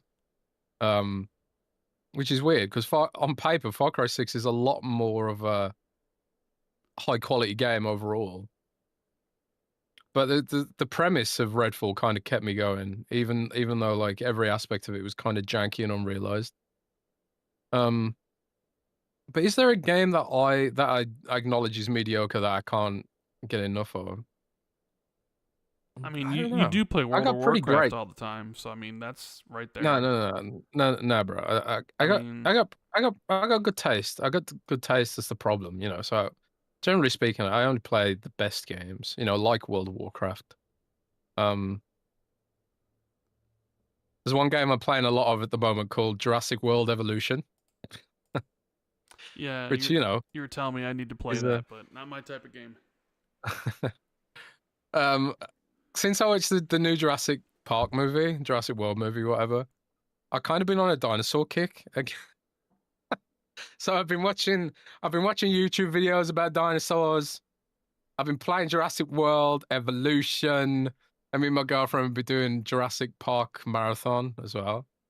We're currently on the first Jurassic World movie. Man, Jurassic Park 2 and 3 are not great movies. But yeah, I don't know. Not the best game in the world, but you can photograph dinosaurs, man. I guess it's a bit of a guilty pleasure, to be fair. Yeah, I'm just looking down my list of games I played, trying to find a game that was mediocre that I really liked that, you know, people didn't. I guess it determines like mediocre. Like I really love Senua's Saga Hellblade 2. but I'm not sure I would classify it as mediocre, at least in the critic Oh, I viewpoint, would. because it got an 80, and I don't think an 80 would be mediocre.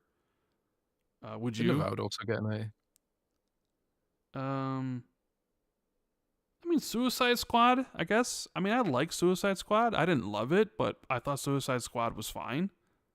A? Mm. And it definitely, I mean, it didn't review well. But I'm not ever going to go to bat for Suicide Squad. Like Governor Grimm here is like, hey, I really like Redfall. You know, like I would never write something out like, like, this game was mediocre, Suicide Squad. Like, no, I mean, I liked it, but it wasn't. It's not anything I would be like, oh my god, how amazing it was. It's like it was fine.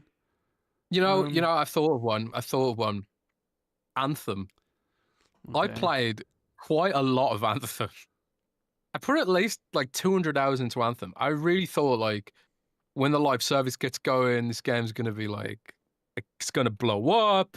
And then the first dungeon came out and it was like 5 minutes long or something. And I was just like, no, they're fucking it up. But I did put a lot of hours into Anthem, for better or worse.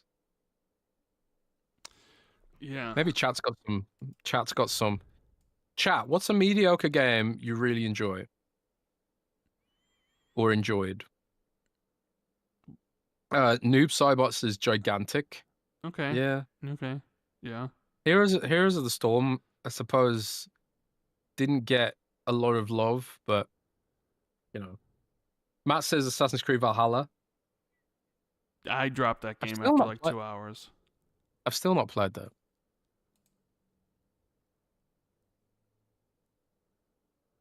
Let's Yeah. see what else. So we got Trickster for Trey who says, "Why are the Xbox forums gone?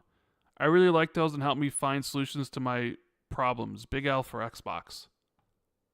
I did not know the Xbox forums were gone. You mean the Xbox forums on like what, Xbox.com? I guess so. Oh, I mean, I didn't know they were gone. I've never used them, so I mean that might be something to check out, Jez.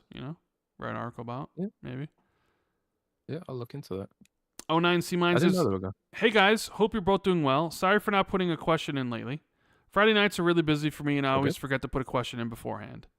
I'm a bit quieter over the summer, so hopefully get to check in live and put some more questions in. Keep doing what you're doing, guys." Well, thank you, sir. And don't feel bad if you can't make it or put a question in. No, it's all good. We'll still be here.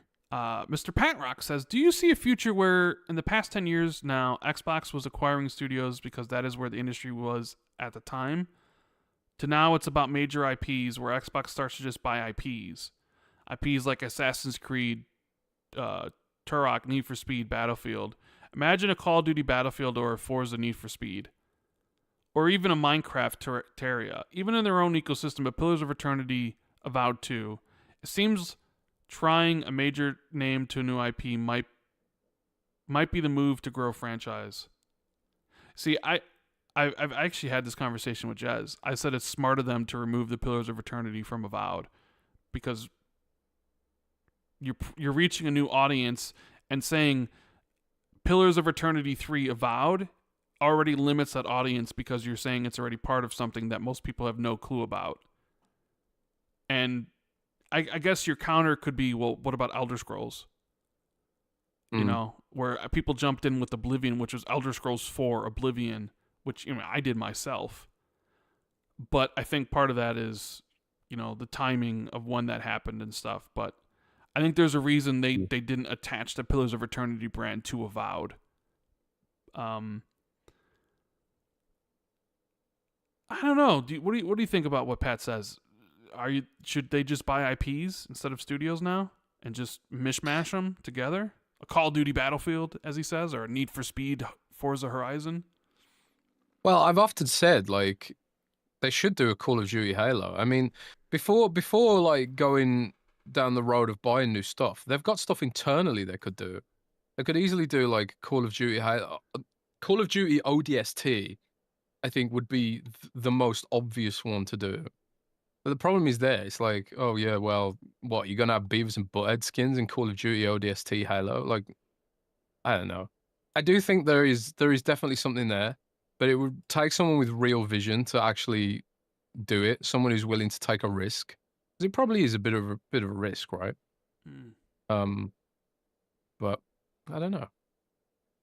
I think it's a logical idea. It's a logical conclusion of the way all this shit is going.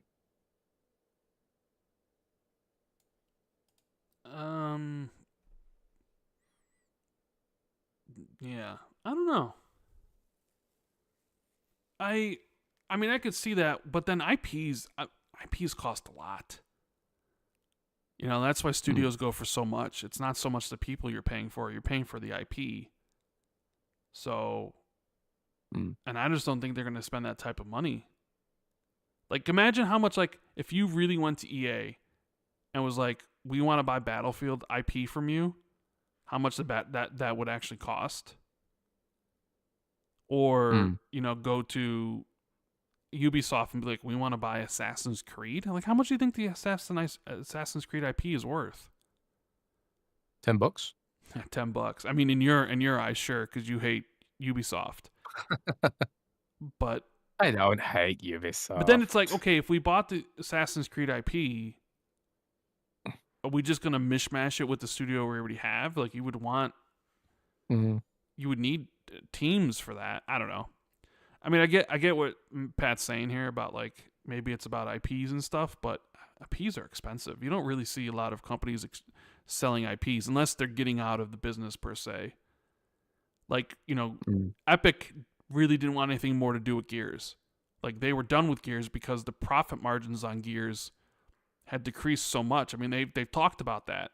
Basically, like Gears 3, it sold the same amount as like the previous Gears, but the cost of making Gears 3 went up so much that it was like there's not much Mm. here, and they, you know, oh, is it's going to cost more and more and more, and they wanted to get out from that type of game making, so they, you know, Microsoft clearly wanted the IP, and they clearly also were like, we're getting out of this, so it made sense. So maybe in a situation where like let's say EA is going under or EA is selling, okay, well then Mm. sure, you know, if the IPs are available and you could bid on them, absolutely or whatever. But just in like, no, EA is still going to be around, but they're looking to offload Need for Speed because they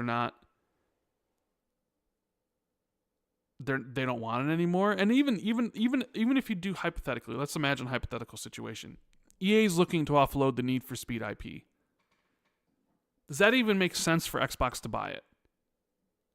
Because Forza Horizon has surpassed Need for Speed in every way. So does combining Need for Speed with Forza Horizon actually increase their audience simply because you also have, but Need for Speed played differently than Forza Horizon. So you're just pissing off any like Need for Speed fans?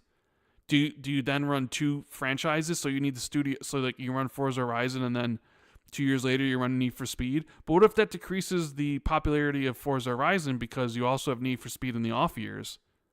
So you've actually decreased the value of Forza Horizon because you're running a second racer. You know what I mean? And this is a lot of logistics, man. So That's a lot of logistics, bro.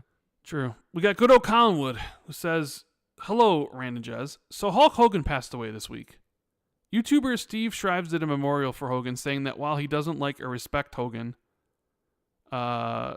Hogan who passed away, he remembers the wonder and thrill that Hogan and his colleagues brought to him as a child. Were you young enough to have those same thrills when Hogan was in his prime?" No. I completely missed the Hogan era. I was like slightly too young. So when I was a kid, it was all Bret Hart, it was all Undertaker, it was all Shawn Michaels. Hogan, I think, was in WCW at that point. And we just didn't have WCW. Like I didn't know anyone who had the right cable package for WCW. At least where I was in the UK, it was all it was all about WWE, WWF at the time. There was no WCW anything. So because of that, I completely missed out on Hulkamania or whatever. So all I know of Hulk Hogan is all the bad stuff. But like I don't um I don't deny the impact he made on wrestling at all. And I also like I don't deny like anyone that felt a certain way about him because obviously he did have a big impact on wrestling and a lot of other people. So yeah, but I do think it's kind of sad how how hard his legacy contrasts from Ozzy's. They both died in a similar time frame, of course, and it's really easy when it's fresh in your mind to like do like easy comparison. Like, Hulk wasn't even speaking to his daughter, Brooke Hogan, for like years because he was apparently mad that she asked him to slow down and look after his health more. And he was like so offended by the notion that he wasn't healthy. He didn't talk to her for like 3 years until he died, which is so fucking sad. But it's also so Hulk Hogan, like just all that ego. It's a shame, right? But yeah, it is what it is, man. I didn't really get into, like, my memories of wrestling as a kid were around the time like Undertaker and Bret Hart and Shawn Michaels were there. Like I mean, I could have, if I did like Hulk Hogan and Macho Man and Ultimate Warrior, I don't have any memories of that. My memories of Hulk Hogan were of when, the NWO happened, Hollywood Hulk Hogan and stuff. So he didn't have the impact for me that I remember on my childhood. What I do remember is like Bret Hart and Undertaker and stuff before I got into the Attitude Era when I was older, and it was like Austin and Rock and Mankind and those guys. So Mick Foley's God, by the way. Yeah, I mean, you can't deny the impact that Hogan's had on the wrestling business, but also there's plenty of people that don't like him for the things he said. So,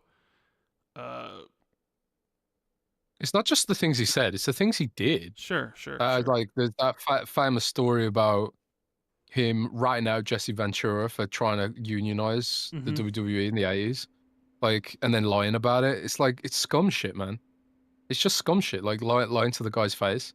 You don't do that kind of shit, man. It's like, it's pussy shit, man. So, it just goes to show, like, how important it is to, as much as you can, try and be a good person. Because even if you're a good person and fundamentally at your core and you fuck up, people will eventually forgive you. And like Ozzy Osbourne has not had like a smooth ride through life, and he's like done some fucked up stuff as well. But I think fundamentally at his core is like he was a good person, like a fundamentally good person that had it rough, But with Hulk, it was like he was his own worst enemy, man. His own worst fucking enemy. And that's what people are remembering for now. Not any of the good stuff he did, because of course there was good stuff he did. Entertaining millions and, making kids happy and all that kind of stuff. People have just remembered him for being a bad person, ultimately. So that's the lesson to learn from that shit.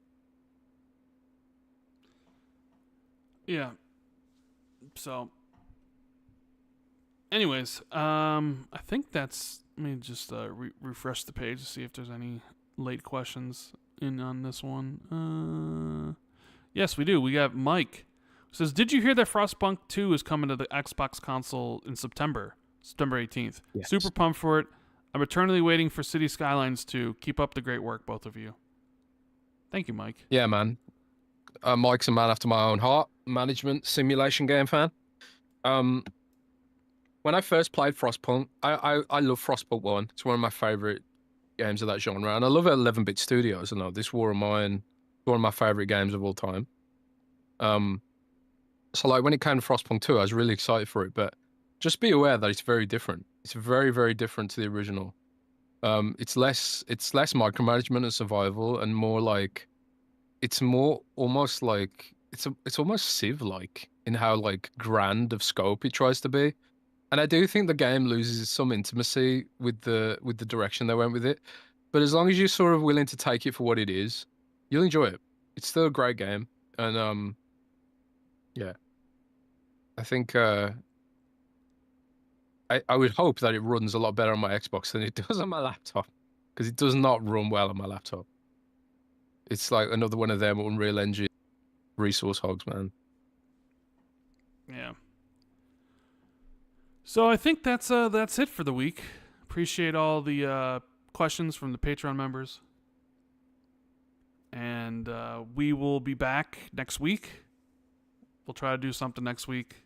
With Xbox 2+1 or Ultimate or something. Maybe with me and Jez both. And if not, we'll be live on August 1st, I think, is next week. See what's going on then. August 1st, man. Hopefully, can you believe how fast this year's gone? I know this year's going by super fast. Gamescom's right around the corner. See what's going to happen there. There's some games next month like Mafia, Helldivers coming to Xbox, Gears Reloaded coming out. I think Black Myth Wukong hitting Xbox next month. Metal Gear Solid Delta is coming out. Shinobi's coming out. Big month next month for games. Kind of the start of the tail end of the summer season into the fall season where games kind of all drop. But thank you guys so much for being here with us for over these 4 hours and 15 minutes. Do us a big favor, hit the like button. Subscribe to the channel if you haven't already. Thank you to all the people who super chatted. Thank you to MASH for dropping 20 gift subs. Thank you for everybody who's chatting. Thank you for everybody who's lurking. Thank you if you're listening to this later on iTunes and Spotify. We appreciate you just as much. And with that said, check out our sponsor, especially if you're in the UK. Right. You don't want to give out your personal info and your passports and stuff. Surfshark VPN. $2 a month for basically 2 years. It's 86% off. You get like 26 months, I think, is the deal. You might need that more than ever. So check that out. Check out our Patreon, patreon.com/XB2. And we will be back next week. Have a great weekend. Sure will. And keep it gaming. Later. Rock and roll, baby.